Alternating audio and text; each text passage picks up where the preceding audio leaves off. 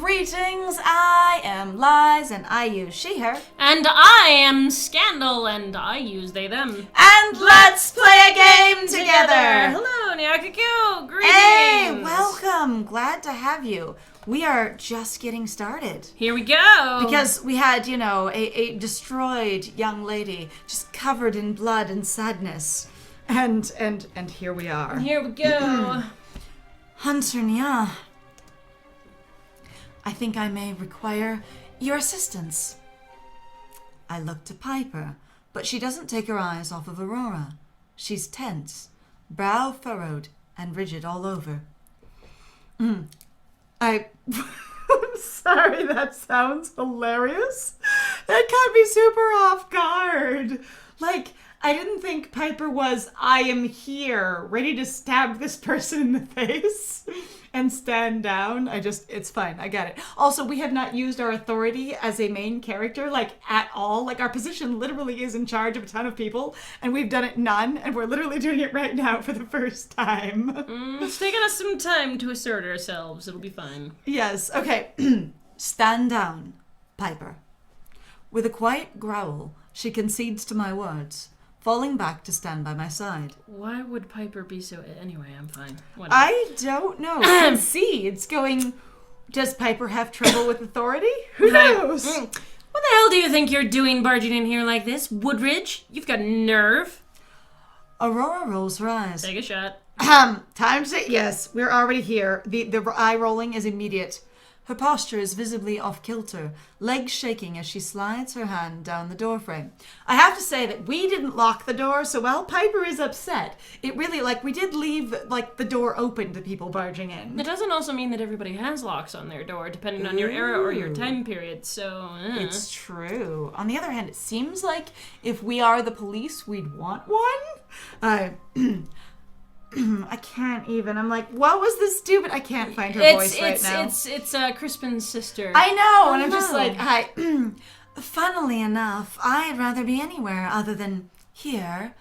Alas, I was trying to make her sound distressed, and I'm like, I can't do it. Also, she just looks grumpy anyways. Oh, she sort of just looks like, I'm just kind of here looking pretty covered in blood. I'm sorry, what? Exactly. Would you like to lick me? It's prettily distressed. She is now the romance protag of her own bodice ripper. It's fine. I mean, she could be, based on what her brother says about her, so who knows? Entirely Not that possible. she needs romance to feel fulfilled, but she might be, basically, a romance protag that's just I can bang who I want. If she's dating the monster that's killing everyone, I'm gonna screech. I think it will laugh. It would be amazing. Alright, finally, her body sags from the fatigue. What fatigue? Randomly, over there's fatigue. And I rush to catch her just before she collapses. I sling her arm over my shoulder and carefully guide her to the bed. Oh, no. You're gonna put the blood and dirt and muck in your bed? Wait, that's not the bed. Also, her dress changed. It changed colors. It's Holy amazing. Holy crap. I love that they were the lighting. And now actually we have to have the actual outfit and the actual colors. So we had to get rid of the lighting. That was not a black dress. I'm just gonna say. Hang on. No. Was it blue and black or white? Oh my God. Either black and blue or white and gold. In this case, It looked a pale cream. It was just the lighting. It's actually been black the entire time. Honestly, though, I'd also be I wish more people would realize that having genuine black objects, depending on your historical or basically historically based setting, because a lot of fantasy tends to pull from European backgrounds. Black is incredibly difficult to get as a color. It was very difficult to dye. It requires so much It's dye. so much money to just be I'm wearing black. You're dude, This is why it was a really big deal when people had black stuff. And occasionally you'll get these statements of when, extremely rich people in fantasy, have a death in the family, and then someone sends, something dyed, midnight black. It's a big deal because it's expensive and fancy. She's covered in blood, but the only injuries I can see are a few scratches on her forearm. I mean, I think my favorite thing actually has to be that, it's probably because they did the sprite on the reverse side, but, the blood has flipped sides, and I'm very entertained. I find that kind of funny, too. I was going to say, but for, a few scratches, those look like gashes, gouges. There's some light scratches to it. Mine is It'd be too much. It's too much to be just her own from a quick once over. Gently takes her, turns her in a circle, looks at her, just does a soft examination. Let's this find isn't out. yours, it's fine. What happened? All right, just tell me. Need to know. She takes a deep breath. All right, everyone, deep breaths. There we are. Pointedly ignoring the harsh glare that Piper is currently throwing her way. It's a small blessing that with tension this high in such an enclosed space. We've just decided that our room is very small.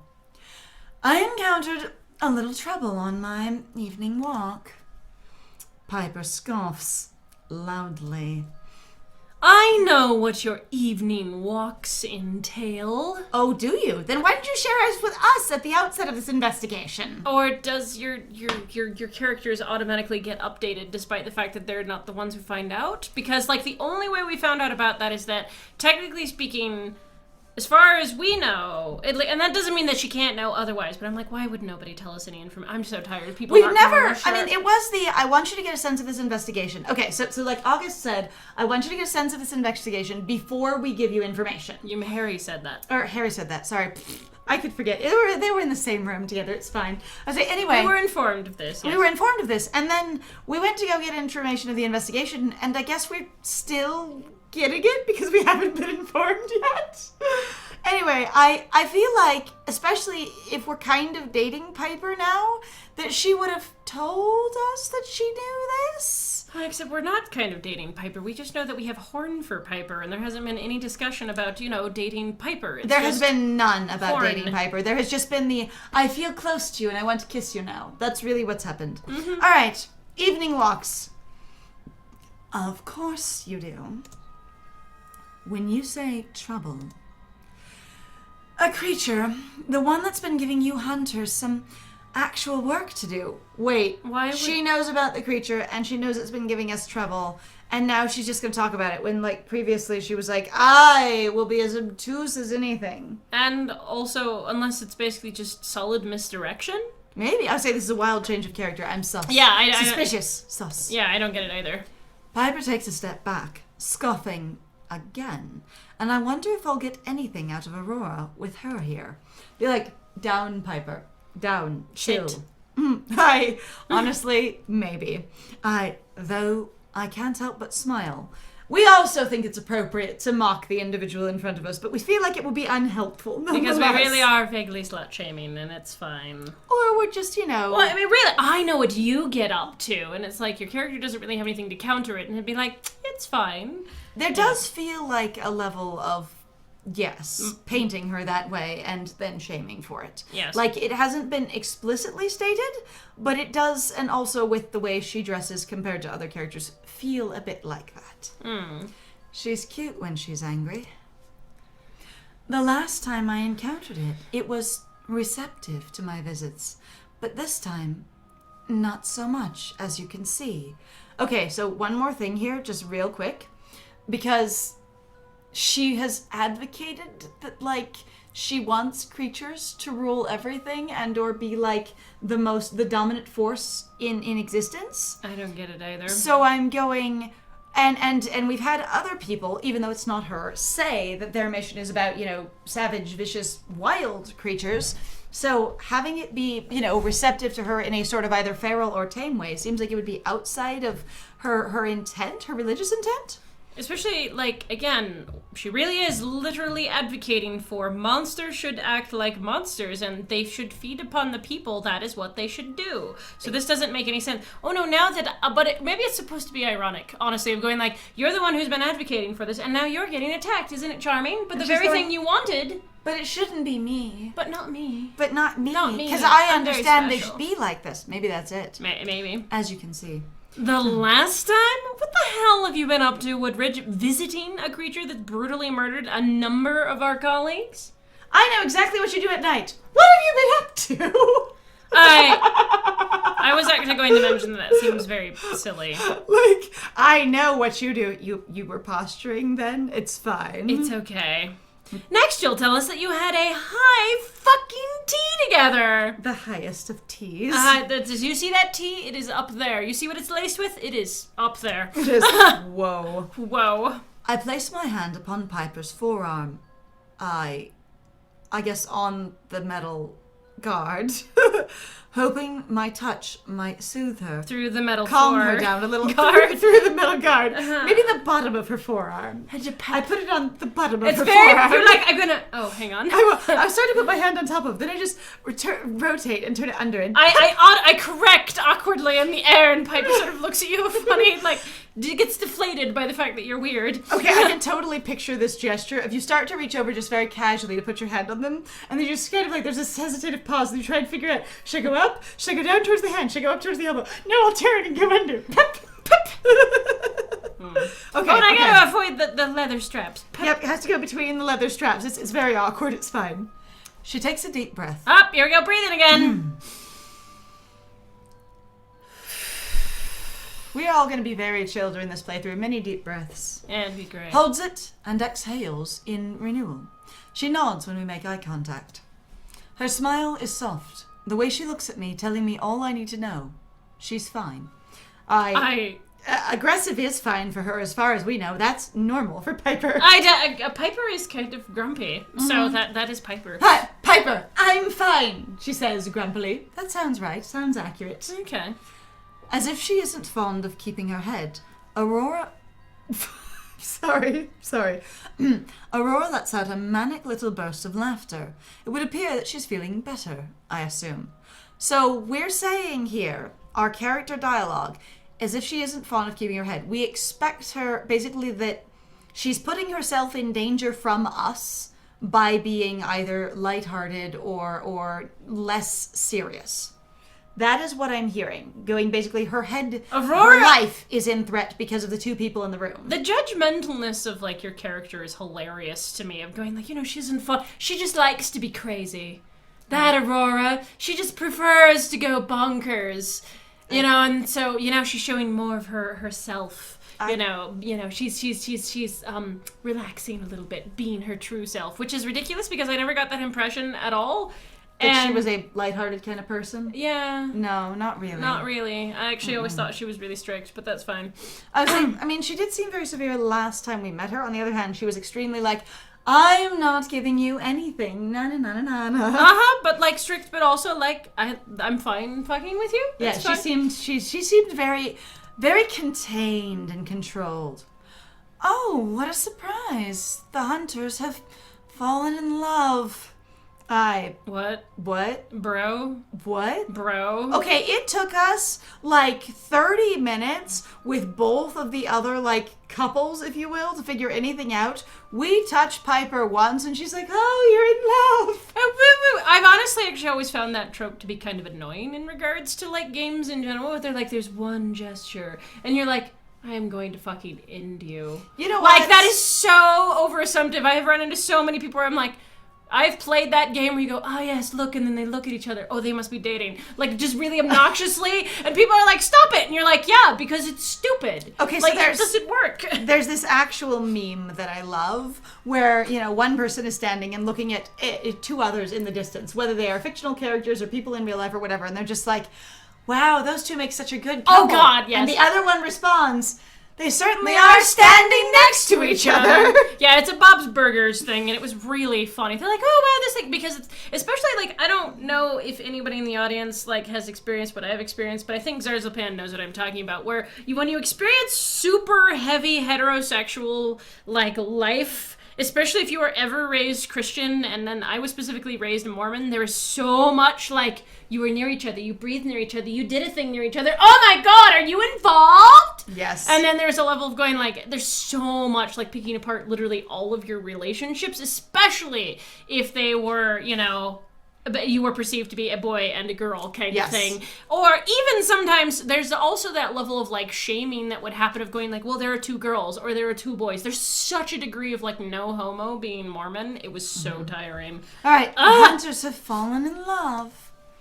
killing innocent creatures does bring people like you together, I suppose. See, this would That support, sounds right. This would support the narrative that I'm digging for, that we have an arc to go through. That even though she's being a jerk about it, we are kind of terrible people. Yeah. You know?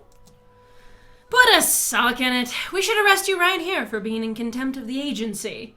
Why? Oh, wait. What? Wait a second. Are we like... Are you literally threatening an abuse of power, Piper, because you don't like that her going, hi, by the way, you guys are a series of murderers, but I'm allowed to have that... Oh, maybe you're not allowed to have that opinion. I was going to say, but like, your... contempt of the agency is kind of like a legal term in sort of like, you know, you're basically...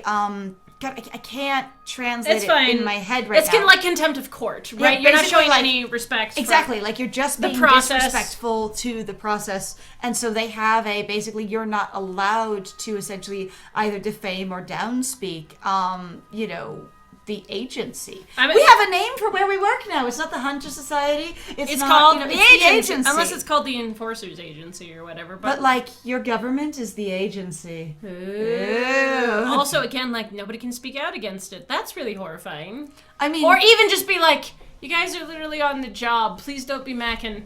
Yeah. Right. Oh my God. Could you not, like, do the ooh-oos and the feels while you're on the job? Uh-huh. Thanks. Yeah. Interesting, at any rate. All right, contempt of the agency. Also, we have to assume Piper's not just posturing a bit, and that is actually the rule. I really hope not, because otherwise, again, I'm like, wow, abuse of power literally fucking everywhere so far within this narrative. Mm-hmm. And that's normal. That's just what you do. You just threaten people with your magic. You just threaten people with your position. You just threaten people regardless of whether or not they have anything to do with it, with, you know, oh, you are making fun of my relationship, I will throw you in jail. When we were literally just in a prison where someone literally, like, what are you... I'm sorry, it's fine. It's okay. Like I said, there's a level of going back and forth as being a hunter here in reference to I will essentially use my power to sort of get whatever I want and or no, I'm sort of thoughtful about this and I realize that it seems like all the time Uwu forgets that again that they could be a scary thing in the room. Well, of course not. And then also remembers it and goes, oh, now that I see you are scared and I see you somewhat as a person, I'll try to placate you. Yeah. All right. I step between them in an attempt to quell the tension, very aware of where we are, and also that the tavern goers would have seen her storming towards my room, covered in blood. I mean, yes, it's possible. reasonable. It seems likely. We did mention that she had to like shove her way through the entire crowd of people down there to get up to here, right? To then have her dramatic scene. That won't raise any eyebrows. We should go somewhere else. We really can't afford to draw the attention of the enforcers. Why? What? Why? They're part of the investigation. Wait. When we were in the dungeon and things seemed sus, and then we stole paperwork, and we went, why are things this way? Was that literally going, the enforcers are now problematic and we don't count on our agency anymore? Like, did we agree to find all enforcers suspicious somewhere off screen that we weren't there for? Or was it implied and I missed it? I mean, there was a thing of going, like, we should lay low for a little while, but I'm also like, why would you not want to draw the attention of the enforcers if with what she says is true, then you need to use that information, right? If we're solving this case, yeah. I don't... Like, also, like... I'm not following. August is one of the enforcers? So are we and also August? Draw the attention of the enforcers. The enforcers don't go out in the field. The hunters do. How would you draw their attention? They should be in their offices at home. They're just pushing around pencils. No, I'm kidding. That's honestly, I've always thought the term pencil pusher was hilarious. I do too. Because you're literally just like I get that you're holding it and you're pushing it across the page, but I always just pictured someone sitting at a desk just gently using their finger to just roll pencils. Okay, do you know what I usually pictured? Oh, no, I would picture some variety of that. Also, like, obviously the writing thing, but I would also picture, like, taking, like pencil in your hand and just, like, shoving pencils. I thought about that too! Like, using a pencil pusher. To push pencils. You're a pencil pushing pencil pusher. You're like... I don't know. Aurora scoffs loudly. It seems to be the only gesture she can make, raising a brow at me. There's a lot of scoffing. I feel like if we keep talking to her, there will be nothing but scoffs. I think maybe in the we room. should like add scoffing and as take a shot, because scoffing is really common with some of these characters. Like, there has been more and more scoffs as the game's gone on, so I think that we should add that to our little drinking game. I think that would be good. All right, working against Working against your precious puppet masters. Interesting. Oh, woo. What did I say about putting a sock in it? Honestly, though, again, Piper, your threat, because it is actually a threat, has also no weight, because you're like, I could arrest you, but you would have to take her to the enforcers. So Aurora would be like, you're full of shit. Right. You can't do anything about me, even though you threaten me, which you really shouldn't be doing anyway, but you're also then reinforcing that you're kind of a shit. Yep. Like, good job. More levels of shit. Me, casually. Do you actually have a sock? Right? She again ignores Piper's remark, flicking blonde hair over her shoulder as she fixes me with an icy gaze. Honestly, I always thought her hair was, like, more grayish blonde more than, like, blonde. I think it's, like, that's a serious level of platinum blonde. Yeah. But, like, just calling it blonde, I'd be closer to white than blonde. Yeah, honestly, it's pretty impressive. I'd be like, where are you from? Because genuinely, I don't think I know very many people who are, like, I have, like, basically, like, almost white blonde hair. It's not very common. I don't think I've ever seen anyone. Not saying that doesn't exist, but I'm like... I'm also, I mean, for me, I've been thinking, like, is it leucistic, where you have just a loss of color? Yeah. Yeah, because not true albino, because, you know, her eyes are blue, and there's still some color to her hair, but just leucism. Yeah, and you can have some of that with also the eyes remaining blue, which works pretty well. Though, again, I am amused because she took time to put on her mascara so she doesn't have, you know, lighter eyelashes, because that'd be bad. Well, I mean, the thing is she was planning an evening out, and then it just didn't go well. Of course she has her makeup on. She's like, I got this. This was a planned evening out, excuse me? I know, I dressed up really nice, I did my hair good, I had my eyeliner on point, I wore my best dress, and then that damn creature, it just was a bitch to me. Oh, a woo. Alright, flicking blonde hair with an icy garret. Where do you propose we go? That's a good question. Looks slightly at Piper. Oh! All right. I sigh, racking my brain for the best course of action here. The most subtle course of action. Throw a blanket over and run out the back door. I was about to say, you're kind of already sort of screwed, actually. You've literally shown up in D&D, you know, gossip hotspot central. Honestly, right, covered in blood, banging down the door of the new hunter. Like, I'm like, if I am expecting trope-wise for this to not go well, because that's not how this works. Okay, so for me, like if I was GMing this and this was my party standing, you know, in this room, or if I was one of the members of the party, I'd be like, what we should do is clean her up, take her downstairs, and sit down and get a drink, as if nothing's going on and nothing interesting is here at all. That way, everyone assumes she ran up to see you, assumes they mistook the blood or that it was some other thing, basically, because you all just came down super chill. Or even if it was a problem, it's now been resolved. And it's such a non-entity that you're all just sitting and having a drink. Yeah, like that. I could see that. Like that would be the way to diffuse interest. We have no way of banging out of here anyway without people noticing, and the only way, is to just basically go out and be like, all right, we're fine, it's cool, we've resolved whatever issue it's been, and then you just sort of sit there and you're supposed to talk lightheartedly for a little while, finish your drinks, and then sort of be like, here, let me take you home, so everybody can establish what's going on, and that way you're going like, we're going to go home. So they've actually talked about in terms of like how if you're going to establish anything with anybody, like you can say where you were, basically, of going like, we're going get to an alibi. Yeah, get an alibi, basically, of so everybody goes, are you here? We're going to take her home now, basically, and that's the thing that they hear, and they go, oh, they went home. You could always even do some of the, she's gonna have too much to drink, and then you'll both help her home. Yeah, and you could do that too, of her just be like, all right, so, now it's time for you to giggle more awkwardly. You've really got to be a better actor than this, Aurora. Oh my God, come Pretend on, Aurora. like you're super drunk. All right, I sigh, racking my brain for the best course of action here. The most subtle course of action. If wandering around with a wounded cultist could ever be considered as such. Take her to Willenheim. They'll pout, but at least then, if you get caught, you'll look like you're doing the right thing. Let's avoid that. We don't want the enforcers to notice. We'll go to an enforcer. So I guess Willenheim doesn't qualify as an enforcer. Also, that seems ridiculous. Anyway? Because then it does still look like a thing to be interact with, a thing to be involved with. Yeah. Oh, she's being arrested. Yeah, I'm like, why That's would you... news. That's stupid. Like, I'm just gonna say that to me, that's the dumbest thing I've heard so far. The most subtle thing is to look like is to fake an arrest. And then they'll go, hey, when we see the enforcers next, so the person who's caused problems in the town, and they'll talk to any enforcer, Right, comes she's to been the taken tavern. In for questioning now, And they'll try to get information from their friends who are the enforcers, because the enforcers have been living in this town for a while in Lunaris. Why wouldn't, this doesn't make any sense to me. This especially is with really a very obvious. small town, and especially with us, our character Uwu, being a strong point of interest. Everyone's watching you. You're the only new thing that's happened here other than death. Right? And so I would think that would be everyone's going to try and follow up on that action. But yeah, who knows? Because that's also then denying the fact that, again, the people in the tavern have relationships with the enforcers. The enforcers, regardless of whether or not they've been brutal to everyone anyway, there is a level of fear. The enforcers.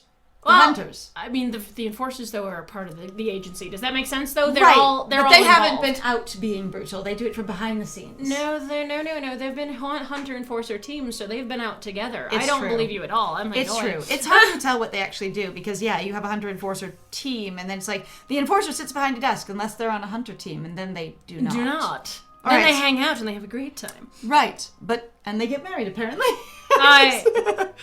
But how are we going to get her past the tavern full of people? Because there's no back door here anywhere. Piper's wicked grin tells me she's got it covered. On the other hand, if she goes upstairs to your actual room, which you've established that you think people knew she did, and then all three of you just disappear, if the people down in the tavern see both of you hunters go up together, and then her come crashing through and running up there about 10 minutes later, and then none of you ever come down, that is also suspicious. Mm-hmm. This is one of those things where I think it's really important sometimes for writers really, truly, to think about the people who are in the tavern. Imagine this scenario from your perspective, what this looks like. Right. You are one of the individuals in the tower. Ignore the people who are up in the main room, because I genuinely think this is a sort of inane, dumb thing to do. We're going to arrest it. Why? One of the things that I do a lot in when I do role play, and especially when I GM, is to think of situations from the NPC's point of view, the non-player characters, and go, how does this look to them? But also the way I make a lot of my NPCs seem interesting is I basically design them as other adventuring parties. So they're doing things for the main party to observe, and they're observing the main party as if they're sus as well. Right. And it's also been a thing that I've even criticized in relation to, so I apologize if anybody really likes the Adventure Zone. I still have my level of frustration with the Adventure Zone. I listened to 45 episodes before I just was like, I can't handle this anymore. Because one of my biggest frustrations for what I kept seeing, especially because my biggest emphasis as being a role player or being a writer has always been character-motivated plot, not plot-motivated character. And what I kept hearing over and over again in regards to that particular story was a lot of the GM basically making up for the fact that while it could be funny, it was also very deeply frustrating because it's like, why would any of those characters, especially when they're like, please stop, I don't like this, blah, blah, blah, it wouldn't work. They would get distressed, they would be unhappy, and it would be like, but the story would still have to keep going because the story has to happen. The GM would basically fix all the problems, and it was really frustrating. Which is and why I was just like, punish them. They're pissing people off, they're causing issues, punish the player. You don't have to have characters that just sit there and go, I will just tolerate this no matter what because this is the only thing I have that I can do. And Which I'm is, like, again, oh my God. when I do NPCs, I always have an experience of, there's a little bagging on the Adventure Zone. That's true. There's always an experience of basically trying to think of them as whole people, and if they would be offended, you will get yourself in trouble. Yeah, pretty All right. much. And they should, and it's like, I know everybody's a little bit different, but I find it to be really frustrating, or what I keep hearing is a lot of, even in stories where I've read them, is going, you have a plot-motivated character and not character-motivated plot. So basically the story is not driven by the character's motivations, their interests, where they're going, the decisions they're trying to make, sort of that conflict of this character's choice affects this character over here, which this character's trying to do this thing over here. Because it is basically- the plot that literally goes, but we need to go have a confrontation with the final boss at the volcano, and that just needs to happen regardless of how many people you've pissed off, regardless of this thing, because the story cannot end regardless of how dumb your character is. The story must go on. Right? All right. Leave the nosy bastards to me. I love how she's just curling her bloody hands in front of her dress. Where are we? Oh my god, everybody, where are we? Wait, we just completely skipped it. That's fine, but this is somewhere completely new as well. Wow. After- We rolled a 20. We Everybody did. was so fucking drunk. I'm also like, they just didn't want to deal with that. They're like, whatever Piper handled, it's done. Done. Wow. Interesting stuff happening off screen over there. We had to have a long, drawn out dungeon crawl because it was what we were doing. It was our idea. I was going to say, but if Piper has an idea going, I have a scheme to do a thing, we get nothing. Right? After an apparently successful exercise in distraction back in the Wolf, I rush Aurora across town to August's rather impressive abode without further incident. How do So- we know where August's house is? I have no idea. 1, I have no idea. 2, okay. Do you make a shit ton of money being an enforcer? I would guess either that or houses are very cheap here, remember? Oh, right, that's Houses true. so we've already talked about the housing market. So this is actually something that I like.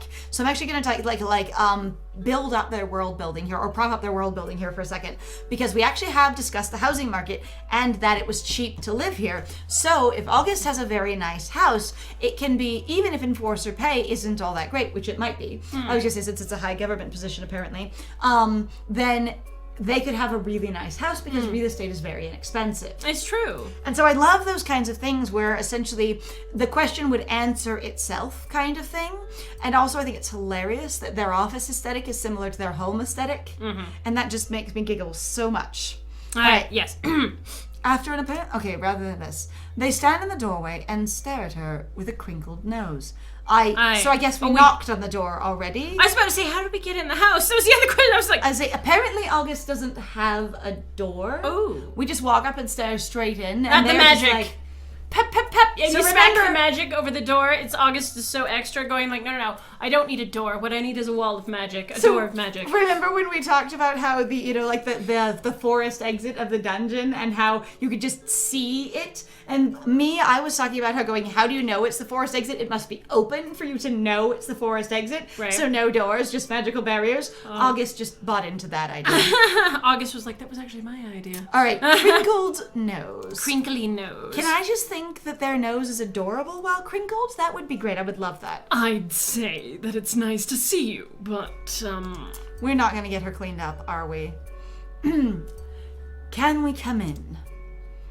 I meet their gaze, trying to convey the urgency. just don't get blood on the sofa, please. They're just looking at Aurora like, oh, things are going to get messy. No, Ew. not all of this. Noted. I take in my surroundings, and this home couldn't possibly be owned by anyone other than Augustus Willenheim, because we know their taste and preference so well by seeing one room they've ever been in, I guess? I guess we assume that they were responsible for the full-ass decoration of their office, including the marble walls. Which sounds And the wild. Marble-colored wooden desk. Fun experience. All right. Couldn't be owned by anyone else. I'm also just like, apparently August is very into purple and blue. Interestingly. Like, hardcore, like purple and blue and silver. Smother it on my body. Lay me down. I wish to look nowhere else but in purple and blue. I know, interestingly And enough, silver. I wonder if that's a level of investment into their job, basically, of being like, these are the enforcer colors. I will surround my entire life with them and sort of immerse myself in the experience of being an enforcer. That also sounds Additionally, like a though, strong loss of identity, though, too. This is nighttime. Nobody's on the job except for that we haven't changed out of our uniform. August is at home. If August has managed to leave the office and get home, why haven't they taken their uniform off? I don't know. Because I would expect to see them in different clothes. I know they've been tired, but in their own home, if they've made it home, I would expect self-care. I would completely, unless like they're again going that August is completely disorganized and will sleep on the floor of, their office. And it just feels weird if we're not going to comment on how they look at all, because we've been very invested in how everyone looks. Well, we cared more until we got into a route, and I am still strongly disappointed that has mostly been dropped. Because I assumed that was all character behavior. I mean, you have to... So again, story-wise, it's like if you're going to have that option in there, that should be either a part of your character or something that it ticks off basically inside your game of going, oh, you've been picking like the flirt options as an example, you know, or even just before we picked a route, we were way more, you know, in the mood of let's comment on what people look like, let's comment on what people are wearing, like, and then you just drop. I don't like I said, that since choice. we were getting to know the character, it seemed like a character trait rather than a people are hot until we're in a route. And that's I still find that disappointing. Because like, even if I'm out looking for a relationship in real life, and I'm just gonna relate this to me, right, in real life, then I don't find people more attractive and or more distinctively noticeable than when I'm not looking. Like, people just look interesting. And so it's weird that it would be like, this is only a thing when you're looking for a relationship. As the thing that I have observed before, people don't just suddenly go, I think of no one. And I don't notice anyone at all. Ever. I wouldn't notice someone that would just be like, I am purple and silver. I would notice a beautiful ass person perfectly suited to me if they smacked me in the face. Or at least just be like, I recognize your aesthetic and that is amazing. Right. Wow. Good job. I guess this was the time. All right. Hi. Walks a bloody, bedraggled individual into their house. This is a conversation. Hi. This is beautiful, August. August, please don't get blood on things. This is beautiful. Like, that is what the sentence was. Okay, so we came to the door. August looked at them and crinkled their nose. Looked at her and then crinkled their nose and said, don't, and we're like, sorry, can we come in? And they're just like, don't get blood on the furniture. And we're just like, this is freaking beautiful. That'd be such an awkward conversation. It already is an awkward conversation.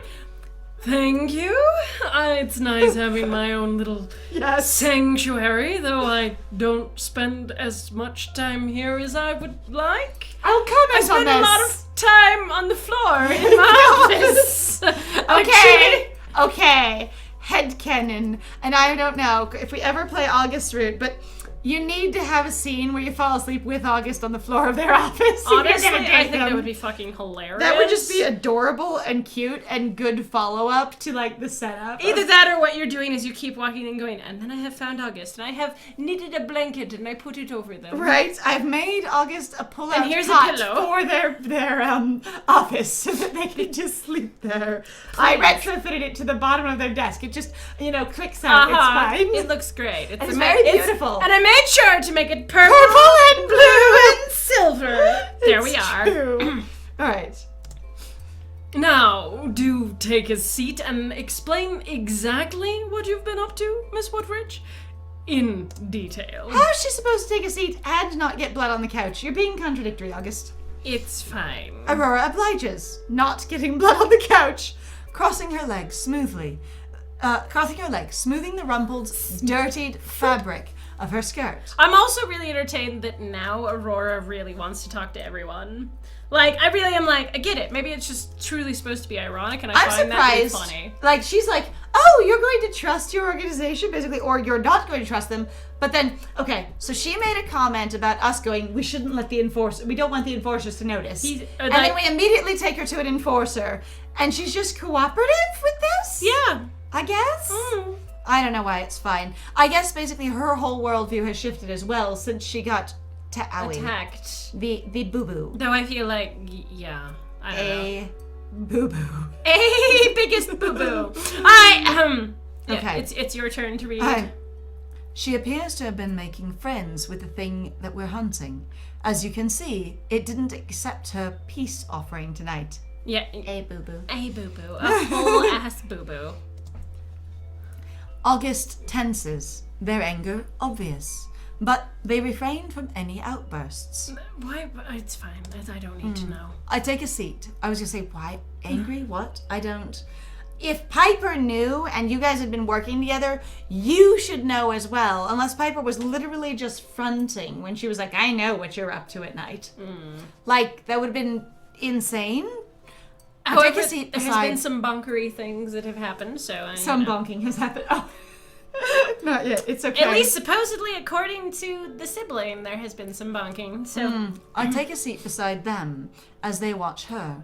They're clearly appreciative of her attempt to collect herself, but perceptive that none of her none of her filth make contact with their home. We're saying the entire backside of her is completely clean? Really? And her shoes? Really? I also am really entertained that this is the thing August cares about. I think that's fine that August cares about it. I think it's funny, is But what I I think mean. I'm not, it's bad, but I'm just But it's like, so perceptive that none of her filth. So you're really saying the entire back of her and her shoes are completely clean. Does she even have shoes? Or her feet, or whatever it is completely clean. Because then none of that gets on, August stuff. I love the assumption, though, that it's not on getting on there. I'm like, you can't see anything, Exactly. my good enforcer. And so I'm just like, how does that work? It's okay.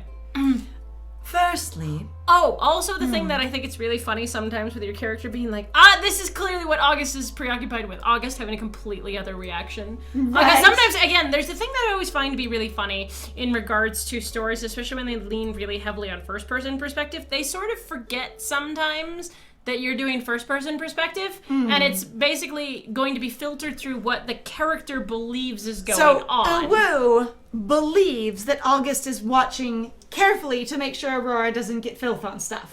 Because that's not what's actually happening. That's what Uwu is perceiving. Yes, that could be exactly all that Uwu is assuming is going on. Like, that's the only reason August would be looking at, Aurora. Not that this would be a big, huge break in the case. Not that they've been struggling with this or fighting with this or trying to find out what's going on. Or that she's actually being cooperative at this moment. I know! I'm like, actually, I find that sort of to be kind of insulting, going the only thing... That's why I'm saying, like, it's funny, but it's also vaguely insulting to August, going, the only thing you care about is your clothes and your couch. Except for, you know what? That actually works pretty well with the really ridiculous headcanon we came up with. That the reason Uwu got brought here is because they're a really bad investigator. Oh, they could. And so they assume that August is not thinking about the case at all. Because they don't. They're like, no, the big deal that really matters is the grossness that clearly Aurora is. Because Uwu is somewhat of a thembo and does not think about this case much at all, despite it being apparently the only thing on their minds. Right? Firstly, in the interest of protecting myself, gestures at herself, I want you to assure me that what I say here won't be used against me. Okay, so excuse me. Anything I say cannot and will not be used against me. Excuse me. You're insane. I don't see these cops doing that even slightly, because people have lied extensively, assuring immensely, constantly. You immunity would be interesting. Hey, Jackie, no worries. Hello. You are not that late this time. It is okay. You came from a different stream. That's no. wonderful. Excellent. Yeah. Good. Hello. It's Danganronpa. Yes, I'm glad. Honestly, I have stared at that game occasionally from a distance, and I'm curious. So, welcome. Glad to have you. All right, we were just dunking on Uwu's ability to investigate again, so you haven't missed much. Yeah, there's not much missing. All right. In the interest of protecting myself, I want you to assure me that what I say here won't be used against me. Oh, we'll say yes, but then we'll lie. From what I gather, you're working against the enforcers. So, says to an enforcer, the enforcers. Oh, well, we might at some point play it if we get a hold of a copy. That would be an experience. That would be yes. We are so charmed that you're so interested in what we do. We love it. It's great. We're also sorry that while you continue to get more and more new favorite series that we do, that we continue to lose more and more of them. All right. You're working against the enforcers, she says to an enforcer. So, I suppose you'd do well to agree to this condition? August looks at me for confirmation, and I shrug, knowing that she's right. We can't afford for her to go to them at this point. Oh, that's what we're talking about? Wait a second. Wait, what? She says I don't want anything I say to be used against me, and what she's saying is I will tell them what I'm saying to you? How is that going to protect her at all? I'll blackmail you if you use stuff against me by telling the things you used against me to other people. I'm literally also like, honey, you have no power here. The enforcers just throw people in jail / the hunters do as well. So I don't know. There's no... there's no again- one here to save your ass. You're in trouble anyway. Well, again, if something she says is incriminating, and we're not working with the primary body of the law, because we're going underground, if you will, and she's worried we'll use it against her, how is telling the primary law going to be any safer at all? Well, I'm also just amused. Maybe it's just supposed to be a part of the fact that she's arrogant and thinks that basically no one will use anything against her if she sets this up, that she has some sort of hold over someone. I'm like, because I find this to be hilarious. People who are in power and have shown, like, through this narrative that they are willing to abuse their power, that she thinks at all that no one would do that to her, is hilarious. Right. And also the fact, like, August looks at me for confirmation, and I shrug, knowing that she's right. We can't afford to whatever. It stays between us, I say, and then she smirks. Good. Now, I understand that you're aware that the level of creature activity has increased here in Lunaris of late. Enforcer Willenheim? Hi, Willenheim. Sorry. Enforcer Willenheim. Flirt. She's flirting. Right. August nods, and I judge her. Yes, but Harry has done an excellent job of putting excellent job in putting in systems. There's too many ins. In putting systems in place to ensure that we're on top of it. Yeah, just drop the first in. Yeah, no, I like that in is putting completely systems unnecessary. in place. That we're on top of it. We're on top of all I of am the a creatures. top, just so you know. On top of creatures, all of them. So, the number of fatalities has significantly dropped in the last year, if that's what you're getting at. Hold Wait. the actual phone. What? We have murders going on. Oh, hello, bot. Welcome to the Oh! chat. If you would like to help us become famous, you can sit here and increase our watch count. Thank you. That would be great. Goodbye, And in the user. meantime, bye to you. Goodbye, bot. Get wrecked. Get wrecked. Spam. Hi. All right. Message deleted.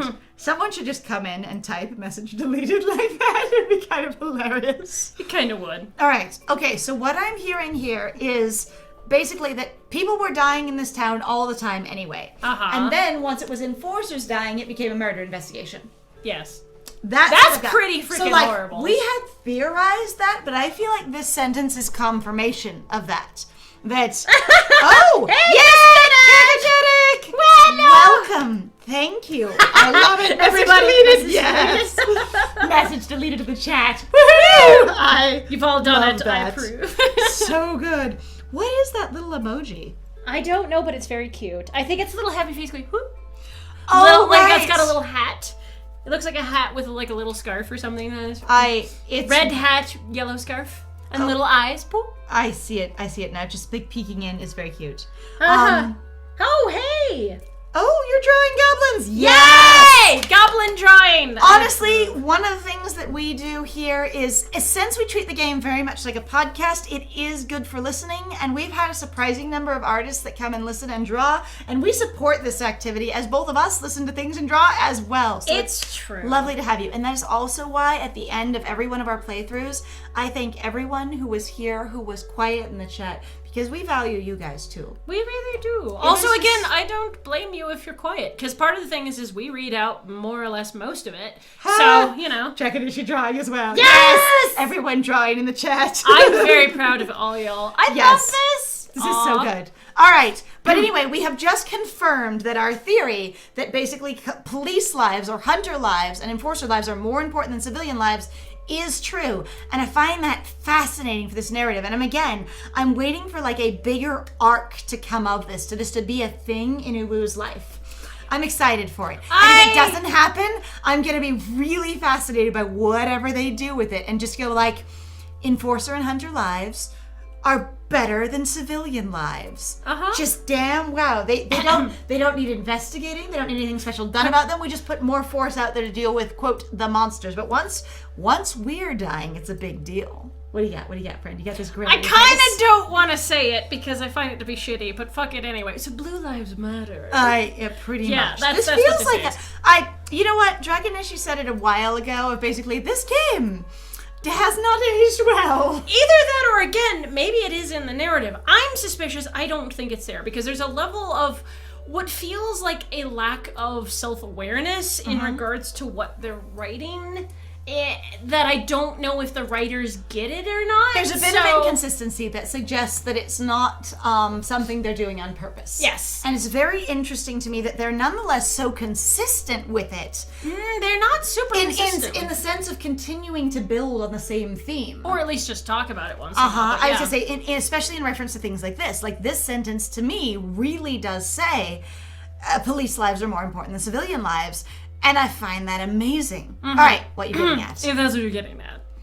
Aurora hums, contemplating their statement with a tilt of her head. Lunaris had the lowest mortality rate of any town in the whole of Escria until very recently. Did you know that? What? Okay, so all of Escria is deadly as hell, but not usually to the enforcers and hunters, is what I'm hearing That's now. kind of what I'm hearing too. I'm like, Interesting. They shift uncomfortably in their seat, avoiding eye contact with both of us. You would think that we, as a high-ranking hunter who's been in this profession for a long time and knows that other details and places exist and have, learned statistics on people, would also learn statistics on areas, especially if we've been trained about, monsters and things. We would know the most deadly places, unless it's really not a big deal to have it be really deadly to civilians. If that's just not a big deal. On the other hand, you'd think that would be, since that's kind of the enforcer's job. They're doing their job poorly over here. No, she's playing a game, almost mocking August's obvious intelligence, I presume. I hope you presume, because I don't know how that follows. Like I was going to say, almost I presume. Do we almost presume?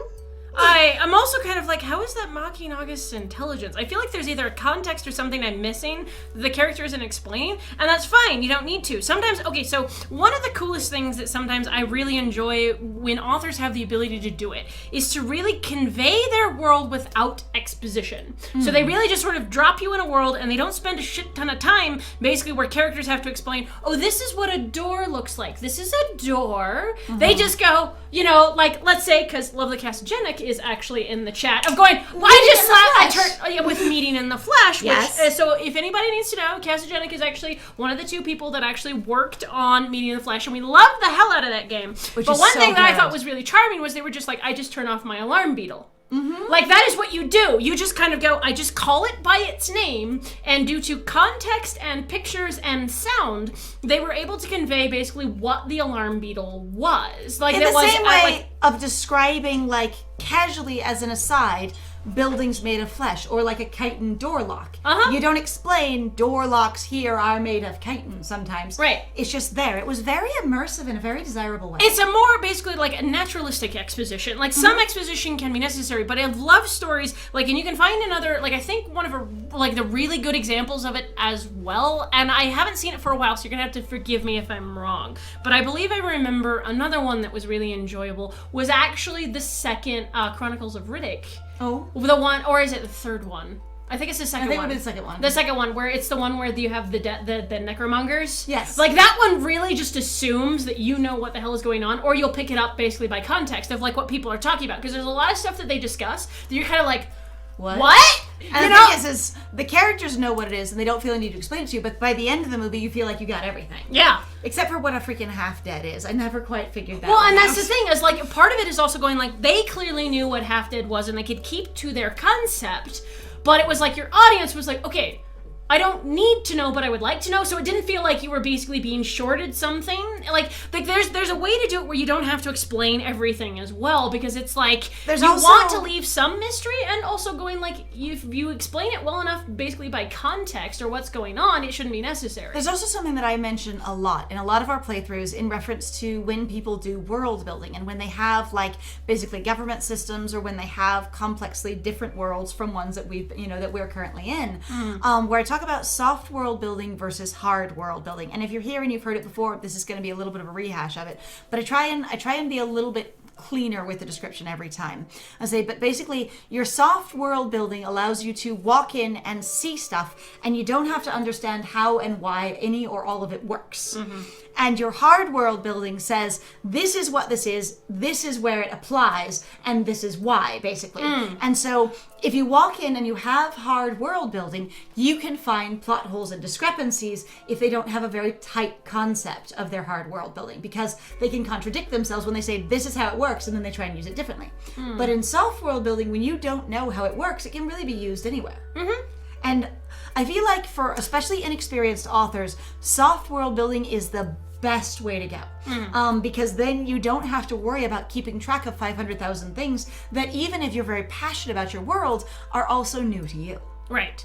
There's also, you can actually find a really good example of it. It's actually basically a characteristic of at least old classic sci-fi. Not all of it, obviously, because some of it is really assumptive in regards to, well, of course cultures are patriarchal, or this is what genders look like, blah, blah, blah, this is the experience, blah. It goes on and on and on, right? But sci-fi in particular basically engages in a lot of hard world building, while a lot of fantasy engages in what people usually term as soft world building. Now, if you want to see a really fun example, actually, of like fantasy done more hard world building angle, you can read the author Brandon Sanderson. He does a lot more hard world building versus soft world building. Now, he still has some elements of softness, obviously because it's fantasy and because it goes so much further into the abstract.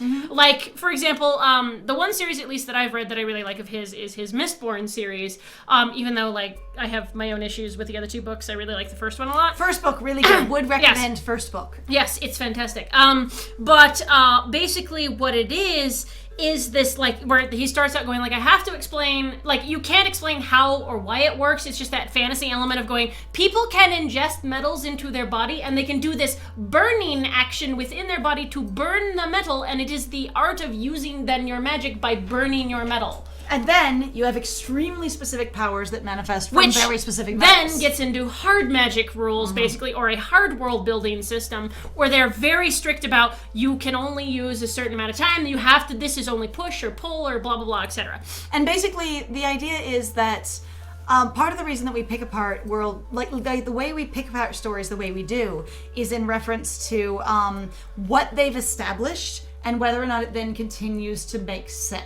And so in various playthroughs that we've done, including like Lily's Garden, it's like if the author brings up a topic, then we'll pay attention to that topic. But if they never bring it up, it never applies. Sort of like the housing market in here, which was brought up by the authors. Right, exactly. Yes, ranting the most. All right. Much rant. She's playing a game, I assume.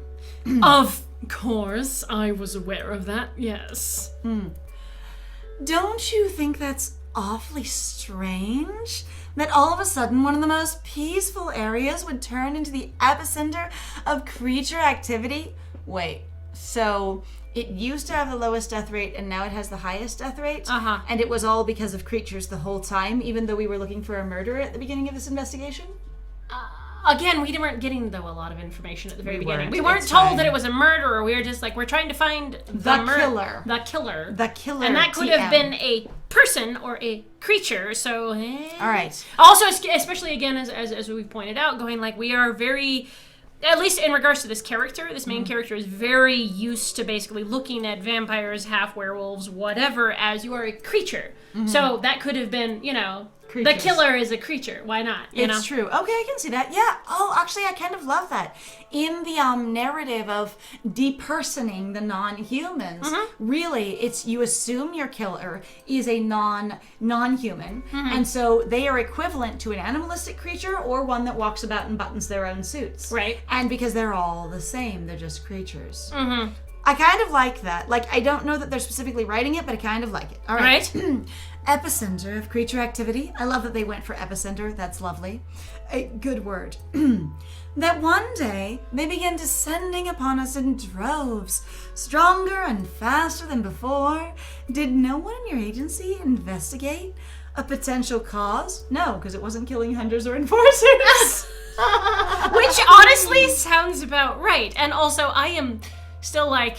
God, please don't make Harry the bad guy. I tell you, I will screech if Harry is the bad guy, and I called it in like episode 2. I will be so done with this thing. I mean, I was really just like, we met him, and I was like, oh, and then you're the only one we don't ogle in this thing, and I'm like, you're the bad guy. You're the bad. He's the bad guy. Hey, sigh. Oh, I look at them again, assessing their reaction, my interest, peaked. I love it how it looks like August is holding the flowers in the vase. It's kind of It funny. just charms me. I also am having this experience with the layered art where it's like August is simultaneously holding the flowers, but they're also in the vase, but they're also in the picture frame as a picture, which is actually probably a mirror in the background. So what I'm hearing is that you're having an Escher experience. I am. I'm having a whole ass Escher experience, and the top of the chandelier is driving me freaking nuts. Where the little teardrops split because of the line of the graphics or whatever.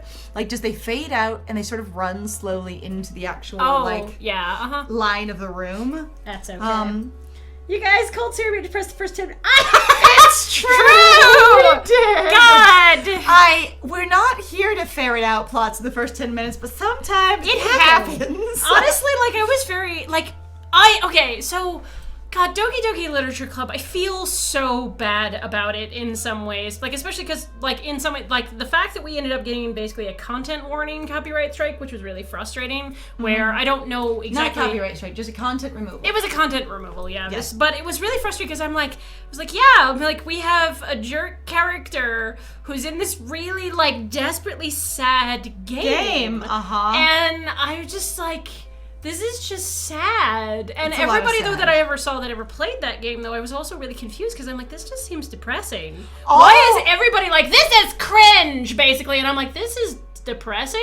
Every playthrough that I looked up after we were done was everyone just being like, ooh, ooh, it's so cute. And then, whoa, what is that? And kind of cringy or confusing or just surprising.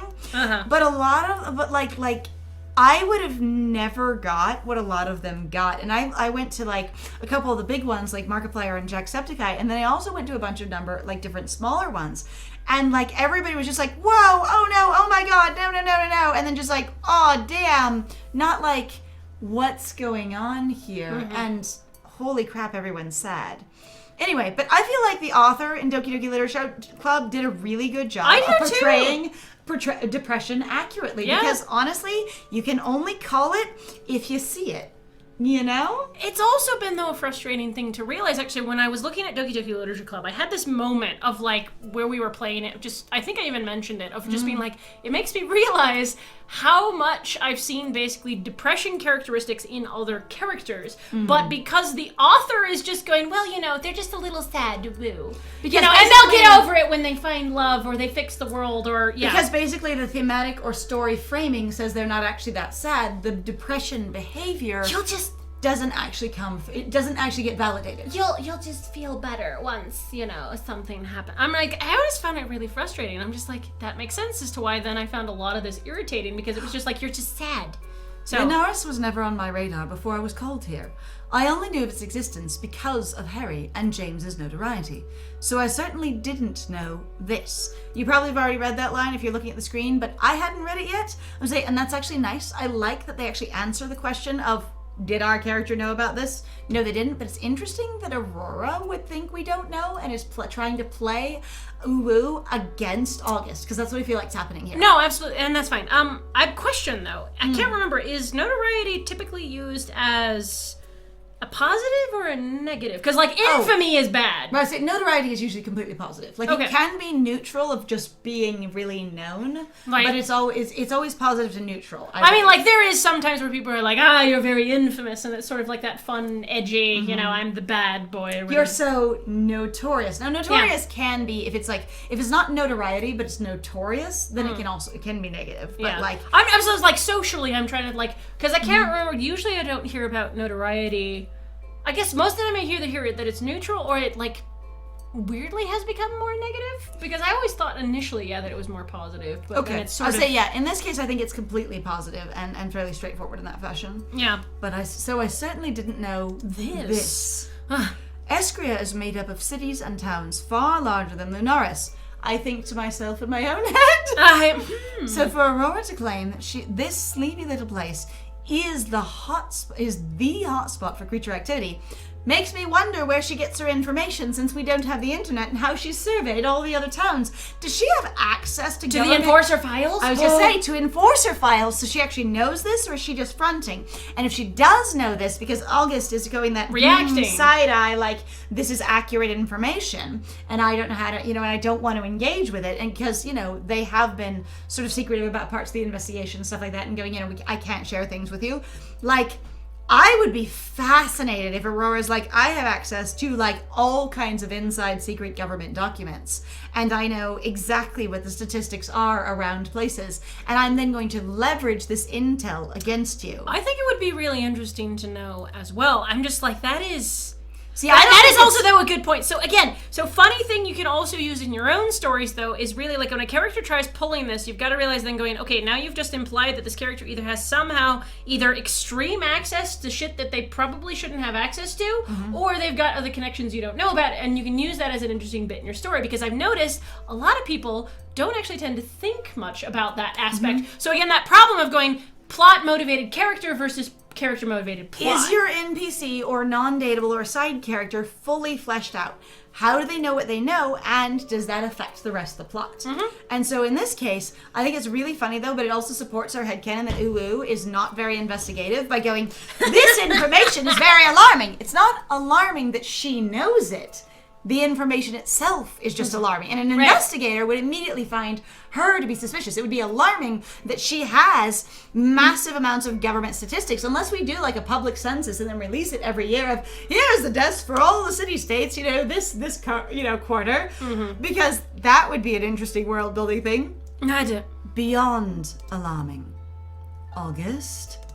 I'm not dating you, but I would flirt if I could. August? Flirt.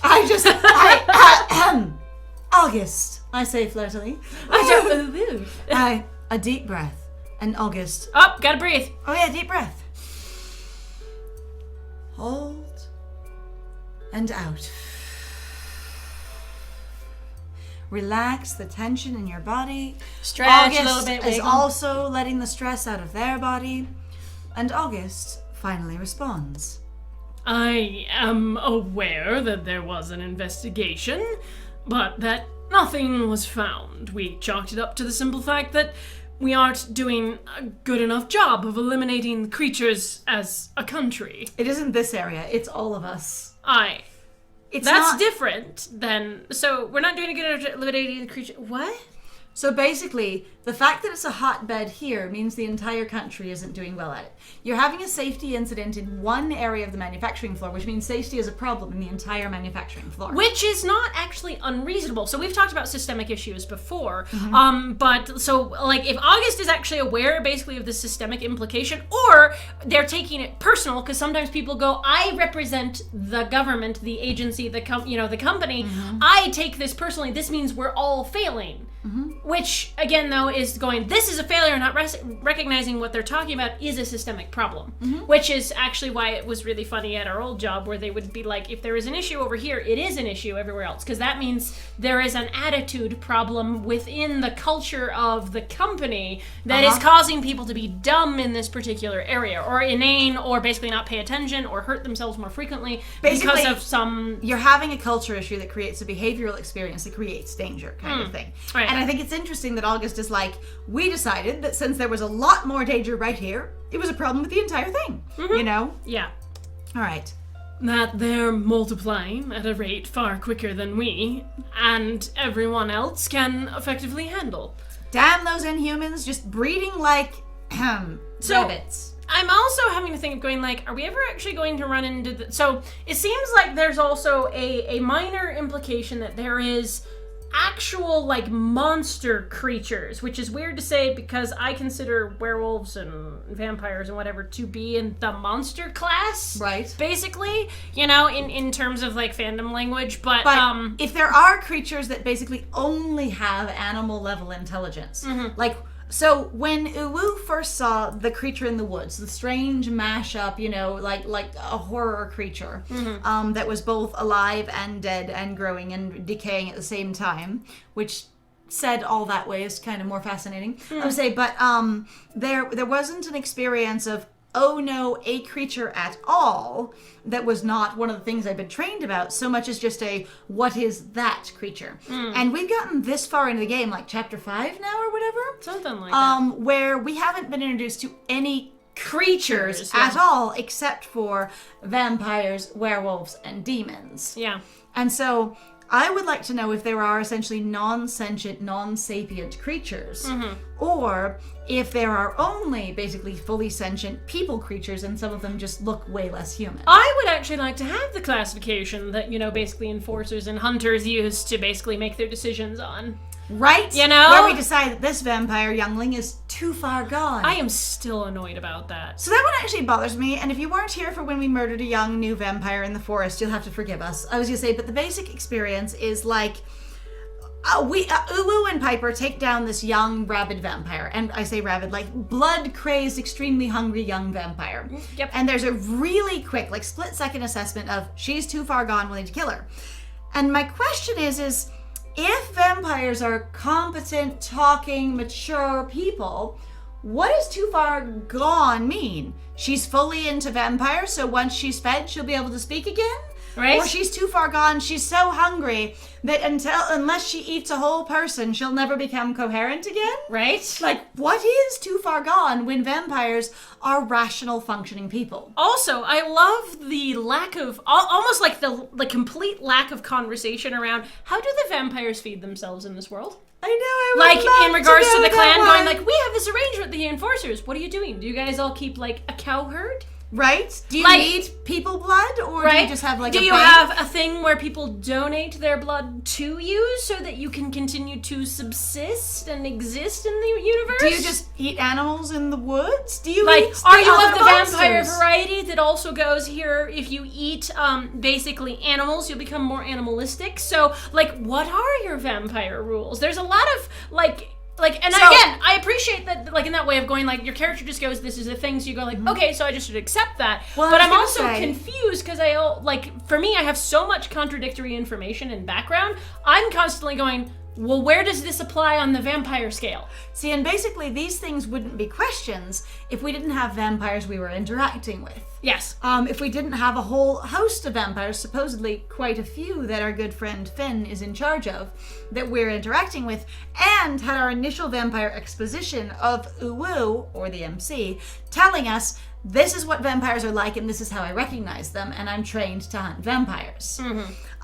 Because then you get more questions about it. Now, if there were just these feral things out in the wood that were vampires and there wasn't like a dateable vampire in front of us, we wouldn't have as many questions. So it's again focusing on what the narration has brought up and created as questions. Right. Can effectively handle.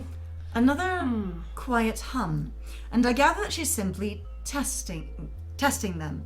Aurora knows a lot more than she's letting on, clearly, and it brings back a touch of her knowing resolve. Was she lacking resolve? I was gonna say, I thought she had plenty of resolve. She seemed fine to Let's me. see, but vampires, lycans, and demons are the most common. Oh. Oh, okay, hang on. I missed part of that. Let's see. This refers to human intelligent creatures and monster-like creatures. There are more types of creatures than vampires, lichens. Okay. That's really cool to know. Thank you. I'm okay. waiting for the story to tell us about that, but I appreciate that clarification so we don't have to keep asking. Thank you, Niagaku. Yeah. Because otherwise we really would encounter it all the time and keep going, but are creatures or monster creatures? Right. I do the monster mash. Monster mash. I make monster mashed potatoes. That is how the vampires survive. Squish, squish, squish, squish, squish. What if they have chicken farms? No, I'm okay. Oh my god. Of her resolve, I guess. Also, again, we don't find suspicious at all that she, that she has all this information. Uh-huh. Only, basically, only the information. Yeah. Right. So why, in the last year, has that magically gotten better? Until these recent murders began, Lunaris was relatively peaceful again. Wouldn't you say? Okay, honey, in reference to statistics, saying it got better in a year and then worse in a year is not a big blip on the radar. Just saying. Especially on your scale. Of course, some stuff is going to look more terrible if you only focused on one particular group, and then you remove that group. Oh, wait, what? Okay, I'm just looking at the creatures thing, and my brain is going, are doggos creatures? Is there a creature doggo? I must pet the creature. Are there hellhounds? I want a hellhound. No, but if it's like creatures an umbrella term for non-humans and human intelligent creatures and monster-like creatures, that kind of thing. And I'm going, would animals then be creatures? Yes. I love it. So then your monsters are creatures, your people are creatures, and your animals are creatures. And But your people aren't creatures because only your human beings I just say, and are. only your humans are not creatures. I'm just peopling them because I consider them people, even if Uwu doesn't. Oh yeah, well you know, human persons. Human dragon persons. Oh my god, it's so So, bad. okay. So many inside jokes. Okay, so we've been sharing that we are hoping to get affiliated so that we can make little emotes for our channel, because we found out that if we can get 50 followers and we can get affiliated, we can make emotes that are basically memes on our channel, and we're really, really excited to do that. It'll be great. And there's gonna be one of me just screaming lies. And it's gonna be great, and then we can use it whenever something seems like it isn't true. Yes. All right. Wouldn't you say? Not as peaceful as before, but an improvement was seen, yes. Okay, so again, if your scale is really, really small, let's say you pick a time frame like of a month, and you go, wow, the deaths compared to last year are so high. And you're like, to last month uh-huh. are so low. Yeah, and you're like, the bigger. Like I said, more data. More data. That's not a very big blip of data. And while lives are important and people dying is a big thing, like This accusation might not necessarily mean as much. Right, as it could, because again, statistically, if lots of people have been dying here regularly for a really long time, and then it tapers off for half a year, and then goes back, And then, oh, you're gonna sneeze. I was gonna say, bless you. that may not be really significant data. Well, and also at the same time, too, what we're hearing is now it's a big deal because enforcers are dying. According to Harry, it is now a big deal. So going like, oh, it's so big, so many people are dying. So 4 people dying, 1 every single weekend. I'm not saying those lives aren't valuable, but I'm also going like, again, the only thing you seem to care about is the fact that they're enforcers. Because we still didn't care about the young woman that we murdered in the forest who was a vampire. Because that's not a dead person. That's Even a though- creature person. Even though we specifically mentioned, like, Uwu specifically mentioned this was someone's, wife or daughter or what have you. Mm-hmm. Like whoever that is, they're gonna miss that person. Too bad for them. Alas, well, and we won't even go to. I'm like, I was actually expecting. Their family. We don't look at it. I was expecting that. I'd be like, we pick up the stuff and you go talk to Finn about it. You go, hey, do you know who's maybe been running around, been doing this thing? I'm like, additionally, you could talk to Finn and be like, we're fraternizing with vampires, and be like, hey, which one of you is if we're suspicious, like we've been, which one of your people is creating new baby vampires? right? Like, Because that would be an acceptable dick move that basically your character go, I'm going to make that. I know it's harsh, but I am in the right. Vampires are basically uncouth. What? unless the agreement with the enforcers is that they get to feed on some people to sustain themselves as long as they help defend against creatures, and so they are literally just eating and turning people if they don't eat them properly. And it's no big deal because it's considered an acceptable loss versus the monsters they kill off. All right, stupid question. Do it. What if they're actually going to do something with that fledgling vampire? And what if it's Aya? Oh no. She just disappeared. Okay, no, but but Piper would have recognized her. Especially looking at her face and going, this one's too far gone. But I like that idea. I like that I idea. will laugh though. There's like, nope, too far gone because you look too much like a monster, so I can't determine who you really are anyway because there was no investigation. Right. Also, I'm still like, are none of us suspicious that the entire organization can't figure out which hunter died? Your entire government cannot figure out which hunter died. We are a skilled agency. We know what we We're do. so good at the investigate. Look, wow, woof, we investigate. Wow, Investigate. So case, much mystery. Ooh. This is what Doggy being like, so case, much investigate. Wow. Little cop hat on. Yes. Oh my god. Or it has the little, the blue, or the just a purple little badge. sash. Or what, it has a purple sash. sash Oh my god. Doggy wearing a purple sash. So investigate. Much case. Wow. I'm no wiser than you, really, Enforcer, but I do know that the thing committing these murders is no ordinary creature.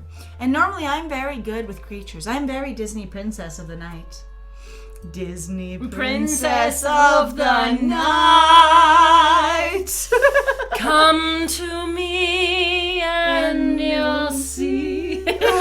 In all the the dark and creepy things. Oh. Why would she do like summon them to her? She'd like sit there out in the I woods, she dark sits Disney there princess. out in the woods and just like plays her like her black lyre or whatever, and just sings, you know, I was gonna say sings the Black Parade, and all the monsters come to her like Disney animals. Oh my god, that would be so bad. And then from her, there was Twilight. No, I'm kidding. Oh god. Okay. I mean, she looks like she could be in that movie, so there we go. She kind of. And I know that the method in which my friend is like, oh god, she does. I mean, it was during that era. Like, I'm not kidding. I'm just like, oh my god, I'm looking at like early 2000s DeviantArt. It's okay. fine. And I know that the method in which flashbacks. your precious leader has used to fix the problem is an unsavory one. I'm also like, I can hear my ex in my head just wailing about the fact that her little bodice thing is deeply going to be kind of like frustrated. Like, at least it's better than some of them where they do the so she has the point that's going down towards her crotch, right, so on her little corset, which is better than some, because some people don't seem to realize that. So if you're going to fold up your legs, you would end up bending the fabric or stabbing yourself. So there's a lot of like clothing that if it comes down below the top of the hips, if you sit, it will sort of fold, crinkle, or pop up. And even nice corsets, if they have a long line and you don't sit incredibly straight with your legs basically at an angle down, they will sort of crumple, bend, or just dig into you like mad. All right, an unsavory one. But something isn't right here in Lunaris. Something is drawing them here, and whatever that something is, it's making them stronger. Also, I have to say, honey, I'm not hearing jack squat of anything that would get you at all in any amount of trouble. Like, I actually was expecting her to kind of say something. I assume that she's in trouble because she knows government statistics. Reasonable, but I was actually expecting more. Anything that I say here, you can't can me for. And I'm like, what are you going to say? Exactly. What will you say, Jinx? Oh, what happened last night? Wait, last night? You were injured tonight. Why wouldn't we ask about tonight? How do you know all of this? You know what? I don't understand what happened last night. I don't freaking care what happened last night, and I want to know what happened to her tonight when she came in bleeding. Unless somehow we're looking at the wet blood on her and going, that is 24-hour-old damp blood. It's real humid here in frozen Lunaris. Maybe? That seems weird. That seems super weird. Which one do you want to do? Let's do how do you know all of this? Because we finally will investigate a tiny bit. Right. A little bit. Like, I'm trying to gently urge Uwu's adorable Vembo brain of just beat stuff into submission into think about the facts in front of you. Please. You can do it. I look at Aurora, taking note of her confidence, of her poise, while she's sitting covered in blood and dirt on the front half of her. It's impressive, but I can't help but wonder how the hell she knows all this information she's just unloaded on us. I would have assumed you would have exposited that in your own head for the reader to know at some point during this conversation. Nope, I have to ask him. But we're putting it, I'm glad that Uwu is covering it. Like, I'm really glad the MC goes, how do you know what you know? But I would have expected it to be paced in there when we were thinking in our own head about stuff. You know an awful lot about the Enforcers. Wait, we do?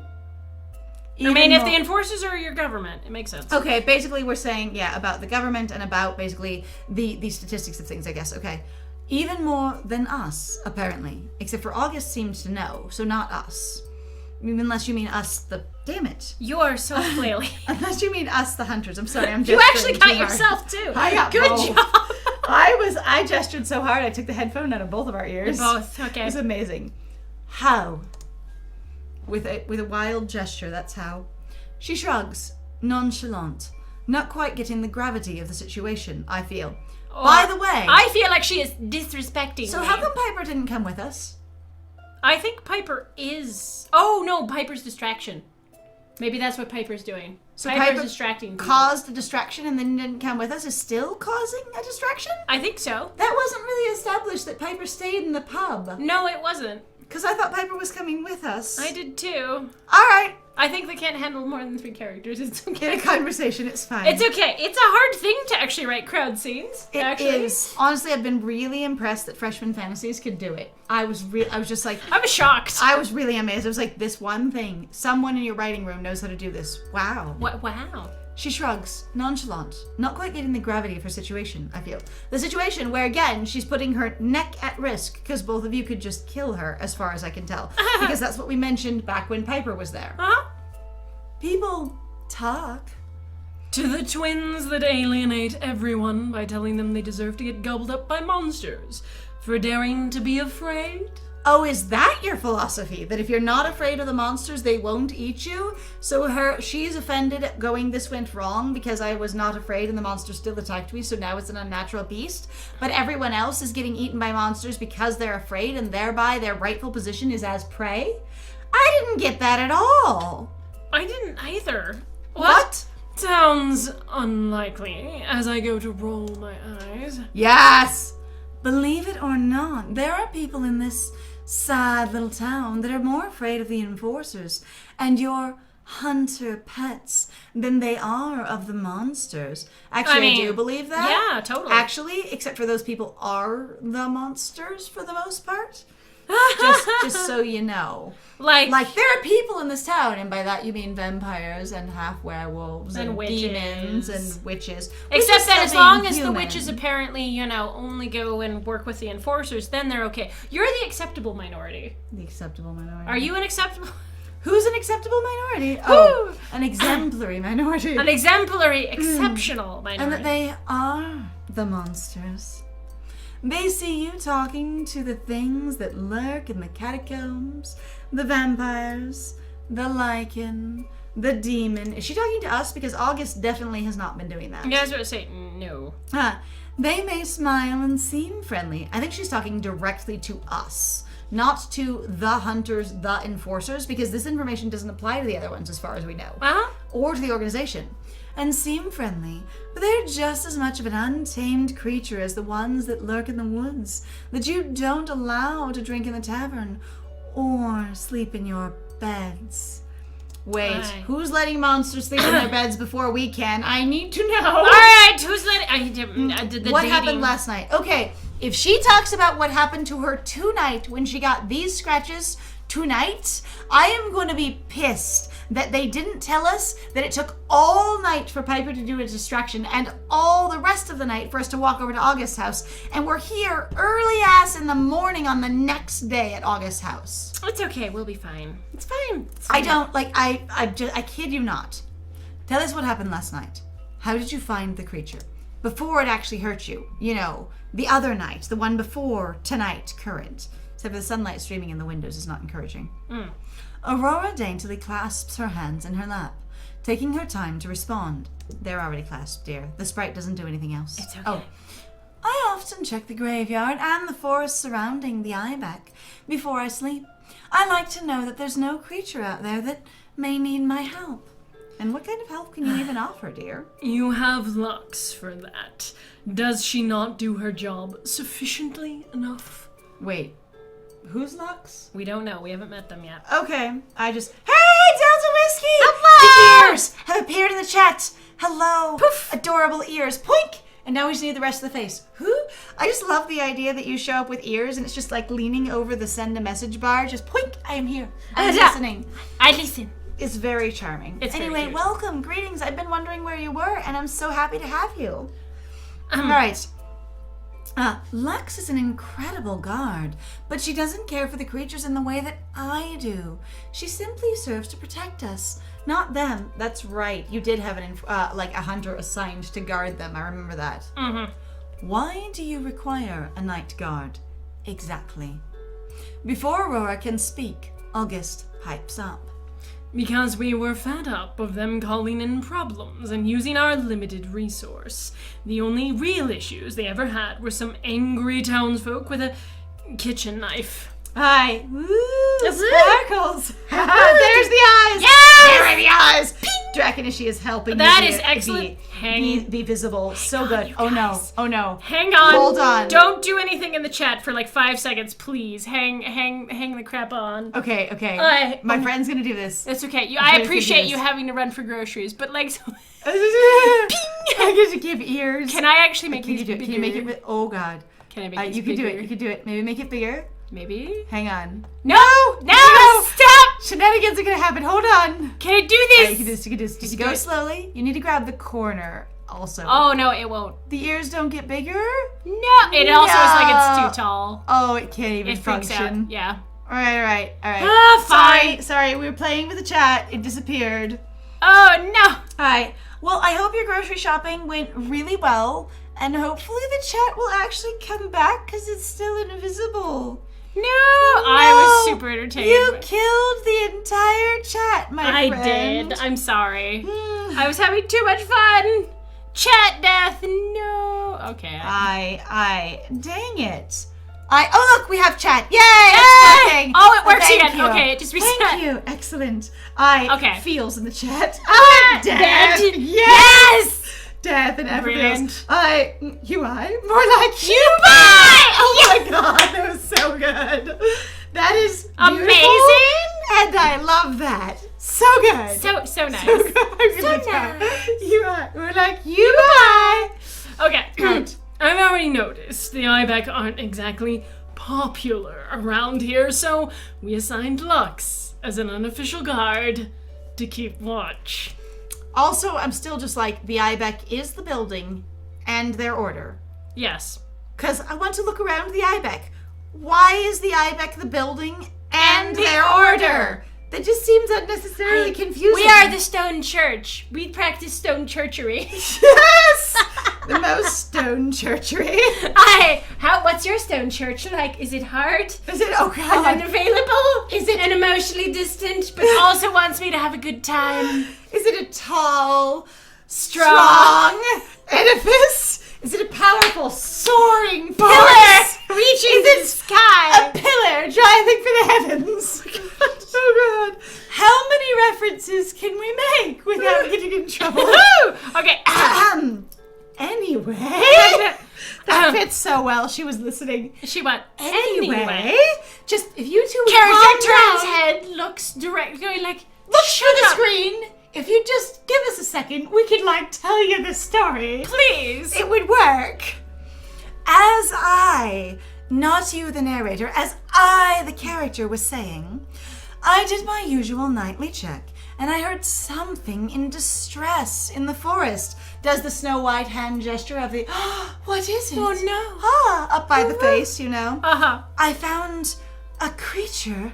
The creature. So we Okay. are asking about last night, the first time she encountered it. I still want to grump going, the level of confidence for your character, while again, it's your character making an assumption that this is the creature. Right? Yeah. How does anyone and everyone all know that this is the creature? Also, I hope it'll be a huge misdirect. Well, your character will go, yes, you've seen the creature, and they won't ask any further questions. And what Aurora will be talking about is something else. completely different. Because that is a way to screw over your entire audience, and I love it, and it's funny. But you're just like, you want a clever twist? Have characters assume literally that they're both talking about the same thing because they won't do anything except go, the creature. We won't Okay. describe it. We won't go into detail about it. Let's just go, the creature. And then watch as people go later on when you actually expose the fact that they're not talking about the same thing and they both have it wrong. And everyone goes, what? Or one of them has it right and the other one has it wrong. But also this experience of going, it's the creature. And for her, the creature could just be the one I'm talking about. Oh, absolutely. A ghastly looking thing, but it was crying. Oh, Crying. August lets out a tiny burst of laughter, quickly covering their mouth once the sound has escaped. I cannot explain, but that's what it sounded like. I love the fact that she just completely keeps her composure, doesn't care. I am involved in my narrative and fuck you. I have side-eyed you and judged you and recomposed myself enough. Right now, I have my moment. Diva, we stand you, girl. I be fine. It's fine. But that's what it sounded like. Hunched over against a tree trunk, clutching the bark, you're talking about a totally different creature. I think you are. Wailing. I approached it. It simply ignored me and retreated into the forest. But Them all. she holds out her arm, the gashes deep and angry. As you can see, it wasn't so uninterested in me. This time, it attacked me, pinned me to the ground. Okay, so we are talking about last night and then tonight, but also going, Piper so incredibly, or like Aurora so incredibly casually mentioned, I went out to see it again? Like, did we really have a clear establishing that she's only ever seen it twice from before we answered that question? I didn't really... Or before we asked that question? I don't recall her really mentioning that she's seen it before. So she was just like, it wasn't as friendly to me this time, suggesting she'd seen it plenty of times, or that she had seen it at least one other time, and no specified number, but that this time when she saw it, it was mean to her. So I don't think when we were back in our room at the Wolf that she actually specified the first, this was the first time I'd seen it, and this, the second time, was now this thing. And so why would we only ask about last night unless we somehow understood that that was the first time she'd encountered the creature? Because I didn't get that that was in the exposition, only that she'd been like, we know what you do at night, so that it had been implied that many nights, often at night, she goes out, and her brother even implied that she goes out at night and tends to the creature. Or just creature. Yeah, I'm like, I don't know, there's a lot of that was how we learned that there was I know. creature, because he her brother literally said she goes out and takes care of the creature. And you're like, so now she's saying that I've only met it twice. And her brother thinks she's known it more than twice, and we somehow assumed, even with her brother's information already existing, that she only has met it one other time, or that somehow last night was the only important night. Or we're not expressing necessarily any outward opinion simply because we're just getting the story. I was just saying, but we're doing investigation. I'm just letting you talk. It's okay, Aurora. Why wouldn't we just ask, tell us about the creature before it attacked you, instead of last night? Right. That's what I'm positing here, is going, instead of specifically... Unless last night is literally when she said she ran into it, was the night before. See, the thing is she talked about the night before, and then tonight it wasn't the same, and it scratched her. Mm-hmm. So why would we specifically ask about the night before?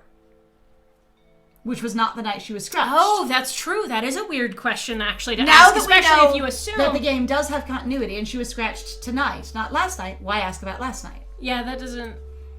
So I feel like there's a level of knowledge being conveyed that we, the player, are not privy to. Yeah, or it's just like it doesn't make any sense. Or there's a level of assumption happening. Or, again, sometimes we've been like, you literally mentioned a thing that we never brought up or talked about before, so... I don't know, it just doesn't work. I'm like, that seems like a slip-up, actually, of going like, you did really right, that your brother going, she sees it every night, or she's hiding it. Mm-hmm. Or she's trying to lie to you and you're letting her? Why not? Or you're prompting her even to lie to you about, tell us about last night. Maybe. I'm also just like, that makes your character suddenly like, I am more gooder at the investigating. I'm extremely good at investigating, because what I want to do is prompt her to tell us about last night. And if she says that's the first time she's seen it, I'll know she's lying. That would be so much more layering than we've had so far. Right? All right. I only escaped it because it heard something and scurried off. Shit. I love that they curse in this game. I'm just not going to get over the fact that they do real, actual cursing in this game, and it works for me, because so many games do not. And they have full-on adult people going, phooey. I know! Oh, poo. And you're like, sigh. I know not everybody swears, and that's okay. Like, that is definitely, like, a cultural thing, and some other cultures are just like, we do it way more often, it doesn't matter, it's not that big of a deal, we have different words, we have different language, you know, it's like... It's just sort of relieving once in a while to go, yay, some characters will do this, and it's not like, this is strange or exceptional. Mm-hmm, exactly. All right. I look at August, and they're pinching the bridge of their nose. Eyes closed. August is just like, why? Oh my god. Phooey indeed. Just phooey. Phooey. Phooey. Ah, shucks. Aye. Darn. Gosh. Gully cheese. Well, heck. I just... Tea and biscuits. Oh, dang! Oh, shiitake mushrooms. Yeah, that I got one. that one. Sugar cake. Do you remember that, Zarzlapan? Do you remember who went shiitake mushrooms when we were in high school? Oh, no. I watch August rises. I watch as August rises and walks to stand in front of the fire. There's a fire in every room that August is in, period. It's part of their aesthetic. It has to happen. Aurora hasn't taken her eyes off me, her expression inscrutable. You need to see a healer. We suddenly segue aggressively. It's been so long you don't remember. It's okay. I'm not sure if I should expose them here, because they're not here. I haven't seen them a teacher or a No, person? it was a student. It was a student. It was one of the people. No, it's okay. No worries. You might have also not been around it as much. No, I'm just like, oh my god, there was so much shiitake mushrooms. It's the fine. things when Mormons try not to swear. Like, damn. It's a thing. It's okay. You need to see a healer. Because we're done questioning you, apparently, with that.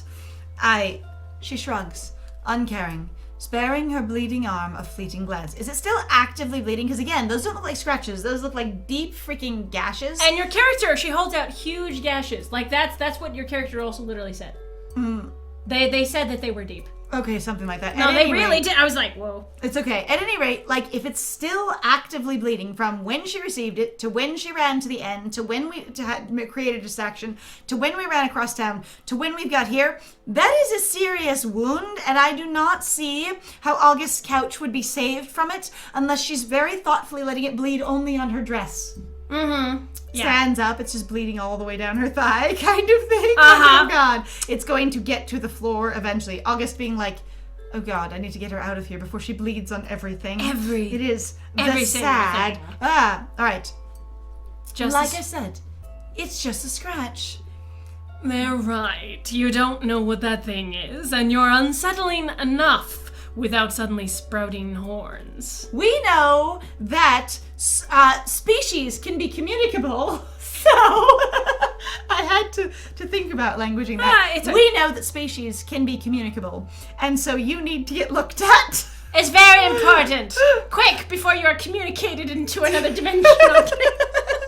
Before you've been communicated into a new social status. Well, especially because they're in a church before you get excommunicated. Excommunicate. Okay, but also just communicate into a new social status because then. Oh god! Does that actually mean so you have like communicable, communication, and excommunicated? What if they killed me and made me into a Yes! Oh my god! They're like sit, and you're like, I can't do anything else, bro. No, but I'm just like, imagine. So you really are saying though that like.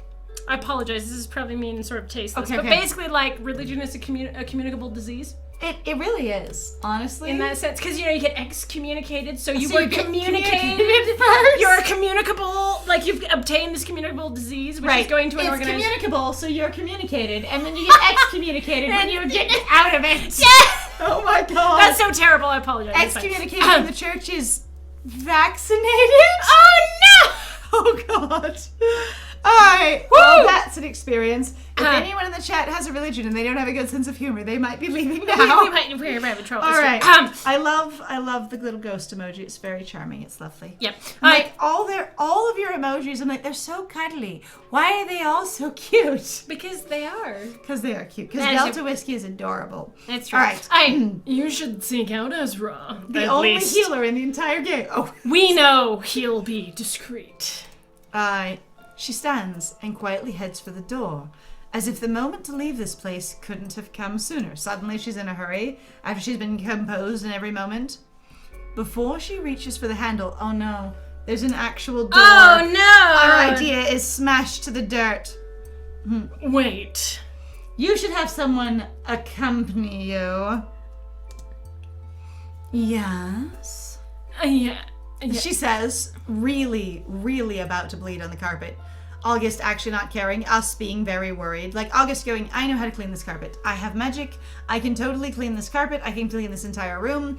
Everything's gonna be spotless. August not actually having been worried about it the entire time. Us, Uwu, continuing to worry about August's spotless, beautiful stuff. She's about to bleed on the floor. We're trying to get her out the door before it runs off the edge of her shoe. We're just watching it run down her leg from her arm and going like, oh god, we gotta get her out of the house. And then August is like, wait, yes? Don't forget this kindness we've shown you here tonight. We could have had you thrown in the dungeons for what you've been withholding. Which is what? But I'd rather not see someone else disappear. Oh, are you threatening her, or are you saying everyone who goes to the dungeons disappears? No, that is a threat. I'm like that these police guys will just threaten anyone at any time with, here, we're friendly, we like you, you're personed, you're okay, we're taking care of you. You are one of Tay victims and or someone to protect. Oh no. As soon as you know something, let me threaten the shit out of you. Right? Also, I am, like, but like just confused because I'm just like I still don't really know what she's told us. I guess other than basically confirmation that she was involved and also somehow she knows extra information, which is fine because finally in one case now where I don't feel like I've been watching or engaging in a bit of media and you're like, why didn't you mention this earlier? And you're like, they did, dumbass. Right. Like I can't tell you how many stories where I've sat there and I've just been like, the character specifically said this thing. This character is wearing the gear of this thing. This character did this. Like, it's there. And then you're just like, your main hero character, I will strangle you because it's right there! It is immediately. Why do none of you look or listen? No one do use their ears. Do not. No ears. It's okay. All right. Someone else disappear. Though our beliefs may differ, we are here to protect you. I stand to join them. A show of solidarity in that promise, if you will. Assuming that that's even what that means, that could also come off as, I stand now because I'm also vaguely threatening you. Right? It's okay. I am joining in on this threat, actually, so that's a thing. Because you have to also, one of the things that I always thought was really funny sometimes where people will be like, especially when I was a kid, where my parents would be like, we're just trying to show like solidarity or comfort, but like we're both here talking and listening to you. A lot of times when they would perform that behavior, I always felt like it was a threat. Because we're both here and we're both standing and it's attention. Us against you. Like we're over here, we're not on the same page, we're opposing you quite literally. We're straight across even the room though going from like, you. but we're here talking to you and trying to connect with you. And I'm like, yeah, but you're all over there and you're sort of like, most of the time they were blocking me off from whatever way I had to exit. So it never felt like... I love the two adults standing inside of the doorway so you can't leave the room. We're just worried about you, honey. And you're like, I am just worried about me too now that I'm in this situation. Yeah, I'm paranoid, thanks. Reasonable worry, though I don't think you're worried for the same reason I am. Yep. I stand to join them. Let's see. Aurora may not believe their words, but their purpose has and always been to protect everyone. You need to know, the police are here to protect you. Don't worry, August is the exception. August is special. August Harry here is to the protect one you everyone. really need to worry Well, about. the enforcers are what we need to worry about, but not August. Not August, who's the They're enforcer. different. No, they aren't enforcer. They're August. No, they're not very different. They're not lumped up amongst the enforcers. Oh, no. They're just August. They're- Stay out of the woods, Aurora.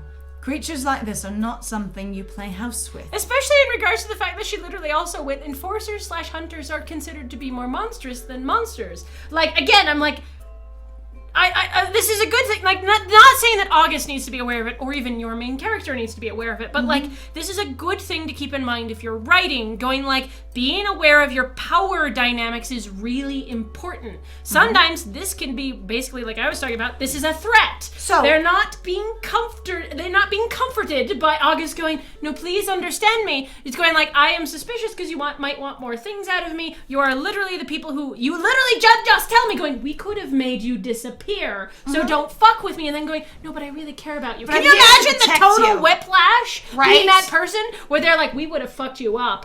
But, you know, think of this as a kindness because we could have ruined your entire life. And you're like, At how am I once. supposed to take that? You need to know that we're here to protect you, but we can make you disappear at any time, so don't fuck with us. Yeah, I'm like, that's messed up. Also, I wanted to like just latch onto what my friend said here about power dynamics really quickly. And it's one of the things I've been thinking about more and more in reference to this game. Since we have a span of an entire week between episodes, I have a lot of time to think.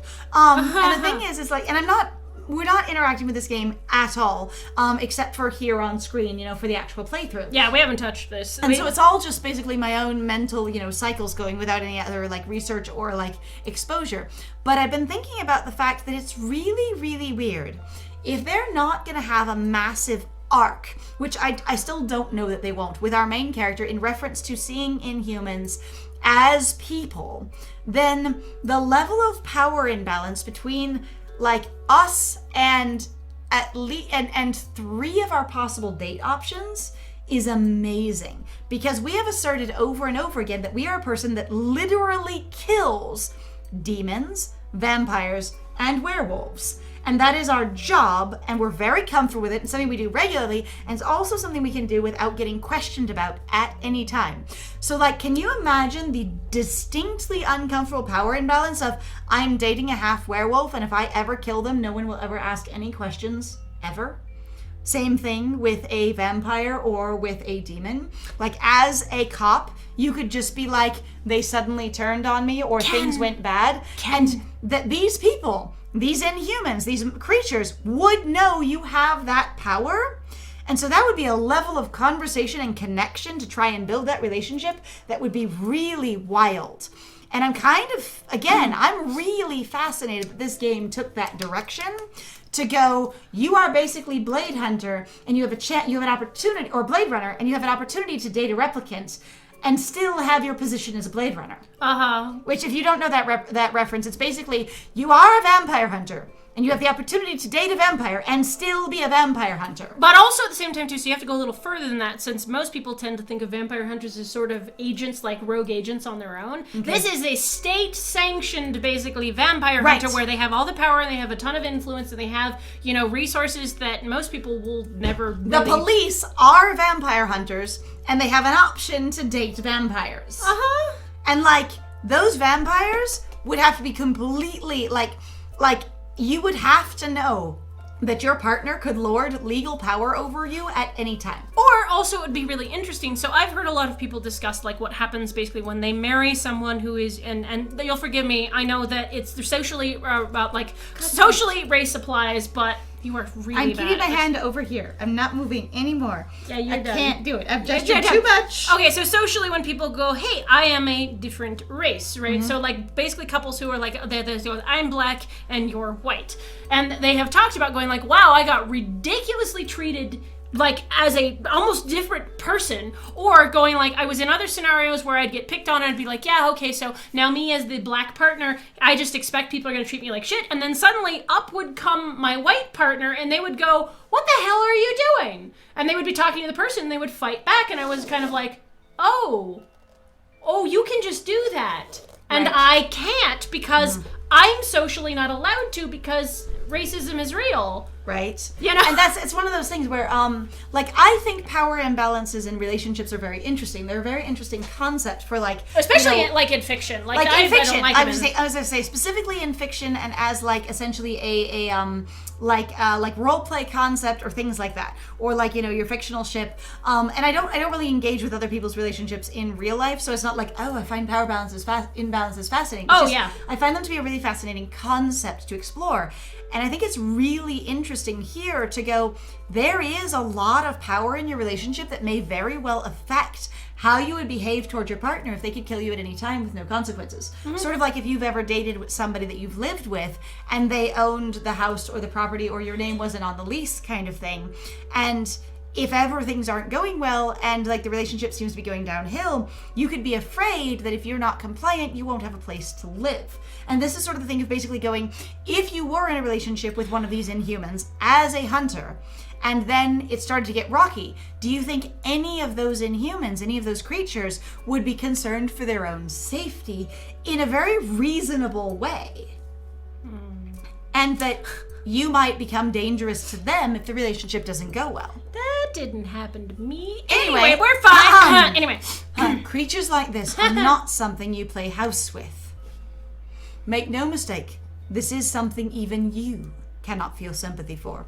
We're going to tell her how she feels and thinks. We are. It's killed mindlessly, unprompted. We assume. What is unprompted? Existing in something's territory can be a prompt, my dude. Also, I'm kind of like unprompted. You also don't know what the creature is. I still think, okay, so at one point we did actually kind of talk about what we thought was going on, and I immediately went, okay, so what if Harry's the bad guy? And basically what's been going on is that you're trying to, something obviously extra is going on, but it's like, what if you were basically taking your hunters and you're making monsters out of them?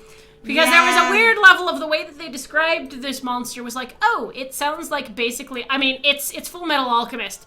And what the You know, it's like it's the small child. Like it sounds like actually Full Metal Alchemist to me. had this really funny just moment where there was really an experience of going, is this the plot of Full Metal Alchemist where we're using magic to turn people into creatures to try and save our job? Right? We're like, oh god, and like, or that's what you know. Power imbalances. Yes, and that's like what Harry's trying to do for some reason, but I don't know what Harry's trying to save. So that's the one thing that kind of gives me hope because I'm like, I don't have all of your motivations. Right. So maybe he won't be a bad guy, but it would be I very, will be very interesting if this turned into the plot of Full Metal Alchemist, but fantasy dating. Right? All right. She smiles, and for the first time, it seems genuine, if not a little reserved. I'll come straight to you if I see it again. You shouldn't be out where you can see it again. And thank you. I really hope you don't actually believe that she's being genuine. I'm like, I don't understand the shifts of Also, it's fine. you should go to a healer. We're not going to follow her or follow up on this. Why not? I don't want you sprouting horns, but we're not going to make sure you go to a healer. We're just going to let that ride. Yeah, you'll be fine. Goodbye. Finally, in the comfort of privacy, so I can flirt with them some more, I offer August a sympathetic look as they turn to face me. They look as tired as I feel. I'm sorry that I brought her here. Looks at the carpet. Oh my god, did she put mud on the carpet? Oh my god, did she get the door handle dirty? There's blood all over the door handle. She let herself out with her freaking bloody hands. That she's still actively bleeding. Because just tell me, you cannot tell me she did not get blood on that door handle. It's been mentioned that her hands were bloody over and over again and that her arm was continuing to bleed.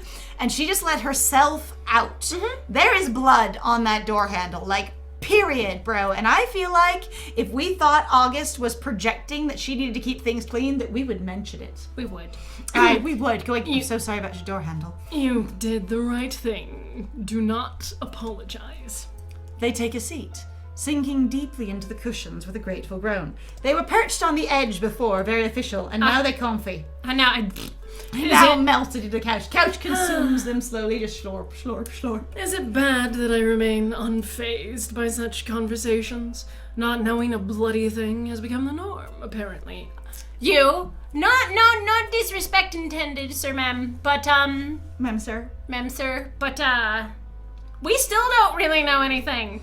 It's true. She didn't really tell us anything that we didn't already vaguely know, except the fact that, like, she apparently has information about the Enforcer Agency that we personally didn't know, but you know. I was gonna say, she didn't So tell that's us, it. She didn't tell us anything except for that she knows things she shouldn't know. That's it. That's what she told us. It's fine. Unless there was more information in there and neither of us caught it, because that's what we got. Bro. This town is infested with secrets. I can't wait until all of this is over. Alright, looks into the distance wistfully, sinks further into the couch. If only the couch could just consume me until this is over. What would happen if I just lay here? If it ever will be. I love how deep the couches look. Honestly, they look like those really fancy ones that you have to like jump back onto, and like even the tall people's feet stick out on the end. Oh God, right? Like, you know, because there's this trend. No. What? August is tall though. I know. So it makes sense. Big, tall couch for a big, tall person. Because we have not commented on their height in a while, but it was the only height we've ever commented on. They Other than are Piper tall. being short, I think. Oh, young. Not short, young. No? Okay. Just young. Okay. I'm pretty sure. Piper is extremely young in a way that our hunter, that the MC notices above all other people. And August is tall in a way that the MC notices above all other people. All Literally people. above. How am I supposed to do my job and protect the people when I'm left so in the dark? I want to know how tall they are, because there are some other people in here that do look kind of tall. And if this is like, they are notably tall enough of all the people that we've met to be worth mentioning, I would love to know how tall they are. Like, that would be a thing. I'm like, they're 7 feet tall. It's amazing.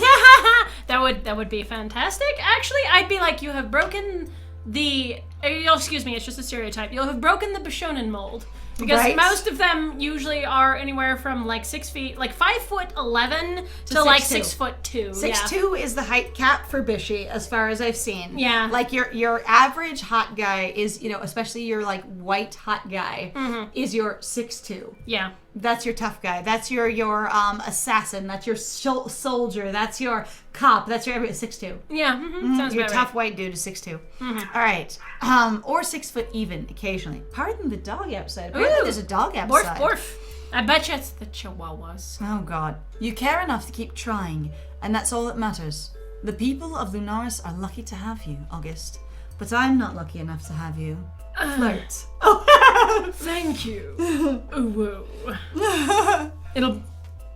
It'll be morning soon. Not my line. Hi.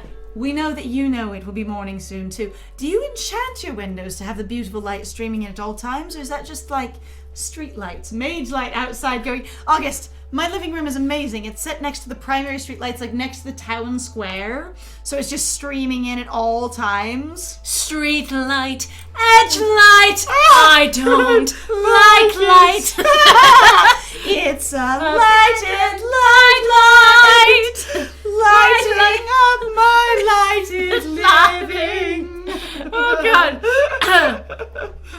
A heavy sigh, and August huffs. Time to take a drink. That's why I was going for one. I was like, oh, I A read laugh, curling their legs up beneath them. He Okay, that is the queer sit. I- Look, you can't sit on a couch properly. You just curl your legs up. The bisexual sitting. The bisexuals can't sit in chairs. Or Elle can't sit in a chair. But then again, Elle is neurodivergent, so that makes sense. Elle? Elle from Death Note? You remember I instantly thought of Elle! Okay, curling their legs. Easiest cosplay ever. That was so funny when Honestly, that series came one of my out. young Everybody relatives- was like, holy shit, Oh, I can now cosplay. I know, it's great. So one of my young relatives learned about the character Elle from Death Note, and they were just like, you just need black pants, a white shirt, tousled hair, and dark circles under your eyes. That's the whole cosplay. No shoes or You socks. have to take your shoes and socks off. Oh my God, And even you have to I walk could do around it. hunched up, and you have a thing for sweets, and then you sort of curl up with your feet underneath you Like when you sit constantly. in chairs, you sit badly. That's it. That That's Elle's so entire much thing. like the cosplay. I did see it a lot, and Wow. so many people were so grumpy that they had to wear shoes at cons because Elle never wears shoes. Well, it made sense because some people have some scary shoes. And if you get stepped on, no, that's what I mean. They have some scary shoes. You must 'cause have we got safe footies. Yeah, It's that was very what that important. was. Foot Like, safety. dang. Foot All safety. right. Yet another night of no rest. What's new in this town? I do have to say that you wouldn't have gotten any rest anyway, because you were already awake and still fully dressed when we arrived, so you weren't going to bed. At I will all. say, good boss of mine. I suppose I'd better try and get an hour or two of sleep. I must suggest you put your pajamas on. You'll be I'm more sure they're very comfortable. cute. Probably really, really comfy. Purple and silver, Silver and blue! Yes. I'll head back to the wolf and attempt to do the same, even though I've had a bloody mess sitting on my bed. It's okay. The whole back of her was perfectly clean. We know because your couch is clean, because we care. Amazing. We'll reconvene tomorrow. Sleep well, Hunter. Wait, we're convening? We've never convened this entire time! And we're gonna reconvene At tomorrow? the Ibeck? We have had... Hang on. This is the Ibeck. This is the altar inside One, the church. this is the Ibeck. But two, reconvene. We have not done daily meetings this entire time! We haven't done briefings or debriefings. We haven't done morning staff meetings. We haven't filled really in much paperwork because we had one instance where we were like, we have to write up the report about our meeting with the monster. But that was the only time? I mean, but we also haven't written up that report yet. We just said we need to. I know! We still haven't done it 2 days later. Honestly, I'm looking forward to the puzzle where you're supposed to figure out where words go. Okay. I'm looking... Okay, so this makes me think of, and Draken, you will know, we played a couple of games that were like hidden object puzzle solving games on our channel. And like, there were some of them where it was, like fit the scraps of paper together, fill the words into the right blanks, that kind of thing. And I could totally see this game going that direction. I know it won't, but it would be amazing. It would be hilarious. You know, so to start solving puzzles to advance the story. I think that would be cute. I think Honestly, that'd be fun. I would love it if like Big Fish did do or sponsored a game that was one of your hidden object puzzle games that was literally a romance story. Oh, that would be fun. I would play that because they always have this experience where like there's some hot monster or bad dude, or there's some like there's some established like, oh, I have a husband over there or something, but there's never actually a romance. Even if it gets a little awkward, like it could be, like it baits at a romance, it never does. It's just a puzzle game and a mystery, you know. Right. And I would be curious for that. I wake, barely refreshed, but with an inkling. Do you awake in the Ibeck? Because that should be very concerning. My good Uwu. My man, my bro, my slice. A gut feeling, funnily enough, looks around the Ibeck. How did I get here? The Ibeck is more desolate than I remember, if such a thing is possible. You should be more worried about the fact that you just woke up in the Ibeck. What are we doing here? Oh, it's fine. I assume we woke up in our room, and they're trying to run this together quickly. Yeah. Oh, they just did it. This is the only illustration. They forgot that they illustrated the steps of the Ibeck. They could have started us outside. Yeah, they could. All right, it's okay. The doors open easily enough, even though there isn't anyone there to greet me, and the chapel within has only pockets of sunlight where it streams through the cracked, decrepit windows. The rest is drowned in shadows. Oh, no, Sorry, I'm gonna pass a yawn around the chat. I had to yawn. No! I had to yawn. No, you're gonna kill me. I apologize, because it was yawning. All right. Shadows that I know are safe. My instincts warn of nothing else save the two bright presences perched atop the dais at the far end of the room. What? Two bright presences? I have no idea. I don't know either. And as they're here, I feel I don't need to worry about my own safety. What? What are we talking about? Who? Strange that two demonic entities of the highest class there exists to classify them. A hunter. Oh God! Sorry, you guys. What? You both did There it is. There's the yawning. Ah! I was gonna say that is a thing, and I was waiting for it to happen, and then there it was. So much yawn. Oh no. All right. Two demonic entities of the highest class there exist to classify them. I, a hunter, alone in this abandoned temple, like the plot of some corny horror novel. And yet, I'm not afraid. So we're saying Omen and his sister are perched on top of the dais, shining there? Like the plot of some horny horror novel. Oh, yeah!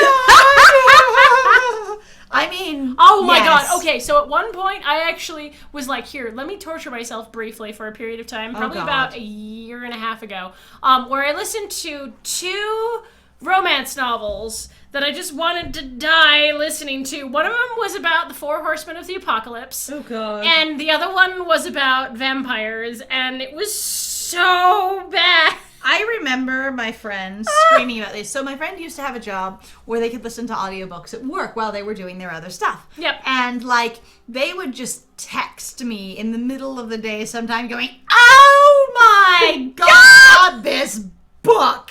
And then on their breaks, they would bitch off. So, like, every 2 hours, I would get updates on the newest shit that went down in this book that was pissing my friend off, and it was amazing. It broke up my day real nice. It was really, really But also, funny. my friend was infuriated with, how do you write that? Why is that the thing? Oh my God, you will not believe this. It's a thong chastity belt, that kind of It was so bad! God, and they were like, and you will never be able to get off, and then you get off through the chest. I was like, whoa!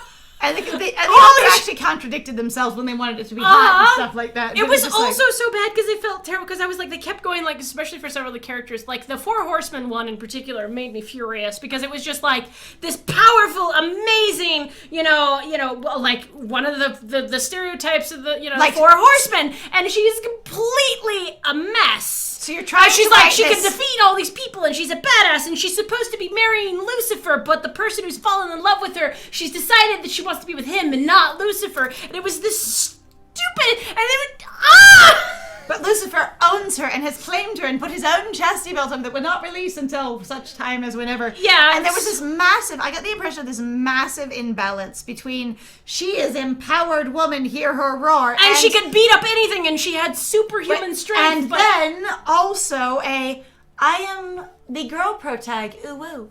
Well, and it was also one of those I am things the love interest where and am in soft the end, and lost. Oh my God. The character, like, what she wanted to do in the end, she was like, no, but I want to be a proper woman. I need to have a baby. Like, it just came up. And the guy is, like, really just, like, sexily going, like, don't worry, we'll make a mother out of you. Yeah. And you're like, oh my God. That is not hot, actually. Okay.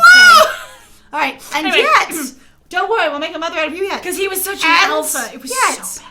I'm not afraid. Of the horny horror That's novel. all.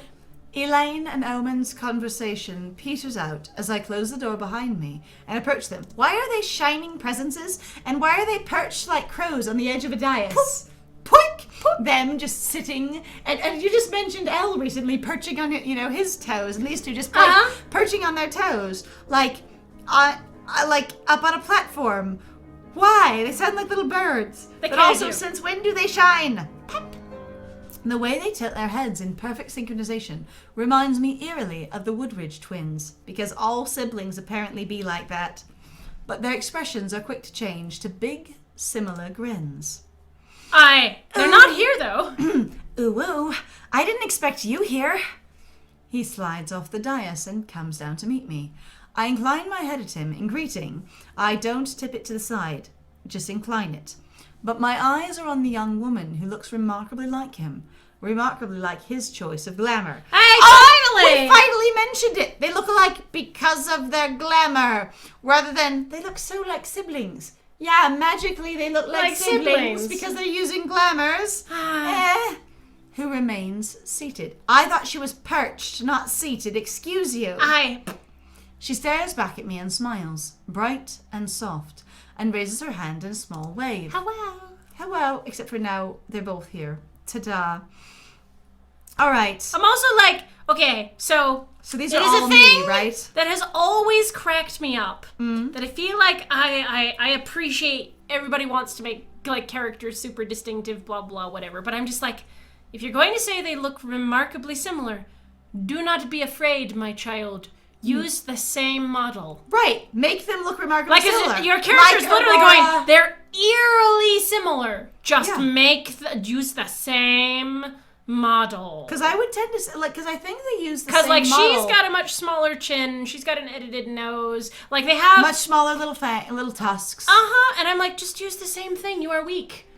Like, I mean, like I said, I think they use the exact same model for Aurora and her brother. I think they do. I did. And so why not do it here? Because we aren't describing Aurora and her brother as looking eerily similar. Like, casually, for the bit that I have listened to for the first season, for example, of, like, Critical Role, one of the things they make explicitly clear is that both Vex and Vax they are identical twins. And they look exactly alike. And everybody really likes to draw, basically, Vax as being way more masculine, basically, than his sister, which I find to be really strange, because I'm like, y'all have your opportunity to draw Vax looking like his sister because they look like each other. Whatever that looks like. And D&D is like the height of androgyny in so many cases. Especially with half-elves. Like, dude! That is the deal with half-elves. Everyone going, if I'm attracted to women, I assume you're a woman. If I'm attracted to men, I assume you're a man. Right? Like, that is the deal with D&D and it's half-elves. It's also very hetero my entire life. But it's really funny. So I'm just like, I always find it, I'm like, please... Artists, be not afraid. Use the same goddamn model. Okay, so remind me. I voice all three of these, right? Oh god, yeah, you do. Alright, well, I'm going to talk to myself for a minute. Everyone, this will be Liz talking to herself. Could I request that the Horseman Chess book sometime? Oh, yes, we can search that up. Oh my god! Actually? I'd have to find it, but sure. You know what? Honestly, you might find it funny. It's explicitly sexual though too. Like it's real graphic and it's real stupid.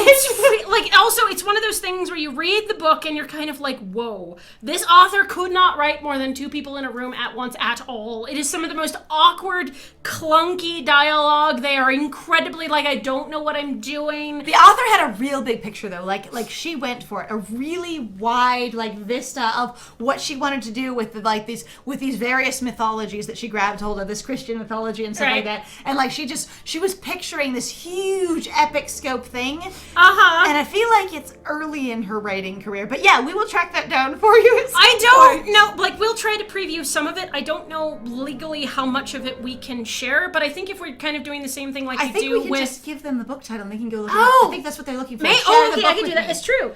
Read it to me. It's just share it. No, it's so bizarre. Like, if I could, hang on. No, I want to find it now. I'm like, I actually don't remember what it's called. Let me look it up. We're going to spend a second and see if we can find it.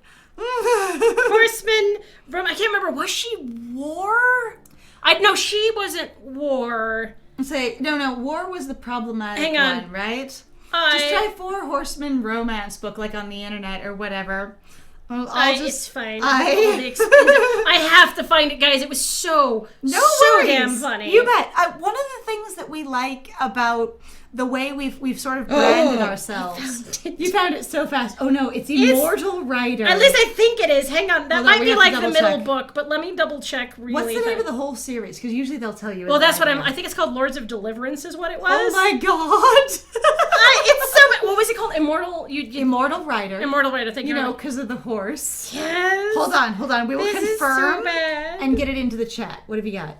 I think it is. It's from the Lords of Deliverance. It's so bad. Okay, so it is book 2. Okay, so go but to book 1. But it's so I can't. They don't have it. Okay. Well, so I mean, anyway, like I could look it up, but the series is Lords of Deliverance, and the author is Larissa Ione or something. Do you think you could type that? Yeah, in sure. for Let everyone? me look it up really quick. It's so bad. So anyway, is with the way we've branded ourselves is that we get to talk about stuff, that we get to talk about the media we've been into, that we get to talk about things that stuff reminds us of, that we even get to share like cool TikToks that we've seen. But yeah, so my friend is going to type this into the chat, and you can go grab yourself some books and have yourself a time. Right. We totally, we also are big advocates of the library here, so if you're not sure if you want to buy them, you can check them out for free from your local library, even digitally for like a Kindle or a book app, if you use the app Overdrive. I love that little emoji with the little heart. It's super cute. It is really adorable. It's so good. It's very cute. Yeah, like it's so funny. Like I can't even I was laughing and I actually my friend and I were listening to it for a while on audiobook because I just brought it back and I was like, I'm gonna do this, and then finally my friend was like, I can't handle this anymore, and I was like, I've gotta finish. Yes, my friend was just doing it. I have. Oh no, you just read something. Yay! It's so good. Yay! That's perfect. Redeem those points now. You know what? Once we get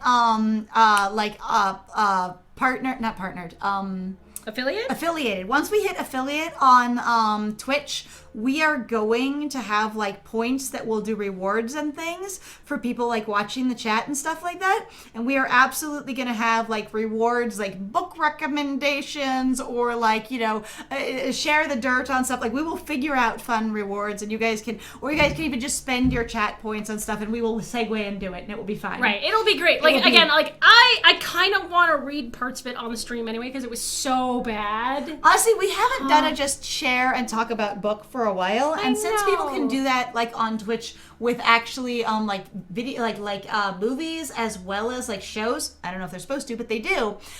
We might do that at some point. I will probably look it up. I don't think you can with movies. I appreciate that. Thank you. We are trying to get to affiliate, and we are slowly getting closer. Thank you to everyone who has followed us. All right, it's super great. now, Liz. I'm going to talk to myself for a minute. All right. Should I pick someone? And Nope. I'm going to do it. You've done this. I get to do it. Not 3 characters, though, honestly. Oh, you have done 3 characters in the Arcana. Oh, shit, I have. You have. You've been stuck in a room by yourself. Hello. I am alone with me, and it's a great time. All right. It's good to see you well, Elaine. Elaine beams at that, clapping her hands together. Oh God, they're both super childish. They're both like puppies. Yeah. They're both like, everything human is so wonderful. Oh, it's good to see you too. I'm sorry the last time we met things were so messy. With a small oof, Elaine pushes herself off the dais. She already got... No, he got Omen there. got Okay. Omen got And approaches me as well. And my second, I suppose, impression of her is that she's far cheerier and much less cautious than open. She's more open, Than Omen. No, like a girl who's more accessible socially. Oh, that's an The unfortunate... gender role for women is that they're supposed to be more available, more open, more accessible. And she is. She's naive and a little She's bit... humaning it better. It's fine. It's okay. There's a spring to her step. She sounds very, like juvenile, though, basically. Mm-hmm. Even as she strides, eating up the distance between us with wide, confident steps. Wide, confident steps and a little bouncy spring do not line up for me. Just saying. I actually don't... I'm not sure how you would even do that. I've never heard of those two been put together, so Me I'm not neither. saying that it's impossible, but I fascinating. don't. I've never encountered that before. Mm-hmm. She sketches a curtsy for me. What? I believe that can be used that way, but I've never heard it wordified as such. And when I try to return it with a bow, giggles. Thank you. I was hoping I would see you again. We both did. I heard something happened with Aurora? Yes, Amaros looked so worried. She picks anxiously at the cuff of her sleeve as she mentions him. My eyes are drawn to the movement. Omen's eyes are drawn to the movement. Everyone in the chat notices her picking at her sleeve. And is that my imagination, or is there a tiny crease between his eyes? Wait, we're staring at the sleeve, but we're looking at his eyes? What? It's okay. We're omniscient. We can see all directions things at once. Also, between his eyes, like the brow that would crease is literally covered by his hair design and also hers. You could never see either of them have a little creased brow in the center because of their literal hair design. I think it's the fact that you don't know what else to call it when somebody looks like they look like they're scowling or there's a crease, like because a frown. It does actually affect like They obviously frown your with their eyelids. eyebrows. They pull their eyebrows close together. Like, yeah, because I mean, you have a point. You shouldn't technically be able to see it because of the hair in the way. Like, you could see the eyebrows move, and certainly the expression would be there, and I have no doubt we would be able to perceive it. But you couldn't see, like... You could say something is like... Is there a crease? Is that a crease? No, because you can't see it. I mean, also, it says, or is that a tiny crease between his eyes? Right. Like, that is a question going, like, maybe they're just, like, you kind of going, okay, did you just... Are you doing the thing? Are you pulling your eyebrows together? Okay, everyone Yeah. try and flex your eyebrows together gently. Here's what we're doing. That's because we're looking at each other going, can you... We're just trying to eyebrow Beam his me up, expression Scotty! to each other so bad. Doing this with a straight face is also really weird, too, because we're just like... So bad. Like I have no emotional investment in creasing my eyes. Crease it, just deadpan. Crease your eyebrows together. I don't even know. All right. My eyes are drawn to the movement. A tiny crease between his eyes, I guess. I'm staring at her sleeve while I notice the crease between his eyes under his hair. It's fine. It's it. Does he not like Amaros? Before things can get awkward, however, I clear my throat. I go, I don't even want to know about your relationship's problems. I might be literally trying to ship your brother with someone, but don't talk about romance to me. I also, though, have a question. Then an idea strikes me. Why is hers better than his? Her what? Her glamour? You don't see her tail. I assume she just has it straight down because she's a lady. But I with don't all understand the why- bouncing and clapping her hands, I assume her tail would be swinging about as well. I do too, and actually I'm kind of... Or thick, heavy, multi-layered skirt of the period, and it's underneath because she doesn't have a hole in it. Okay, yeah. Okay? And so the skirt may move and pip occasionally, like at its hem or what have you, as she's twitching or moving her tail. But she's literally just got it bound down with a thick and But also, I'm like, tightly that wrapped would skirt. still be obvious. It doesn't matter. Like, that amount of wiggle... Well, yes, but we're not going to see it in the illustration then. I'm like, I See? feel like your character should at least mention it. Should mention Going it. like, the skirt keeps... You can tell her wiggling. tail is, concealed under her Do skirt. the wiggle, wiggle, wiggle. Wiggle, Wiggle, wiggle, wiggle. Oh, God. Wiggle, wiggle, wiggle. However, I clear my throat. Then an idea strikes me. I have a question, actually, for both of you. In fact, identical brown eyes blink at me. They really are twins, aren't they? Is it a glamour, or do they look identical? You can't decide which one you think it is. Now, we know it's a glamour. And we know that they have somehow chosen or created their glamours. And all right. honestly, okay. Hang on. Ezra helped create these glamours and teach them how to do it. So Okay. this is what Ezra finds aesthetically pleasing. Okay. I mean, that's fine. I just like... Oh, no, just that sort of idea, okay? No, that's fine. And also, I'm just going like, all right, which one's trends? Right? We didn't say they're identical twins, just twins. But they keep obsessively it does going, they seem look like- super similar. It does seem like either this game or specifically our protagonist cannot tell cannot distinguish the difference between twins and identical twins. Mm-hmm. Like, at all. They must be twins. They look so similar. And I'm going to tell you again, like I said it before, that fraternal twins are a thing. Only look as similar as any other natural siblings would look. And they can look incredibly different. And they can look, I was about to say, they can look incredibly dissimilar, actually. In the same way that other siblings can look completely different. There is nothing inherent about twins that makes them look alike unless they're identical or unless they've basically been raised and dressed similarly. So having been around a reasonable number of young people, having done a lot of daycare and family stuff and things, there's an experience where a lot of people, if they have kids of a similar age, will dress them similarly, and because they're part of the same family, they'll have some similar behaviors. And if you have twins, even if they're fraternal, when they're young, they'll often look more alike just because their parents are dressing them similar, because it's cute.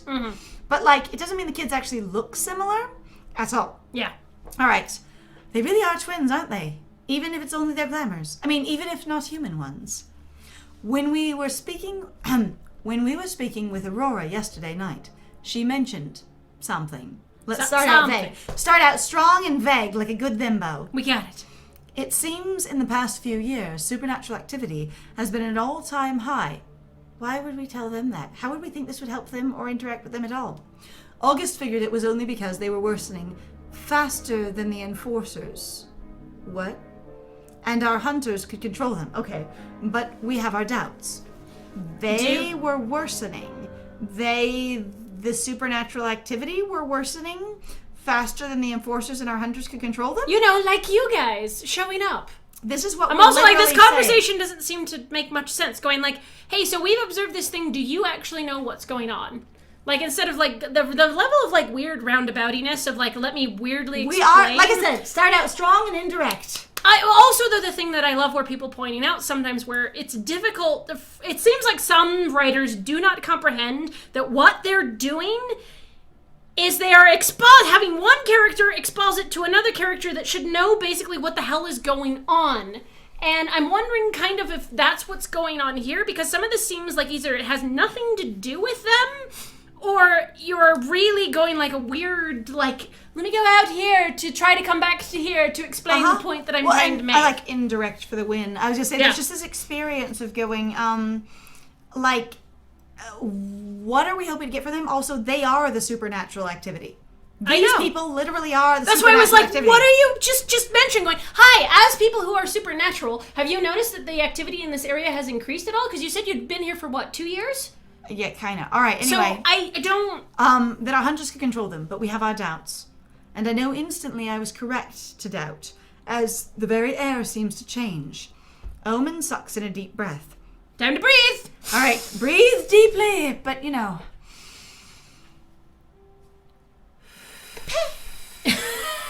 Oh my god. My friend, huge breath in and then oh my goodness.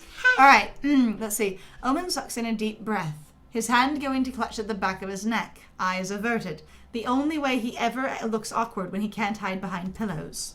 Because he's secretly Goku. Elaine purses her lips and clasps her hands in front of her, but she keeps her gaze on me. I love how they kind of have her doing the Nadia pose, but a little bit hesitant. I know, I also am just kind of like, I wanted to have the go, she purses her lips around her teeth. I know, I want them to mention the fact that they both have tusks, and all of their expressions are happening around their tusks, okay? It's very important. If we're going to notice everyone's eyes and how hot they are and their clothing and whether or not they're slept or well kept or anything, we should also be noticing their goddamn adorable tusks. I love also the fact that, like, she is made of shoulder and he is, like, a rectangle. Yes. Like, I appreciate diverse body types. Interesting and fun. But I also find it to be sort of... They looked eerily similar, as they have very diverse body types. Wild! I didn't know. Also, different face. It's okay. I think we're just really susceptible to coloring.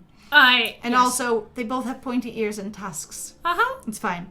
For a moment, she's no longer a soft-eyed young woman with large teeth and a pretty smile. Large teeth. You're not going to call those tusks or fangs or anything. You're just going to call them large teeth. Large teeth. I'm like, baby. Baby. Please. Oh, but I also want to be like, is our hunter just like... huge teeth. How much teeth have you seen in your life? I thought you'd been doing this for... Oh my god. What have you been looking at? They're not big enough. Go bigger. Like, they're large, but they're not huge. They're like World of Warcraft teeth. Maybe. That's what's been bothering me! Okay, so you have to excuse me. So in relation to, like, the trolls in WoW, World of Warcraft Online, the boys are all like, have big, huge tusk. The girls are all like, pew, Cute little bitty teeth. babies. And you're like, Huh? weak! Why are straight people so weak? It's fine. Oh my god! It happens. It's fine! Y'all are afraid of monsters sometimes, I swear to God. It's Yes. fine. Alrighty then. Well, Aha! Whoops. for a moment, she's no longer a soft-eyed. For a fraction of that moment, I perceive her as the thing behind these human details. The thing. Okay, so for a moment, she's no longer this thing, and for a fraction of that moment, I can perceive that she's not this thing. Whoops. Got it. Yep. Something old and seething and immense gazes at me through those eyes. The pressure near crushes my lungs with the force of her presence. Oh, we're going to do the whole thing of, like, the Joss Whedon and Animu trope of, she's cute and soft and delicate, but actually she's a giant badass and she will fuck you up. Okay, that's alright. I'm not saying it's necessarily bad, but it gets kind of tiresome We're doing the sometimes. giant monster waifu. Uh-huh, yeah. It's okay. Yeah. Alright. The pressure near crushes my lungs with the force of her presence, then dissipates. So fast I could be convinced I was imagining it. And it's because Omen's hand is on her shoulder. Both of them panic a lot for everything. These glamours are so good, except for if they have any emotions at all. Then foosh, bye-bye, glamours! We don't know what? No, it's fine. Uwu isn't trying to imply that you are the supernatural problem that I just... Uwu's not, they don't, they're just... Elaine pats his hand, but slides it off and turns to face me fully. Yes, brother, it's all right. Don't touch me. The smile is back, is just a little sharper than before, and she raises a hand. I almost flinch, but all she does is point at my weapon. Can you, please remove your hand from that? Oh, you had a subconscious response. Like before, we have an She had a automatic thing, and then she response. looks at you and she goes, "Oh, you're going to kill us now." Mm-hmm. That was a defense. Okay. And then she started to shift, and we grabbed our weapon. No, And I think we grabbed our weapon before that, which is why she shifted. we were talking about it, and we put our hand on our weapon. Okay, because we were thinking about it. Hey, I can see that. Casual violence. Cool. Casual threats of violence. Yes. Also, I'm just like, our one weapon. We always grab our weapons, but there's a primary weapon. I want to know what, one, our weapons are, and two, what the primary weapon is. I'm very interested in this feature. Once again, I'm like, just pick something, or again, let your players pick something, and then just insert it into the text. Right? That would be great. Can you please remove your hand from that? That's a lot to ask of me after...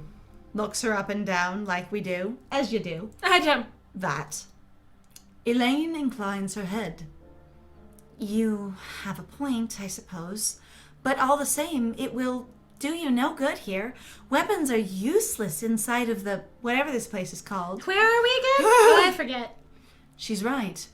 Galling that she would point it out so matter-of-factly. Just because it's true doesn't mean you should say it. You can't just say it! Why are you wait? Oh my god! You can't just ask that! But even as I reluctantly tear my fingers from my weapon, the answer I was seeking strikes me. So is this like legal sanctuary inside the church? Or is this like your weapon is supernatural and doesn't work inside of a church? Because I feel like that would be an important distinction after saying, she's right, my weapon won't work here. I don't know. Especially when we don't know what our weapon is. Magically laced sword. I love that we're irritated that she points out an actual fact of reality, though, and we're like, oh, you don't have to just say it. I'm also just like... you, as an enforcer, and with your weapons, are impotent in this place. You don't have to just come out and say it. It was you, wasn't it? You're the reason for the increase in paranormal activity around Lunaris. Except it hasn't only been going on for a couple of years. What? Does that fit the timeline that we were just given by Aurora? Of it's been one of the worst places ever, then it got slightly better, and now it's getting worse again this year? It was one of the best places, and then it's gotten worse. And then it got a little bit better, and then got really bad. Or something? I don't know, it's fine. And anyway, I'm just like, alright, it's fine. It isn't her fault. But mine, it's my fault. I did it. All of it. Me. This demon right here stands in front of her. Doesn't matter. Only I matter. I am the bad one. Omen is still rubbing at the back of his neck as though worrying an old scar. That's a really specific reference. As opposed to like scratching an itch or rubbing dirt off or just, nervously. Yeah. Like, that's real specific. When he meets my gaze, his aura is dimmed. Sad. Now we're looking at auras again. We've done it. We've remembered we have aura sensing We have remembered powers. that it is possible to see auras. Wow. Omen? Some mortal years ago, I had an argument with my father. You didn't know what to call it. I had Let's call it argument, and it wasn't a drag-out fight. Nope, argument. It wasn't blowing up half of the infernal realm. It was just, we had a disagreement, a little thing. A tussle, a spat. A tussle. Something really small and insignificant with my father. He pauses, mouth moving without sound.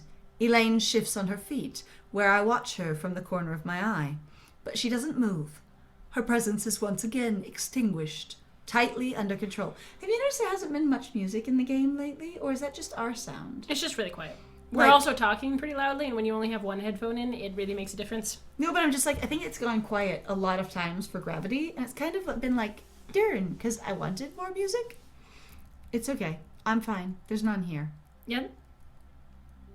There is. Oh god, there is. It's really, again, we've turned it down so much. Oh my god, it's super quiet here. Yep. It's fine, we got this. Tightly under control, like her waist cincher. It's fine. I'm also like, she's the one with a low waist cincher and has the Nadia pose, which is kind of hilarious to me. Mm-hmm. All right. It ended in my departure to your realm. He was unhappy with me leaving and tried to prevent my attempt to cross over, as these things Hunter happen. Awu, you were going to die? You were gonna die? That would have made things way less complicated. I mean, do tell. Continue. I had to go into hiding, more or less. In the journey betwixt, it's possible I might have damaged the boundaries between our worlds, here in this town, specifically relevant currently to now. Is he just supposed to be bad at magic then? Is that what I keep hearing over and over again? Really that he's bad the at clumsy, magic. more awkward, less contained, and the reason why she doesn't have a tail actually is because she's actually better at it, and he's garbage. And he is just a trash fire. Like, Literal he's awkward. fire. Quite literally. And he is a mess and needs all the help in the world, and he is basically baby, which seems really unfortunate because, again, why the infantilization? It's fine. Omen is baby? Question mark? Well, I mean, and it's okay. Like, you can have cute characters. I'm just sort of, I don't know. Cute characters don't also have to be incompetent. Yeah. They can be real competent. Especially at the things that they're good at. But it seems like everything Omen does, now that we have the thing of apparently he's aggressively eating food even when he has an allergic reaction to. He also doesn't know exactly what he's doing. He's socially awkward. I'm like, what is he actually good at? It just seems basically like this is the character you go, I'm so sorry. Let me infantilize you more. There is a little bit combined with the experience of like I am the prince and I am a complete fucking disaster. Do I you am even the know prince. how to put your shoes on? I can't even tie shoes. If I ever wore shoes. But I have hooves, so no shoes. But I can't tie up, I can't button buttons. He's like Julian, who can't put on clothes. It's true. Except he's like, I got these on, and then I don't know what to do with this last button. I fought really hard. I ripped off a button, actually. Except for he's not even wearing these clothes. Canonically, he's running around naked. Oh, it's true. Because these are illusion clothes. I love the fact that in canon, you have two whole-ass characters running around naked, and that's just kind of funny to me. And they're like, for us, it's not nudity. It's just so a it got natural translated state. into clothing, because that's what is considered to not be naked. Well, because we're not naked. Because nudity doesn't exist. You don't have clothes in the demon realm. You just have gorgeous, lovely, aesthetic gold decorations. Yeah, pretty much. Oh. And your father. He isn't planning to make the trip across to get you back, is he? If the devil is the antagonist in this story, I swear, everybody in the chat who knows what the Arcana is, we will just be like, spamming. Oh my god.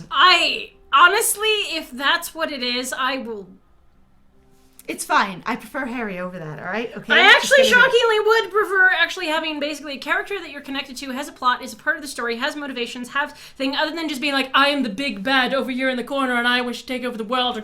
I'm so Randomly, it's the devil. tired of shit. Like, it's okay. It's fine. It's okay. All right, here we I go. like interpersonal character drama. Like, it's more interesting that way compared to where, again, there's this just weird figure off over there that has a thing to do with sort of someone, but I'm like, someone who's actually really involved in the drama and is a part of what's going on, that would make sense to me. It feels like a more solid story to me when that happens. Because then also, you as the reader, or basically the player, will then be forced to basically make choices and go, there is some shades of gray to this conversation, because you will learn things, say, like, you would have to learn about Harry, you'd have to learn about his process, here's what's going on, and you feel for him, but you also go, but you are also making terrible decisions, but you are also all these good things. That is deep, complex, basically, character experience, because you shouldn't have that kind of, like, black and white. Well, I the thing feel is there is no one that is 100% good by any standard or 100% evil by any standard. So that. Yeah.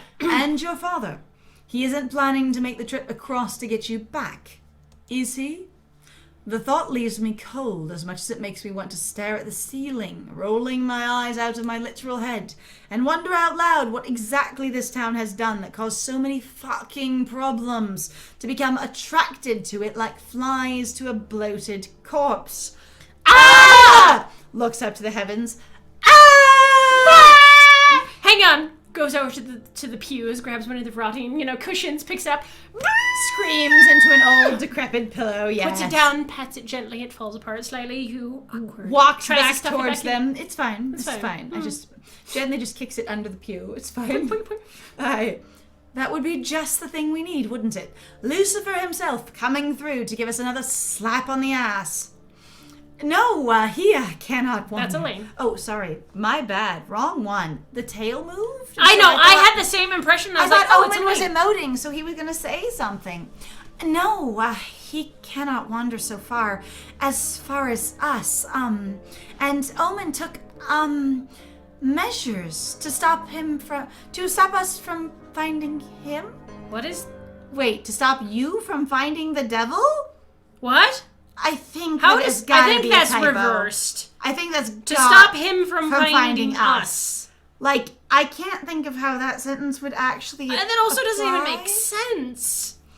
All right. Because how would stopping you from finding him stop him from finding you? Like, I think the problem is him... Also, okay, so I appreciate here, Elaine, that you're going, that he took measures to stop, the devil from finding you, and no, he can't go that far. But, like, just a second. Your brother said he failed real bad at exiting the place and made a mess of things when he did, so that stuff that shouldn't come through can come through. But not your dad. Are you sure about Are you sure about that? Swings in. Are you sure about that? Also, I'm just kind of like, maybe you can just date your dad. We could date their dad. We could date their dad. Honestly, if the devil They're- becomes a romanceable character, I'm going to be after them. I will be doing it. I mean, the only thing, like, personally, the only character I want to date actually right now is Harry. Like, sounds complex and sad. Sounds interesting. Let's do it. It's all right. It's okay. We're not. Yes! Yes! Go, devil, go. That's so cute. It's yes. really adorable. You know what? We will. At some point, we're going to find a romance somewhere. It's just called Date the Devil. You And know, we're like, gonna do it. like a journey to hell, and that'll be great. Like, I want it to be like Date the Devil in like cute, sparkly, adorable levels. Journey to Hell in like bubble letters with hearts. Right? Like, that would be such a good thing. I mean, especially in your thing, though, you always really liked darkness from Legend, so... I mean, I liked more of the performance than the actual character. Oh, yeah, design. Tim Curry did a great job. I just say I felt like the horns and like the face just didn't go well together. I Like, mean- it could have been a cleaner design. I felt. Yeah, well, part of the thing I was liked also the that they were extraness trying of to it. make him bigger, and clearly... They were it trying wasn't- to add more face to go with the body because he really was like 9 feet tall in that getup. I All said know! and done. It was so like good. Tim Curry mentioned it, and if you haven't seen Legend, that's what we're talking about. If you want to get a vision of this thing, you're just darkness from Legend. Legend, and you'll see the big devil character.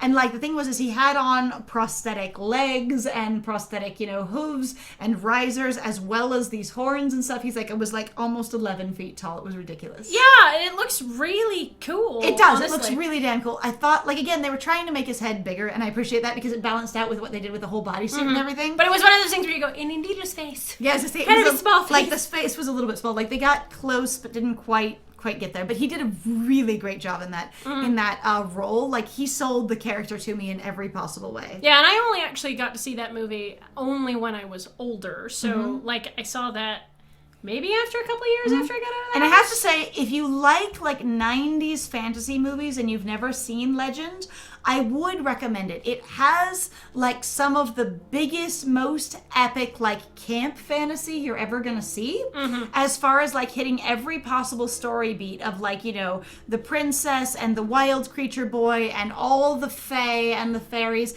and the darkness himself and these, the evil fae and the, good helpful fae, and you've got unicorns and you've got like fairies and you've got glamours and you've got people trying to like deceive and trick each other. You've got unrequited, magical fae love. Like it's all in there. It's kind of funny. It's the don't eat the food. It's got your like Persephone references. It's got like your whole like the big dark bad monster wanted the pure bright innocent thing. Like it's there. It's also really funny because if you watch that movie with the knowledge that the dude who did the Alien series, this is the movie he wanted to make. That is the knowledge that you will have watching a movie. It's amazing. It's pretty amazing. Like, and I mean, like the alien, H.R. Geiger designed aliens. Yes, to say, knowing the directorial history and the behind-the-scenes stuff is also very fascinating, but I have a hobby of behind-the-scenes stuff. And listening to the developmental process. The hell the hellscape that movie went through for like 10 years on basically the script in, script out kind of thing. Pitch it, get it rejected, pitch it again. It is amazing. Yeah. Writes, rewrites, all that. Now, they had it settled by the time they started filming, but like the journey is there. It's amazing. All right. Yeah. No, to stop him from finding us. I'm just gonna reverse that. Because that doesn't even make sense. She gives Omen a look, but he purposefully ignores her. Unless basically what it is keep from finding him. In that way of going colloquially, us from suddenly running into him because he's here. Oh, maybe that? Please don't tell me the devil's actually in this game, though. I'm gonna be like, oh. All right. We can't even, date him.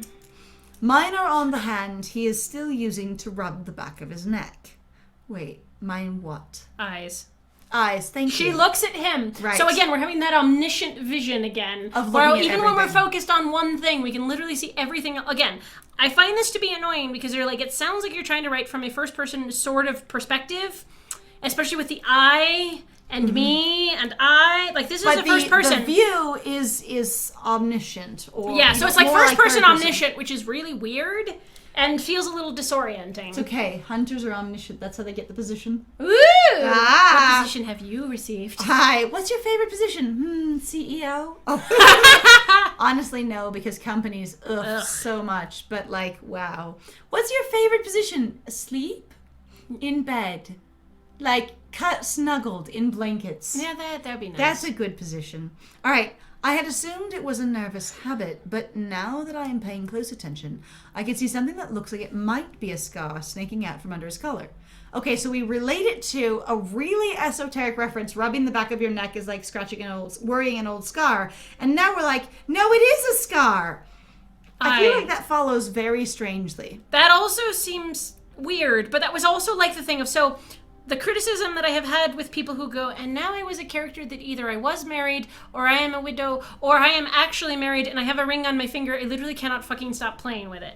Right. And I'm like, please, stop being really obvious with your references, writers. Right. Sometimes it's so annoying. Have more characters that have rings on their fingers and they play with them. All right, here we go. Dang it. Yeah, and it's not a nervous behavior, it's just a fidget. Uh-huh. I want characters that just have fidgets even when they're not nervous. Like, they could be stressed, anxious, depressed, but they don't have to be nervous. They could be very comfortable with you in the situation, just be having a tough time in their life, and they are thereby having a basically a movement object. Also, again, really, people just fidget with stuff they can just move. Fidgeting with a ring doesn't have to be deep, thoughtful, oh no, tragedy. All right. I don't know. Snaking from out of his collar. We finally had a snake reference. It's fine. Uh-huh. All right. It's difficult to spot, though, as if thinking as if thinking the same thing. Omen yanks his collar up further height. That collar. He suddenly pops his collar. He suddenly pops his collar, and the entire. Okay, so the back of his collar is really super thin. So like he pops it like an inch high, like half an inch high. There is nothing back there, but that happens. There is no brand, for example, on Alkar's chest in regards to. It's fine. It's okay. Suddenly pulls up his collar that would go up a teeny tiny bit, but it comes up real hard around his chest. Poosh! Yep. Little wings. Elaine presses close to his side. You're like, that's loud. Their shoulders touching. Their tails. She has a tail, and we can get it, and it's visibly outside of her clothing. Her sprite just doesn't seem to have it. Why not? Why wouldn't her sprite have the tail? Especially if they're going to, like, hold tail hands. Their tails intertwine briefly, almost a hand squeeze gesture of its own, before she leans away again and looks at me. I'm also like... Every time he touches her, I acknowledge you, and then don't touch me. Like, this is what's happening over and over again. Well, because they're siblings. Siblings don't hold each other. Yes, they freaking do. I know they do. That's why I'm fine. like... It's fine. We apologize for the danger we have brought to this place. It isn't me you should be apologizing to, I think. Omen gives me a pained look, but inclines his head. Boink. Yes, you're right. I did not know the boundaries would have been so badly affected by my crossing. By all means, destroying the brand, the markings that allow my father to seek me out should have been enough. Okay, the thing is if your dad can't find you and he can't track you, but you super destroyed a doorway out of hell, you're gonna have problems that aren't your dad. Just saying. Like, that's a thing. When people leave a door open, stuff goes through it. It just happened. Also, I'm like, oh, you have scars because you got rid of brands. I see. I guess. I Because, suppose? you know, that's how you make sure you know these are your actual heirs. You brand them. And this one is my heir, and this one is my heiress, and then I can keep track of all the babies that I have. Hi, what are you? Come here. Stop that! Come, stop chewing on that. I need to see if I inked you yet. Get over here. Picks them up, looks behind their hair. Oh, nope, you're not the heir. Nope, not you. Hi, this one chewing on my leg. Nope, it's not that one. It's tiny babies. If he's father of all demons of hell, I would just I still like the idea of that Lucifer is, I am a self-contained entity and I just birth and that's everything. what I've done. Yes. Mm-hmm. I had also hoped the boundaries would heal on their own, as they do. How do you know? Have you ever broken them before? Back to meeting in the flesh. I love this. Likely they are, but too slowly, perhaps? He trails off, looking at something behind my shoulder. I turn to follow his eyes.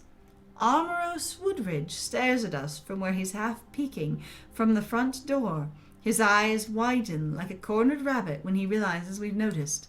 But before I can even open my mouth to reassure him, Elaine makes a gleeful little noise and runs to Armoros. She is. She's the animu, like, adorable, cute, kawaii baby. Where She's I am a monster, but I love you because I am cute and soft, and then I will be contained and wreck your entire world. But very, very childish, bouncy, playful, squeaking, clapping her hands. Like, sort of things you'd associate with little behavior. It's true. Honestly, it actually kind of reminds me where we were both kind of like, so we did actually this big, huge review on our License Scandal Lit channel, where we actually read this book. Oh. Okay, so if my you God. want another book that is a really interesting trip, and I'm going to take this one because my friend got to yell about the other one for a second. It's fine. Go ahead. And it is on our License Scandal Lit channel. We did like a 40-minute review, and it is, if you want to hear one hell of a rant, it may be worth a listen. And we haven't gone back to that channel for a while because we've had too much on our plate to be able to do more. Well, and also audiobooks. with the pandemic, we can't do the amount of kind of recording that we'd want to do. That we want to do it anyway. So we've had to have it shut down. But we've just left everything up there the way it is. I was gonna say, hello, listening. All right, so there's this book called Shiver. Can you look up the author for me, my friend? Yes, Shiver. Okay. Now, it actually is a series, but I would never have been able to get past the first one, so I didn't because I couldn't. But So Shiver is written by Maggie Stiefvater. Stiefvater, and my friend can spell it into the chat, but Maggie Stiefvater. Yep. Shiver is a book where undeniably the premise is you have a human girl who's a minor, a teenager, who is a sort of budding zoophile and really wants to have a relationship with a wolf, like super hard romance relationship, a physical relationship with a wolf that she's in love with that stopped her from being eaten when she was a younger child. And then turns out later that he's a werewolf, and she then has to go through a psychological process where she convinces herself that it's okay to like the boy who is the wolf, because he is the wolf, and she has to convince herself that it's okay to like the human person version, and it's not cheating on her wolf that she's in love with because he is the wolf. See, and the only reason, again, I understand this fantasy. The biggest thing that we both were trying to make very clear is going, you can explore, I don't want to shame people for exploring people can have bestiality in fiction or zoophilia in fiction. They can have it.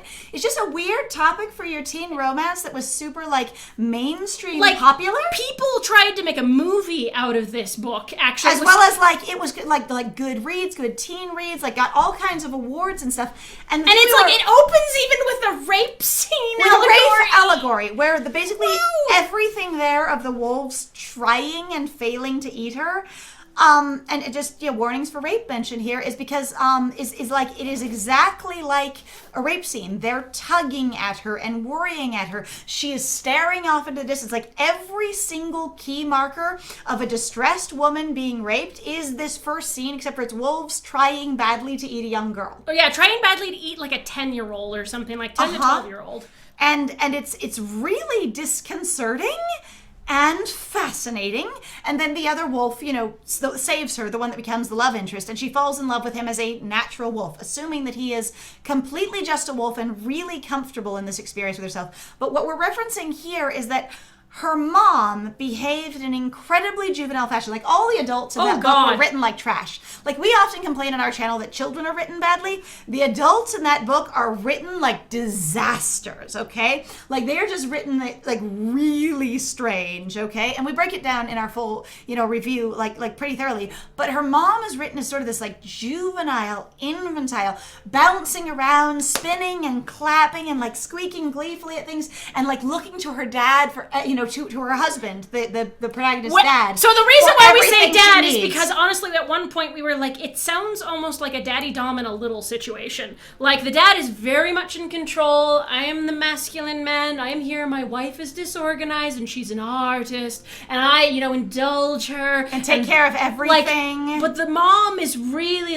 I don't know how much you know, but it was really weird to read because I was that's basically little kink, in a strange. And both of us, and if you don't know what littles are or what daddy dom little girl or anything and like again, that, I'm not trying to shame. It was just really bizarre. We have agreed there's no kink shaming in our entire chat. It's just an interesting choice to present your adult characters this way, and then for basically their kid, who is your protag, to be I have to take care of them because they're so involved with each other, suggesting again a heavy kink, experience where they're more interested in their relationship than they are raising the child they have.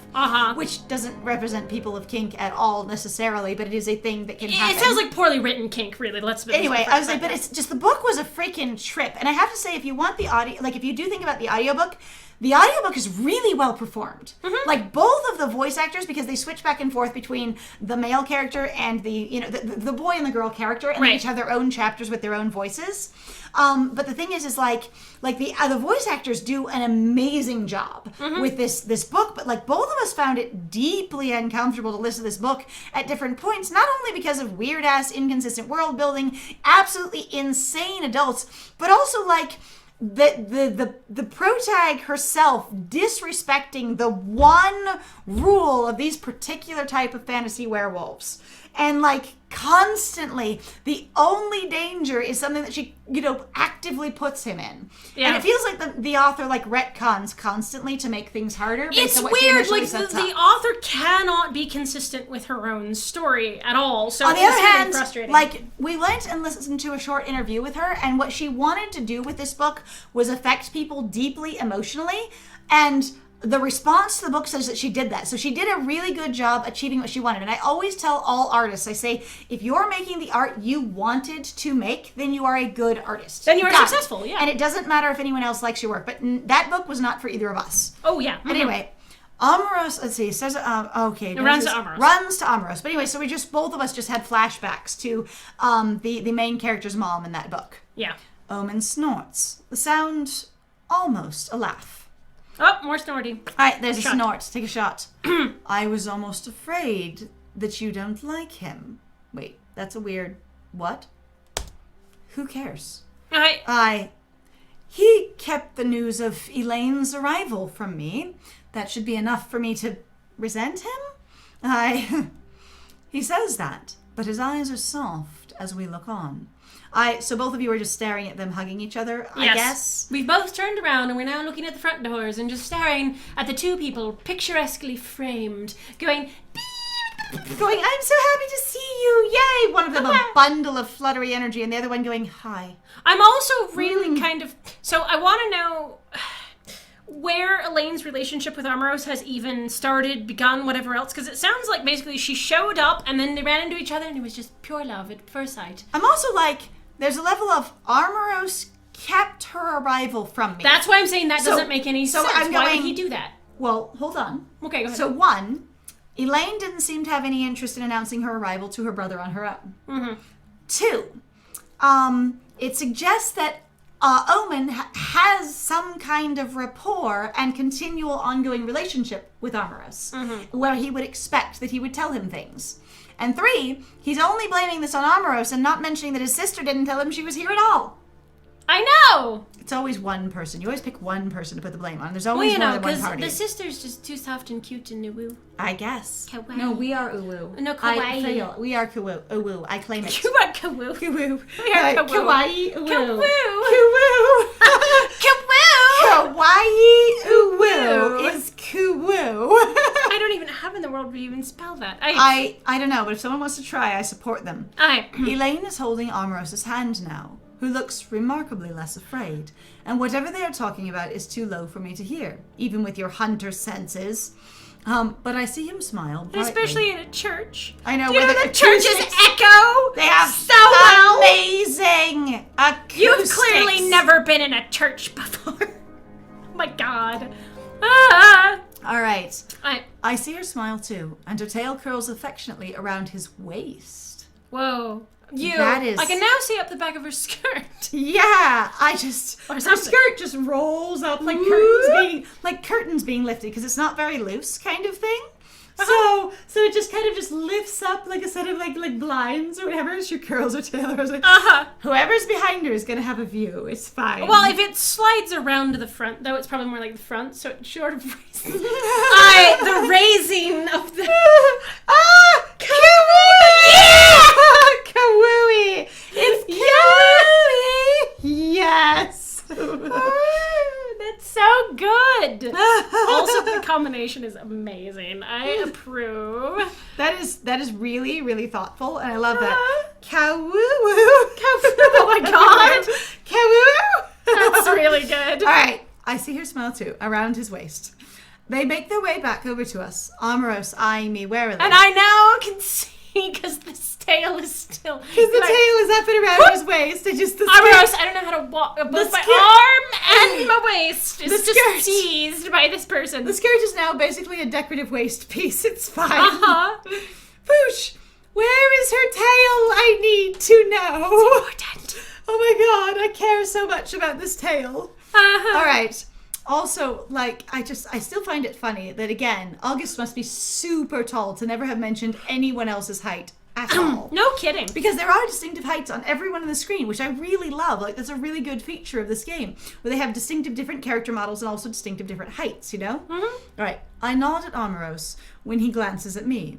The way he seems to jump a little before smiling back is almost amusing. Because Not I quite. delight in people being made uncomfortable by me. Look how discomforted and disquieted I make everyone. Right? Are And you also- not? Are you not entertained Oh my god. by me? But also just like, almost amusing. He could be amusing, but he's not. He's not. He's not. He How just isn't. disappointing. Sorry. You poor thing. Have you come to fetch me, or have you come to fetch Elaine? Why would he be fetching you? In don't know. all possible worlds. Oh, because he said he would come get you if anything happened, like with his sister. Or... Oh, right. If she's gone out at night again, except for it's daytime, and you literally know she went out last night because she came to you instead. So maybe he's fetching you about last night and we can get the other side of the story? Right?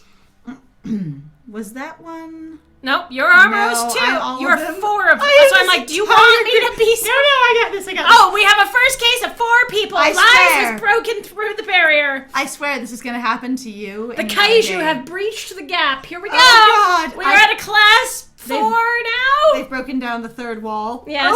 Oh. Neither, actually. I've come to tell you that Aurora will soon be here, so I wanted to...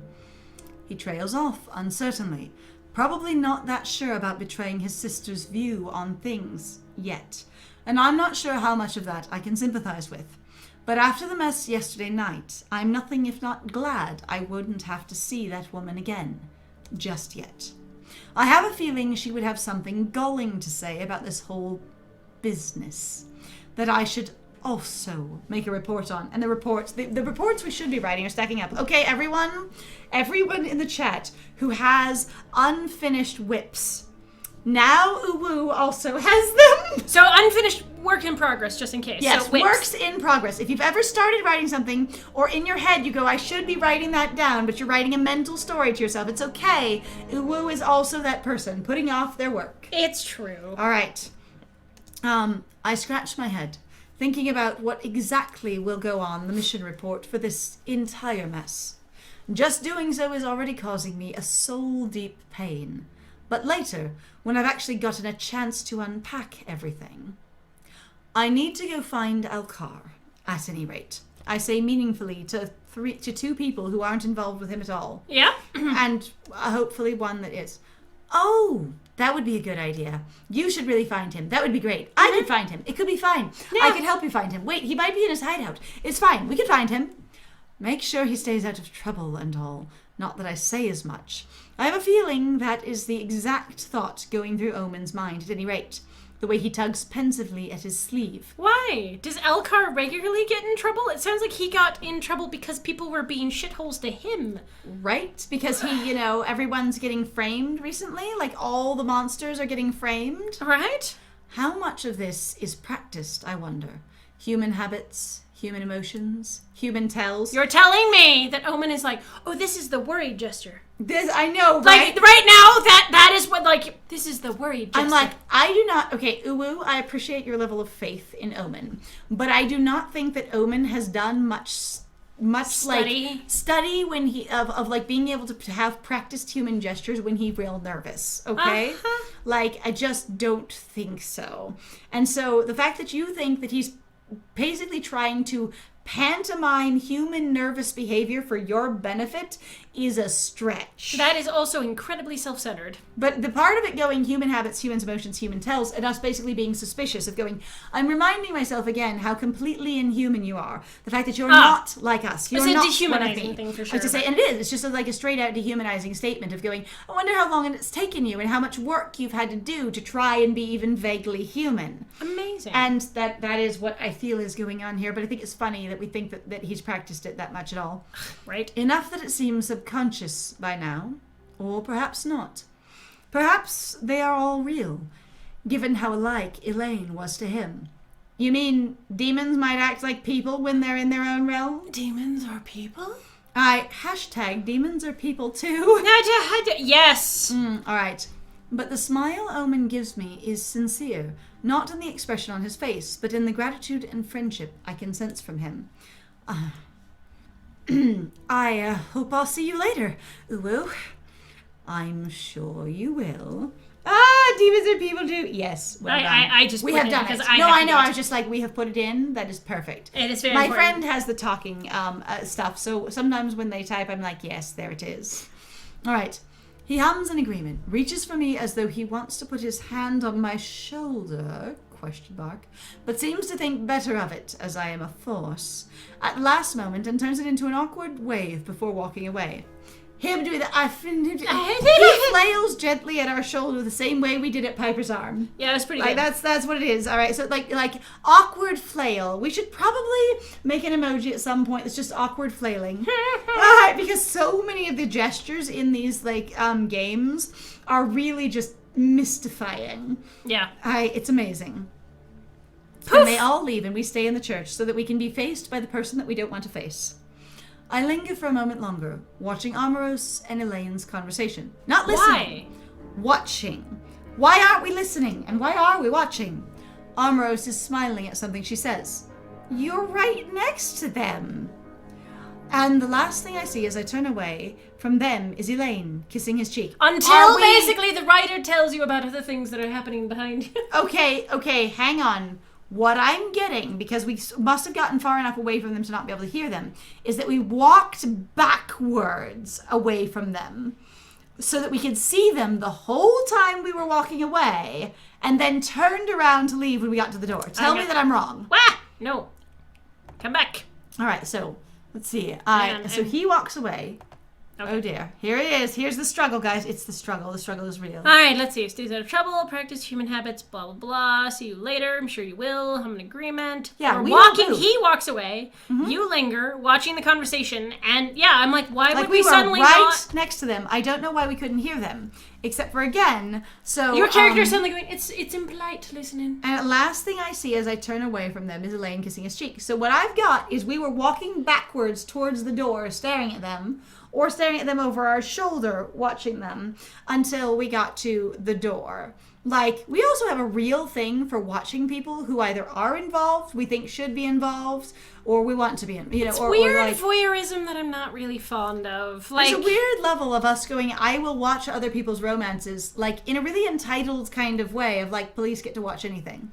right? It's a little odd. Well, I'm like, even if it's not intended to be so, the fact that your character is basically a police officer makes me personally uncomfortable. Going like, and also because most of the relationships you've seen so far have been with people who are trying to be involved with basically creatures, things that you have actively dehumanized. So it feels like, well, I'm allowed to do this now because, you know, you're not a person. Well, Like, the I thing don't know, is, it just going- doesn't... It changes the narrative if you're watching people and going, that's so cute or interesting or whatever, or just, whoa, I'm sort of like dumbfounded or whatever, versus the I'm a cop watching an inhuman do something with a human. Yeah, no kidding. Or I'm watching two inhumans that are basically here for my disposal. It is just not my thing. Anyway. The streets are dead empty when I leave. It's eerie, almost, this sudden stillness, as though the town itself is instinctively aware of the wrongness it's experiencing, withdrawing into itself. Yeah, these are such streets I see here in the forest. I love these tree streets. Amazing streets. Treats. La, la, la. The tree streets are singing to you.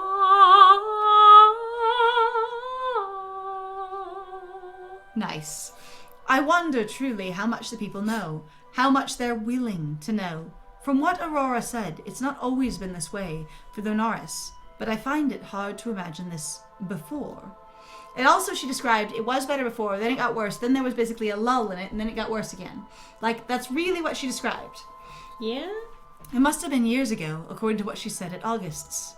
We have now seen August's house. We can now pester them at any hour of the day or night if they're home. I'm so excited. We have power. I don't To know not how do we this. found their house, but I'm so glad we did. I don't know either. I was so confused by that. I was like, what? We at least ran into Piper's house, so it sort of made sense, but it's like... Piper's house, though, we saw where it was or something? Yeah, no. Piper's, we were like As directed... opposed to like August, I'm like, we never learned where it was. I we suppose just the knew. background is supposed to be like the fill-in of, oh, you learn where people live, but I'm like... But do you also, know? I we never literally- knew where people that I worked with lived. And also, they're specifically keeping information from us. Like, that's part of the canon, that people Yeah. aren't sharing information because everything's a secret and everyone's got a secret and don't trust anyone. So if they just casually all gave you their home addresses, that'd be kind of hilarious. Right? All right. But all Omen and Elaine have done is confirm that there was an increase in supernatural activity. Not with the enforcers, not what the enforcers here have done to combat it. Nor did their affirmation lend anything to ease the growing dread in me. Sorry, I started yawning. All right, that was a yawn. That was past. We just both caught the yawn. Sorry. The one thing that's been sitting like poison in the back of my mind since I first started snooping in August's office for Aya's records just a few weeks ago. I'm a hunter general, but I'm a hunter in the end. The enforcers, the allies and support network at my back, they all account for much of my success and strength. How I'm to move, act, think. Oh, are we in a cult? But basically they're all your leaders, they're your directors. They're going to tell you, your training plan. They're going to tell you what is expected of you. They're going to give you, the overarching picture information and go, we need you to act here because I can see the bigger picture and I know what you need to do. Sort of like assigning labor in a manufacturing facility where you just walk up and go, I need you down in slicing.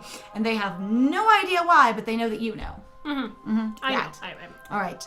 And now, what if I can't even trust it to hold my weight? They tell me absolutely everything about my entire life. Basically, when to go to the bathroom.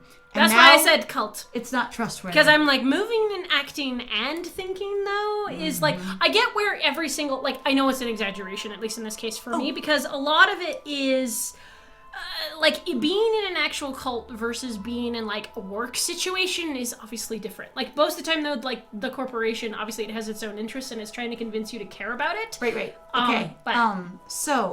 So, Uwu said how to, basically act and think.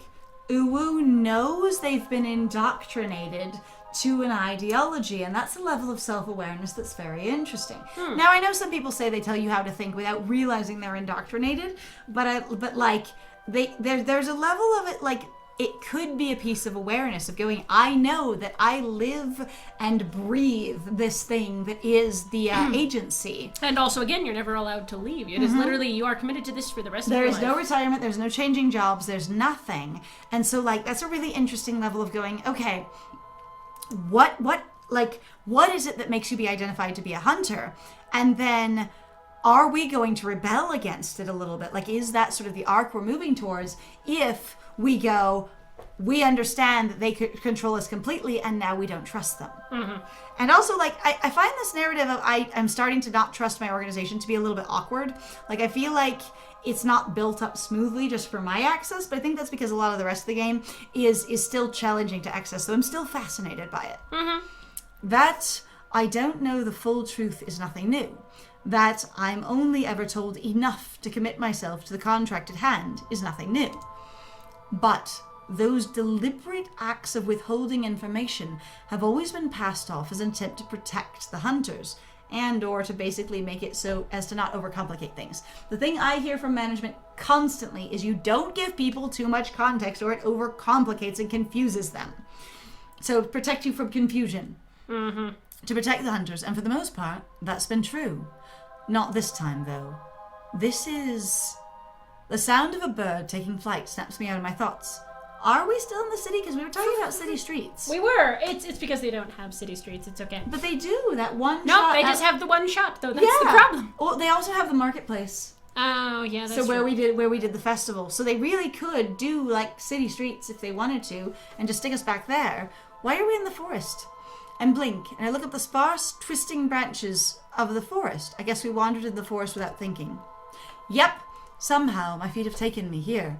Taken me on a path I didn't know I could remember so well.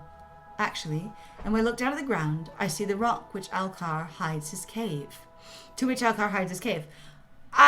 We walked mindlessly to Alkar's place. I mean, we said we were going to go talk to Alkar anyway, so I'm kind of like, why did we do this? We wandered, and I didn't know where I wandered. I mean, you said you needed to go talk to Alkar, so why... Why is it mindless instead of just going straight to Alkar's? Yeah. I was expecting us to mindlessly wander to, the kill site that we've still never been to, and no one's stopping us from going to, and we could totally investigate without anyone stopping us.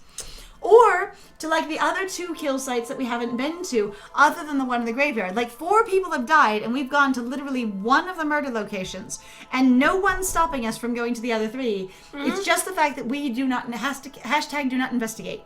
We just don't investigate. We are real bad at this. Can learn. It's okay. It's all right. All right. And so then, like, or to have them wander to the place where they saw the creature. That was the other thing. You mindlessly take you to the place of your, basically, trauma, if you will. Right. All right. Hides his cave. He hasn't bothered to keep the trapdoor concealed. I realize as I walk around to it. There, the entrance is, inviting to all. Thinking about the half-lichen, I doubt that's true, but hesitantly, I kneel by it and knock. Why wouldn't you cover it?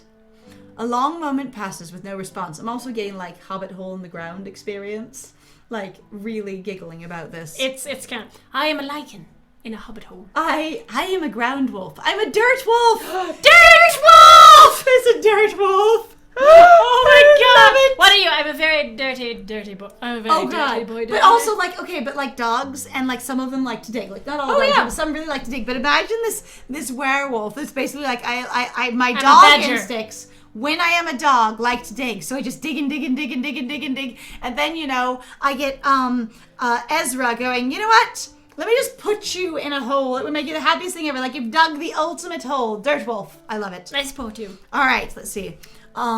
It's daylight. He's probably in town. It suddenly swings up so fast it nearly hits me in the face. Crack. Ow. Alkar tilts his head. Ears perked. Which ears? Which ears? Ha. You actually have to answer that question now. You do, because you've said that he has 4 of them, so which ears? His expression slowly morphs into a grin, if a tired one. Well, you got a warrant? I love it. My friend gets to speak again. It's been so long. It's okay. I have missed you. I know. It's okay. I know. All right, let's see. That's not what guests bring with them on a house visit, Alkar. And since we've got nothing at all... You're not here for a fucking house visit. You're not here for a house visit. You literally specifically said, I need to go talk to Alkar. Which is questioning him and is not a social visit, actually. When you go to someone for official police business information, that's not a social visit. A house visit. I brought tea and crackers, except I didn't. And me. Actually, I forgot everything else, but I did bring me. So I brought a snack. The whole snack, I've brought it. It's me. Mm-hmm. That's not what guests bring. Depends. Some guests bring you a warrant for someone else's house. Some people... Oh. What? Breonna Taylor? Oh God, I'm so sorry. That is, this has aged very poorly. Some friends bring you warrants. Oh God. When they do a house call, they just bring a warrant. Black lives matter, okay? Black lives matter. Damn. I shift, intending to sit honestly. Intending to sit. Since honestly. Like, there's another comma, okay? Just do another comma. Since honestly, I'm not sure if he's going to let me into his house. Just sitting... Okay, Dirt Wolf, right? We intend to just sit down by the trapdoor with his head peeked out of the trapdoor and have this quiet little conversation while it's a wolf standing in a hole talking to us. Right. Like, oh my God, like there's just little like groundhog. Poink! Hello! I would just have a conversation and us just sitting down like, yes, this is fine. This is how we do things. All right. I'm not sure if he's going to let me into his house. The moment I start to, however, Alkar retreats back into the cave with a beckon. A beckon.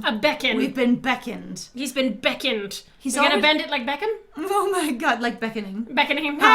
He's already gone, and if I don't follow, the trapdoor is going to fall on my knees. So I hastily follow him down.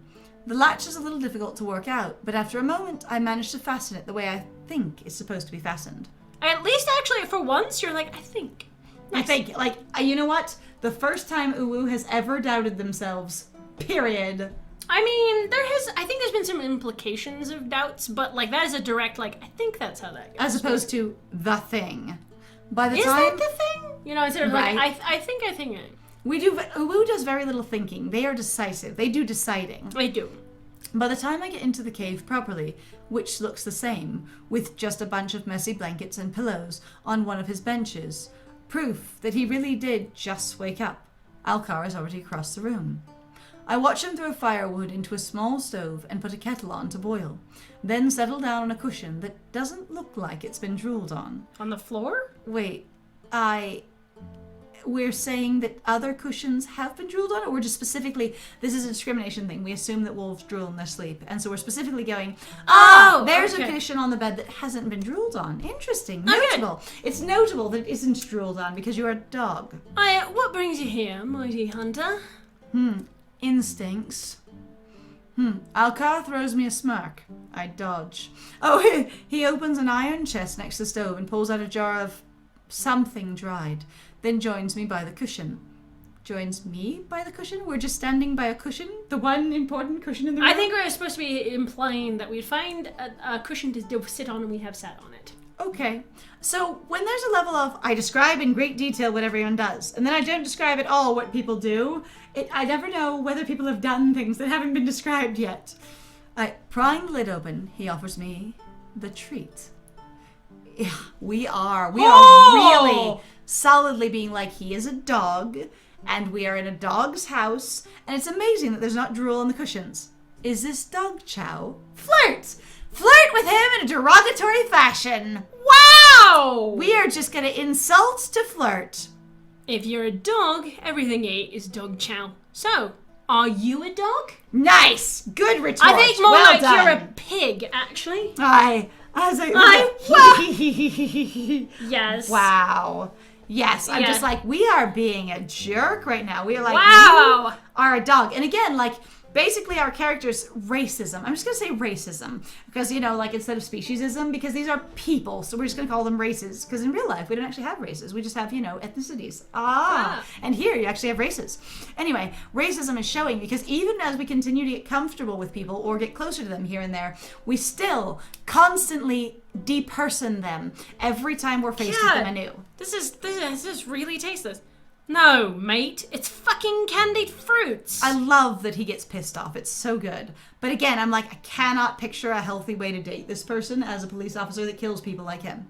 Especially, like, it's been your particular, I guess... Also that he's been branded by your organization. So basically, he's a known criminal, a labeled known criminal in the register. That has been basically then set up to fall. That can then basically romance a cop. That sounds weird. Wild, wow. but weird. Bold, if true. I snort, but take out a piece. So I'm not under arrest. Nothing's exploded in the town that I know about. You count your feelings on something? Our one feeling. Your single feeling? No, I got a paper cut on my one feeling when I wasn't filing the reports that I was supposed to be filing. That's alright. Damn it. You're still a pig. Gods. No, I just wanted to ogle you further, I guess. It's then that I realize I don't know what the hell I've come to him for. Really? Comfort to question him, actually. He lives in the damn forest where everything's going on. I'm gonna... Like, you really could. Additionally, the vampires are in this damn forest patrolling all the time. This is and, why... like, the monsters are here in the forest. Like, if he I end up lives disliking hero, like, our main in the character. forest, he would potentially have actual, real answers about things. You're so bad at investigating. Hashtag Uwu is bad at investigating. Oh my god. Like, just Uwu fails. I like hashtag Uwu fails. Uwu fails. Good. Uwu fails. Sounds like a thing. Hashtag Uwu fails. Yep. Alright. That could be a thing. Oh yeah, we're going to Alkar for comfort? Why? I don't Why do you not get it. remember Jack's squat? Alright. Going to Alkar for comfort. Not likely. Though now that I'm here, there is something I need to tell him. Not ask him, tell him. Uwu fails. Uwu fails. Alkar, the hunter you attacked, the one for whose attack you were branded, I should say. Because I expect that you've more. attacked other people. Let me be more specific. Of the many hunters you attacked, let me ask you about this one. Alright, little pig, go on. Alkar, You've come into the big bad wolf's den. What else do you want? I love that analogy. Actually, that's very fun and very just like it's a thing for me. Like we went to blow down the big bad wolf's house. Too bad, I'm underground. That's too bad. And he built the better house. Alkar's wolf ears immediately flattened to his head. I can see his jaw clench, but he looks straight at me. Red eyes, sharp. Yeah. And his name is Azazel. We found signs of him in the dungeons. Alkar inhales sharply. Deep breath, everyone. Up. We are getting near. We are getting near the last stretch of this particular stream. And breathe in. And out. Everybody relax. Wiggle if you want to. Do a stretch, straighten your back. Yes, roll the shoulders. Then sigh. Stretch out your drawing hand. As I say, if you're drawing still, like gently, flex or, like use your wrists a little bit, open your hand, relax it, check your pen grip. Be good to yourself. Then sighs, the relief palpable. But then he raises his eyebrows. Wait, in the dungeons? The dungeons where they kept me? What'd that bastard do? Wait, I don't need to ask. He's a pig. He's a pig. What the hell did he do? What do you guys have to do to get arrested? He's a copper. Yeah, what do you have to do? Right, we don't know. Fucking have your uniform off. Naked down the street. Public indecency in your grandma's tavern. No, we wouldn't get in trouble for that. Shit, man, you get away with everything. If we have to fight in the middle of the night, right out of bed, then we do so. And if I have to kill someone in my skivvies and or the nude, I shall. The nudes. The nudes. The nudes. Murdering the nudes. The nudes. Send nudes. Bunch of naked cops show up with knives. I send the nudes. Alkar. Oh, fucking not this. Or with their weapons. Sorry, not knives. They're weapons. Weapons. They're weapons. Where'd they come from? You do not want to know. The weapon TM. Somebody pulls it out of their hair. The hair falls down magnificently. It's I have amazing. my weapons. This is why Piper doesn't wear their hair up. They only wear it up when their weapons are put away. Oh no, that would be great. Alright, it's okay. We don't know, but he was there. And I'm sure he was at the very least alive when you were taken in. Then why did they brand me? Because you attacked him still, actually. Oh, I mean, I don't know. It's not like you were just being inhuman and, suspicious. This is sus. Sus. You're being very sus. Alkar snorts. Take a shot. Take a snort. It's a snort. Snort. And this time the sound is bitter. He gets to his feet and begins to pace, tightening the bandages around his hands. Okay, I want to mention something real quick. I've been learning. Why does he have bandages around his hands? Because he's a boxer, okay? Irish boxer, all right? I don't know, the whole Oh, okay. I was like, what? All right, the go drunken ahead. boxing thing? Yeah, no. Thing? Yeah, like the whole... Okay, so I wanted to mention, as I've been slowly learning about Twitch, as both of us have, because we're really here knowing almost nothing while we're doing this. That's great. There's an experience of... I have learned that once we get, affiliated, that we're also going to be able to do something called raiding, where we can actually take our channel and dump it into other people's channels, or other people's channels can come dump it into us. And I've learned that a lot of people who stream, when their stream wraps up, they will take and just casually dump all their viewers into someone that they like to watch so that, they can get an experience of more content. And I don't know any other streamers who do anything like what we do. So if any of you run into any of them and think we might like listening to or watching their stuff, feel free to recommend them, and then once we get affiliate, maybe we can do raids together and just dump you off on someone else once in a while. That's it, right? Because it's kind of cute. Like, you don't have to stay and watch anyone, but there's an experience of being like, hello, we're gonna interrupt everything. Yeah. Just bursting into the room, like we own the place. I still though want to know, why does he have bandages around his hands? I do too. I want to know why he has the bandages. I can feel his upset, the intensity of it. Are we looking at his aura? Are we sensing him? And under all that, brewing resentment. I can't blame him. I mean, you could blame him. You keep using past tenses. What happened to this Azazel bloke? I don't know that either, which is the problem. Pigs don't know what the fuck they're doing. Yeah. Oh God, if he knew that in our organization we just, quote, can't seem to identify who died, he would be like, you guys are a mess. Wow, what the hell does anybody listen to you? He'd be like, oh my God, there's not you a have single big guns. organization that I know of that can't take roll call and find out who doesn't say here. Oh God. Alkar pauses and looks at me in disbelief. After a moment, however, he sighs and comes back to sit down again.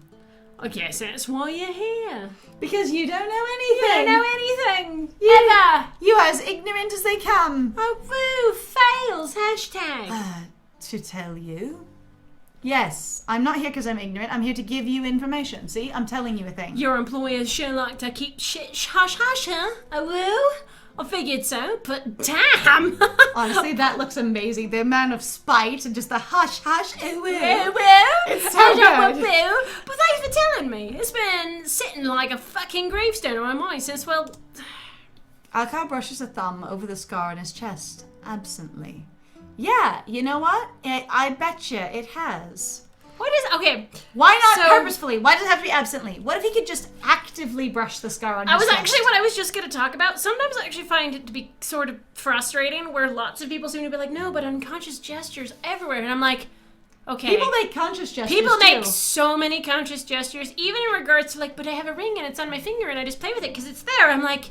And I did it on purpose, and I know I'm doing it. Because I'm also trying to make a point. People try to convey things in their body language. They have body language. That is a way to convey information. There's always body language!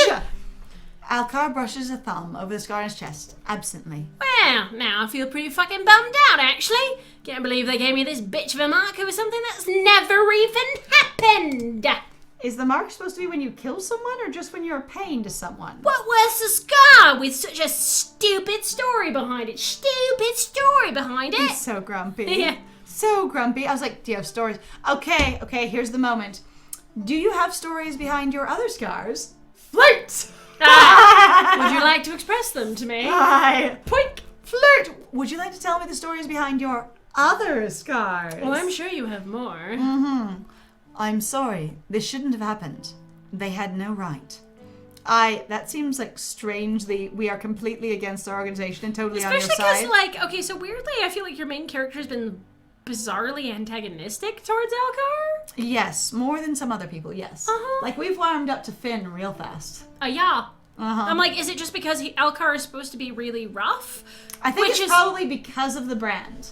Like, we've been an asshole to him because he's been an asshole, so he deserves it. It's sort of like that whole experience in, like, Hell's Kitchen or whatever of going, you know, you're the asshole if you say you're a professional, so I'm going to be an asshole to you if you can't hold it up. Oh, God. Which I don't think is fair or appropriate, but there's an experience where someone goes, if you've behaved like a jerk, I'm going to behave like a jerk to you.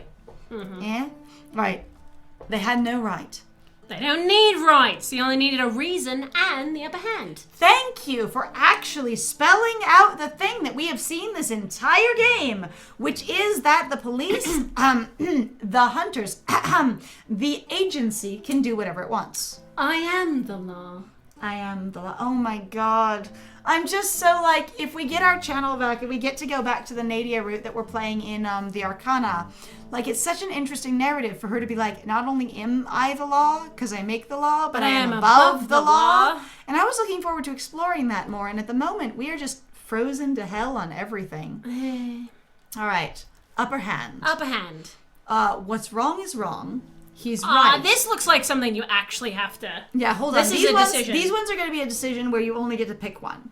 What's wrong is wrong. He's right. Are you always this pessimistic? I feel like we just say he's right. Like, as far as things... I mean, would a woo say that? Well, the thing is I'm not feeling any of these straight off, so I'm going to have to think it out a little bit more. Okay. Because what's wrong is wrong would seem like reasonably neutral, so it's probably the most likely one, actually, as I think about it.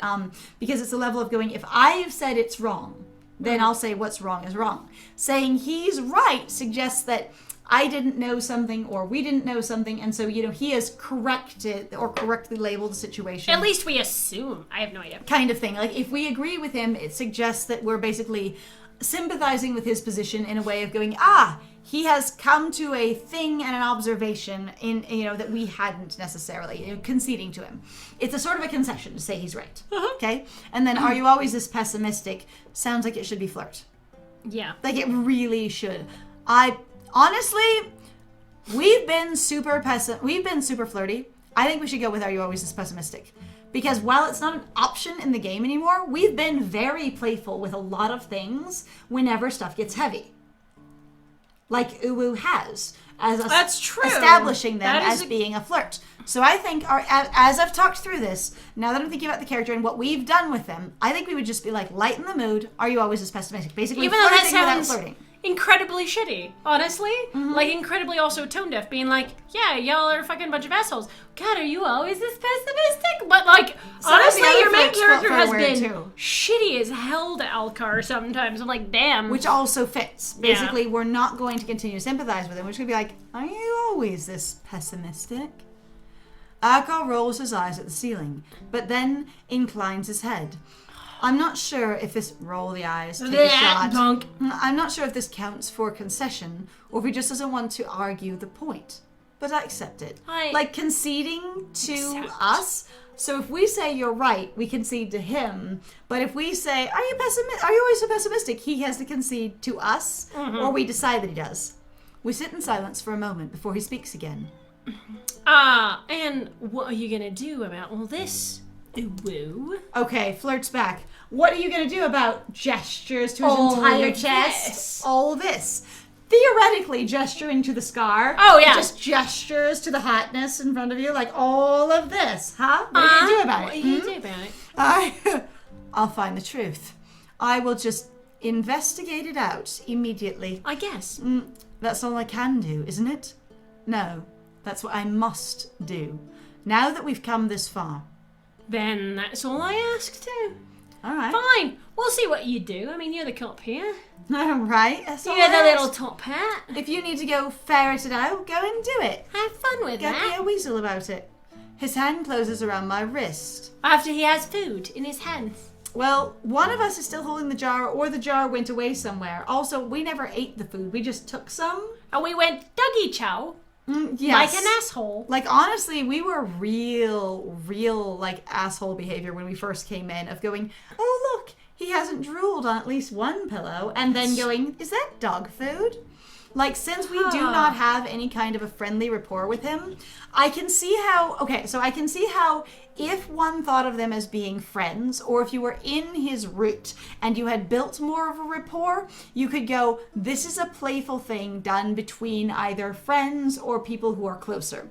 But in the way that I've talked in a lot of things, and I talked about it all the time, actually in Shiver by Maggie Stivatzer, the one I recommended just a minute ago, inside jokes or inside language, casual, friendly jabs and playful language have to be developed between two parties. They don't just happen. You don't just know when someone's playfully jabbing at you. It's a language you have to learn between each other as friends or more than friends. And so if you're doing that kind of thing of like, I'm trying to like needle you and be friendly, like playful of, is this dog food?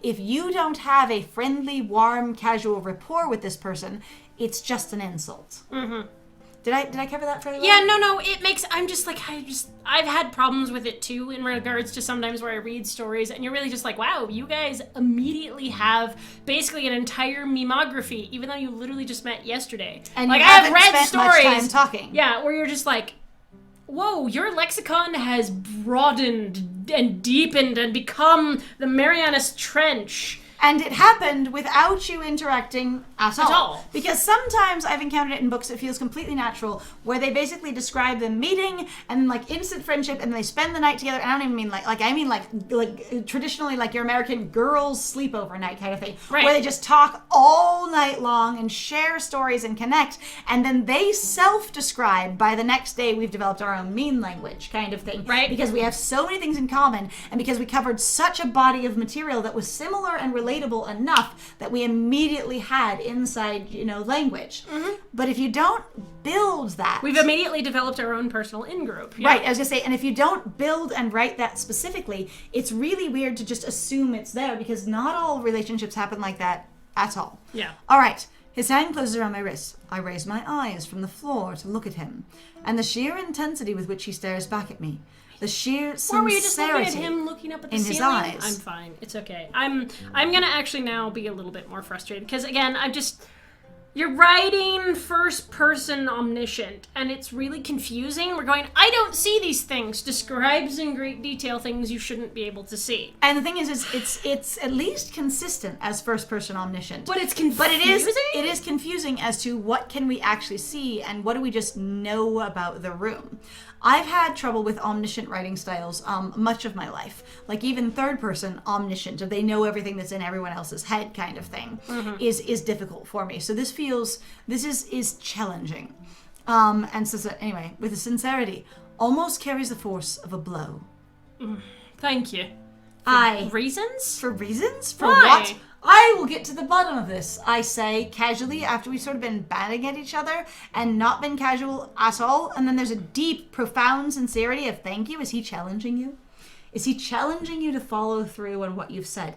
Okay, so there's this thing that I've seen people do sometimes, okay? Where, like, basically, you don't have a very good rapport with them, right? Right. And then there's, like, they need something from you.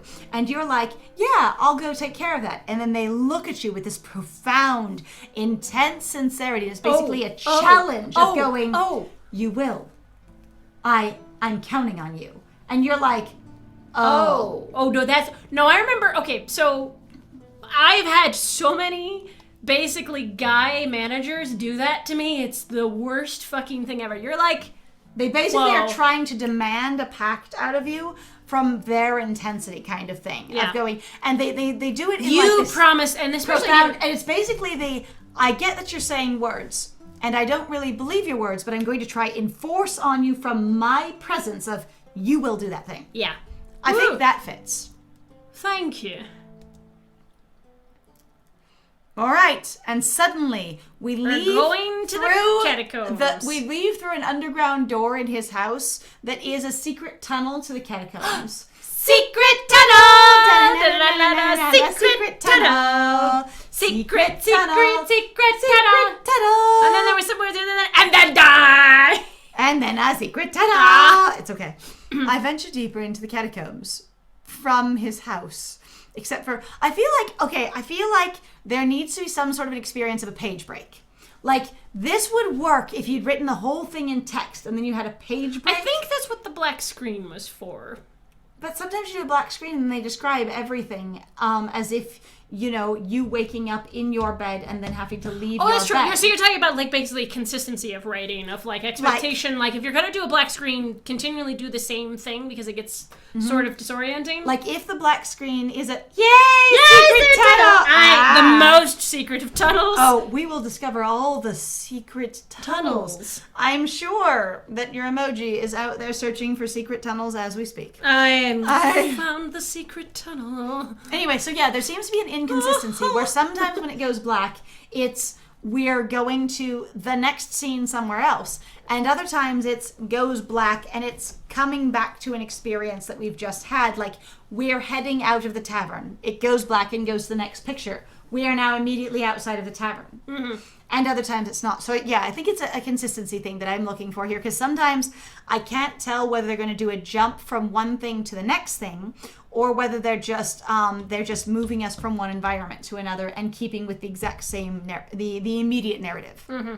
I venture deeper into the catacombs, the darkened tunnels becoming somewhat familiar to me now, since you've been there twice. We are a fast They learner. are becoming as you were going down there. Wouldn't you say the darkened tunnels have become more familiar to me now? I mean, why becoming? It could be that you're using them right now and you're realizing that they have become more familiar, and using them even for a third time, they're becoming yet more. Okay. I mean, the thing is sometimes when I'm pretty sure I've got a route down, like driving to some place I haven't been to before, or I've only been to a couple of times, I'll be like, I'm getting more familiar with it even as I do it now, realizing that I recognize things on the way here. So it works for me. I hear a quiet laugh. That's the quiet laugh, oh my god. And I smile to myself as a figure appears out of the shadows. Poof! Oh, it's Ray! Yes! Ah, what's cooking, good looking? This young vampire is trying to seduce us, I swear. I also find it to be very funny that they are using some of the most, like, wild language all over the place. Uh-huh. They're like, this time, and this era, and this time, and this era, and then it just sort of bounce around. They're trying to just do any kind of edgy, playful language they can come up with. It's true. It's funny.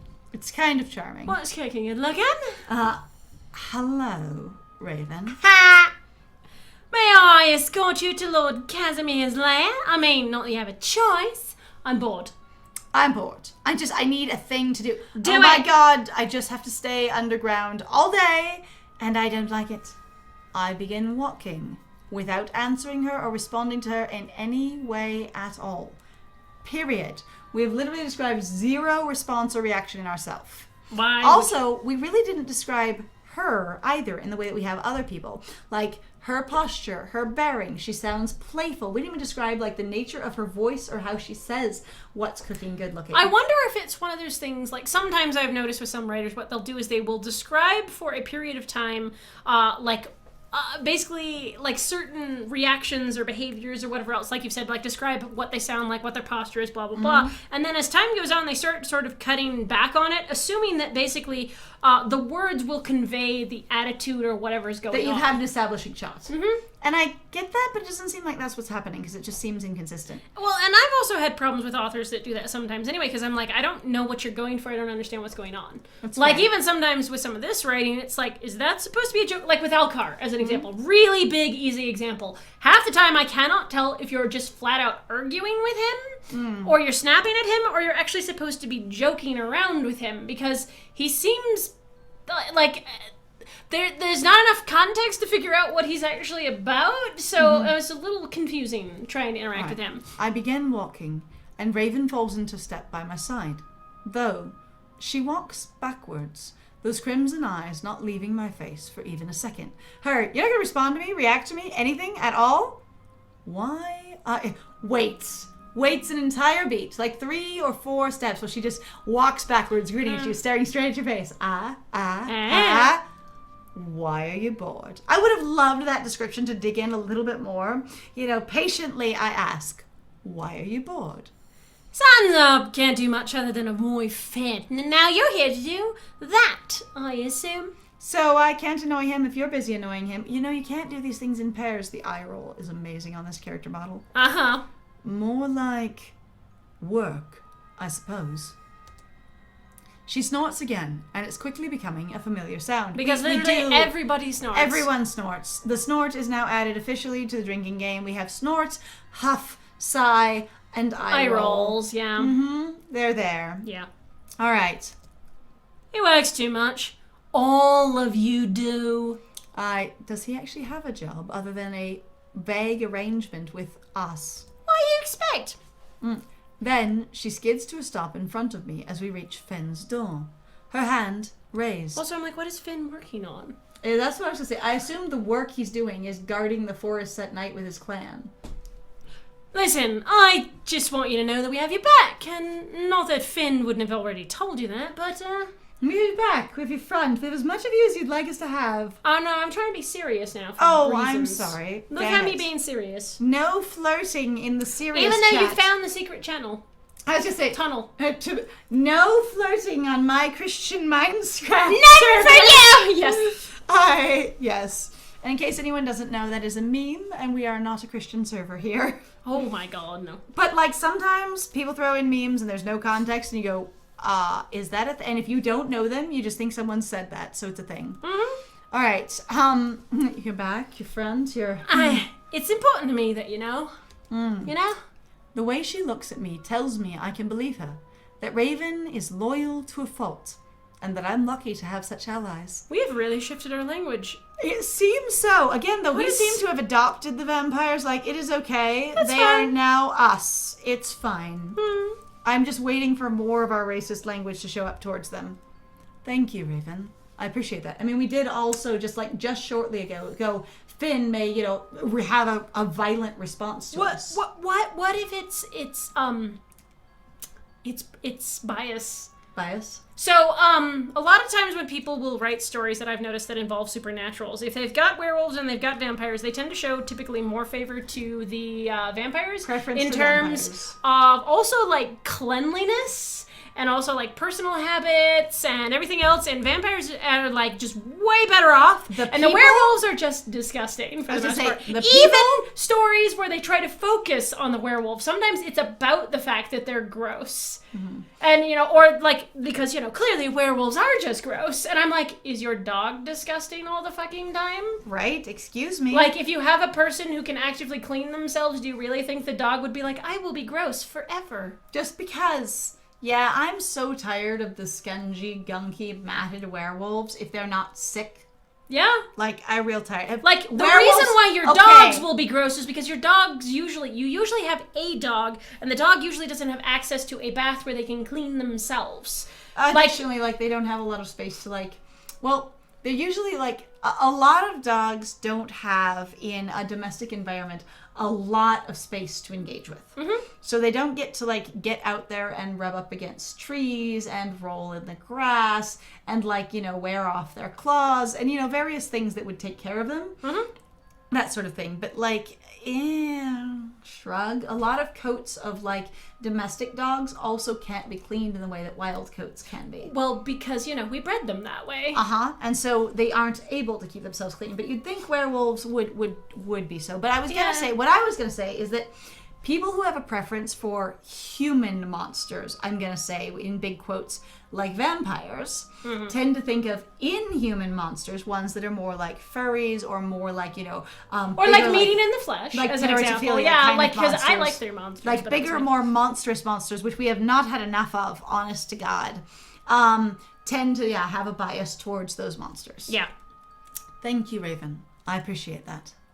Sweet. Now I could do your boring, important people stuff, I guess. Bye! These catacombs are so boring. Also, like, he has an entire clan. The only thing to do down here is bother him.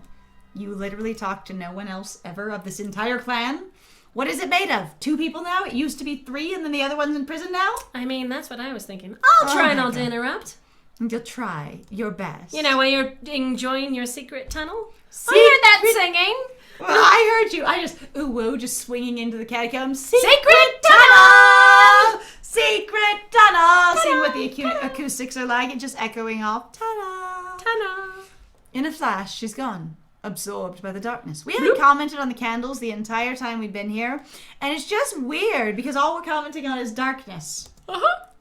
And last time, we've been commenting constantly on how the candles illuminate things. Still a butt on the wall. That's so much ass We still on the have. wall. I just drew the booty. He and got stuck it on very my wall. bored. Look at this It's booty. perfect booty. Look at this booty.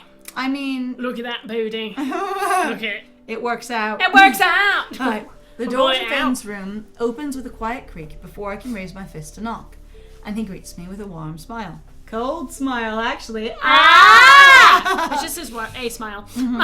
Afternoon. Please come in. I eagerly I need you to come inside, actually. It's the only place you can figure out what to do with your secret tunnel. The way to use a secret tunnel is to come inside. I'm so sorry, I couldn't help it. That's what I was going for. I'm really sorry I had to do it. You are welcome. Alright, I eagerly step inside because I really want to conclude the secret tunnel adventure. The candlelight that flickers in his lavish quarters, decidedly more inviting than the dank hallways, which don't apparently have candles anymore? Nope, not at all. Since when did someone put out all the magic candles? Also, we didn't get... Raven, I got bored. I just spat on all of them. I licked them, but... Oh, look at that. and it went out. You know, the magic tastes like burning. Spicy. Spicy. The magic is just like spicy tacos. I hope the Raven lurking. She didn't bother you, did she? I'm also just like, we didn't go through the blue light this time. No, because the blue light was only to get to the other place. Oh, it's only further down. Yeah, no. Okay, thank you. I was misremembering. The most bothered. I shake my head as he moves to lean against his desk. That is the only thing he can lean against in this entire room. He can't. Lavish room. Desk is the only leanable object. Okay. If this room were cartoon background, like those old 90s cartoons or like your hand-drawn, cartoon movies, the only thing in it that would actually be an animation cell and therefore removed from and slightly different than the actual painted background would be the desk so that your character can interact with it. Like, do you know what I'm talking about? Oh, yeah, no. I was also saying the chair, too. Don't forget, it's not the only object. Except for he doesn't use the chair. He did say he got out of the chair. Oh, okay. Then, yeah, so but everything else in the room, and the reason he only ever interacts with the desk is because of that, except when he sat on his bed, and they suddenly have to change it to cell animation. I know. I still can't believe that in a room that is lavishly decorated, there's no other chair, or we just ballsily sit on the bed anyway because of our entitled experience. Pip! We're just like, hello. I'm violating your bed with my butt. Sits on it. Oh my god. I'm sharing your bed. I just require the ultimate butt comfort. Okay? It's right here for me. And that is what this is. Honestly, it's sort of a flirt to be like, I will just sit on your bed to have this serious conversation. Uh-huh.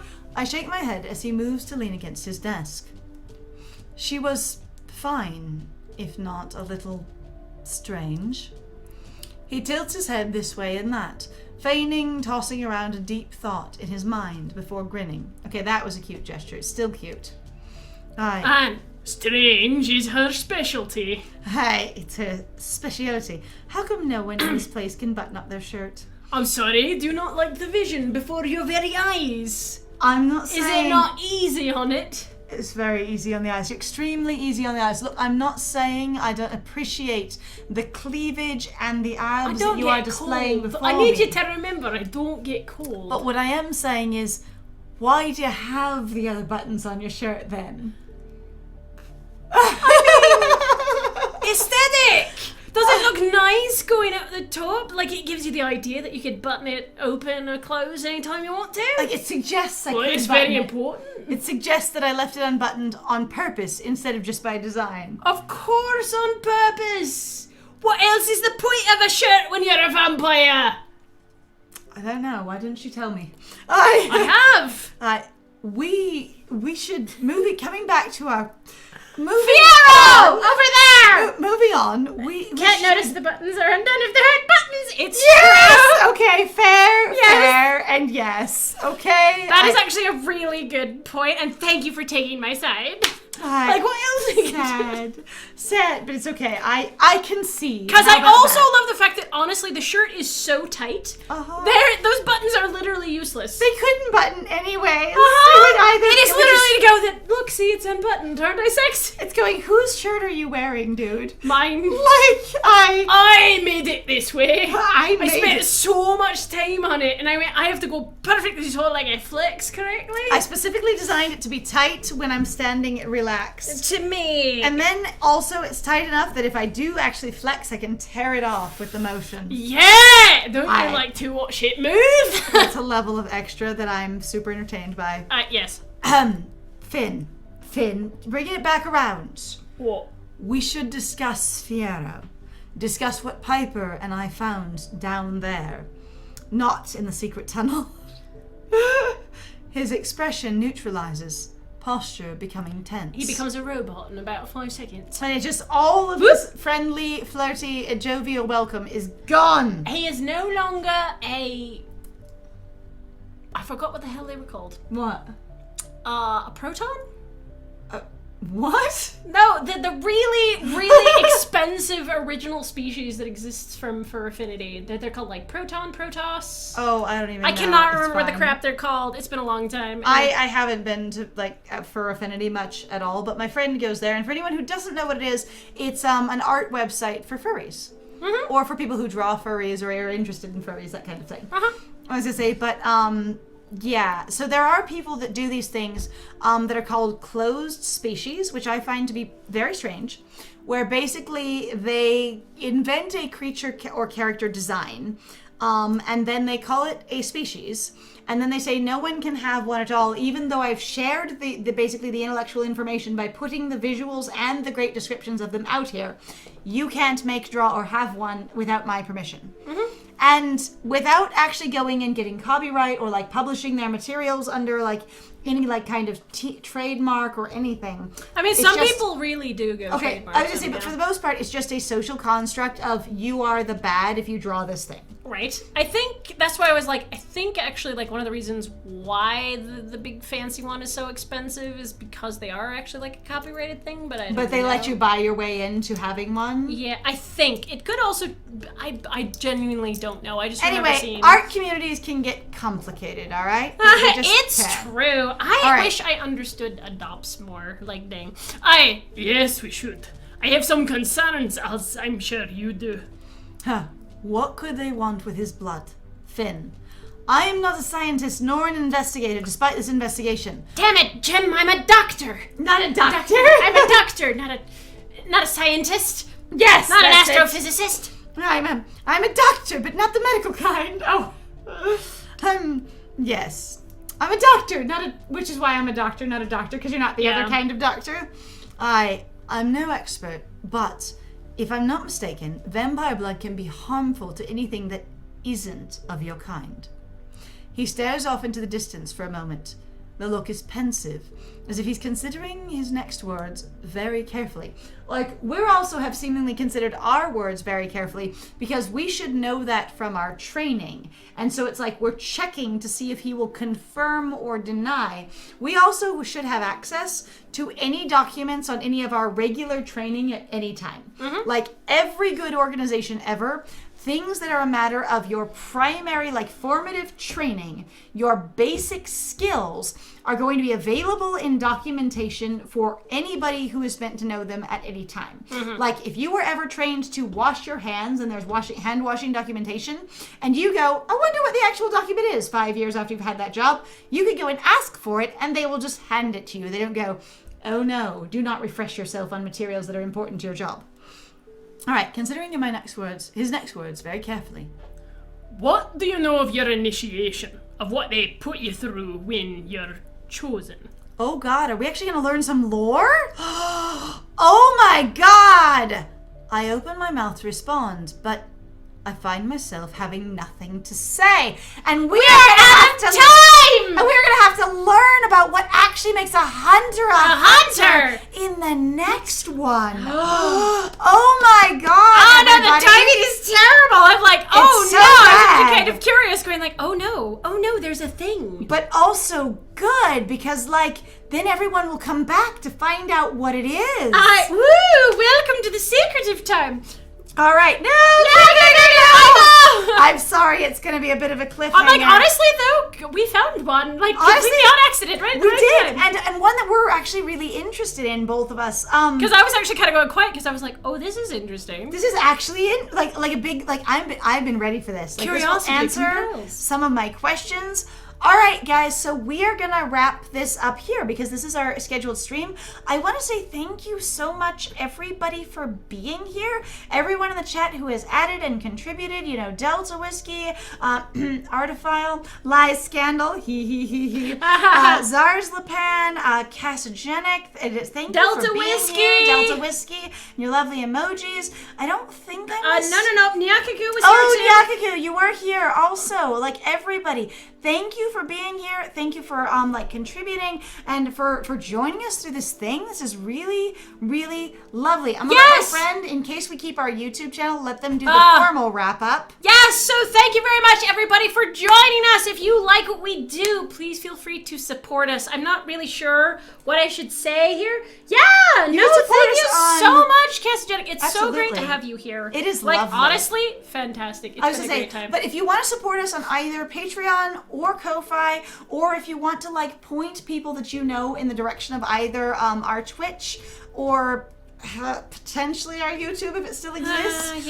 Probably just our Twitch right now. Like, if you have people you know that might like what we do here and you feel comfortable sharing, we would love that. Yes. Other than that, anybody who's been in the chat that or just, you know, has been here and hasn't said anything, we still appreciate you guys. Yeah, it's been great. I have been Scandal. And I have been Lies. And it was great playing with you. Bye!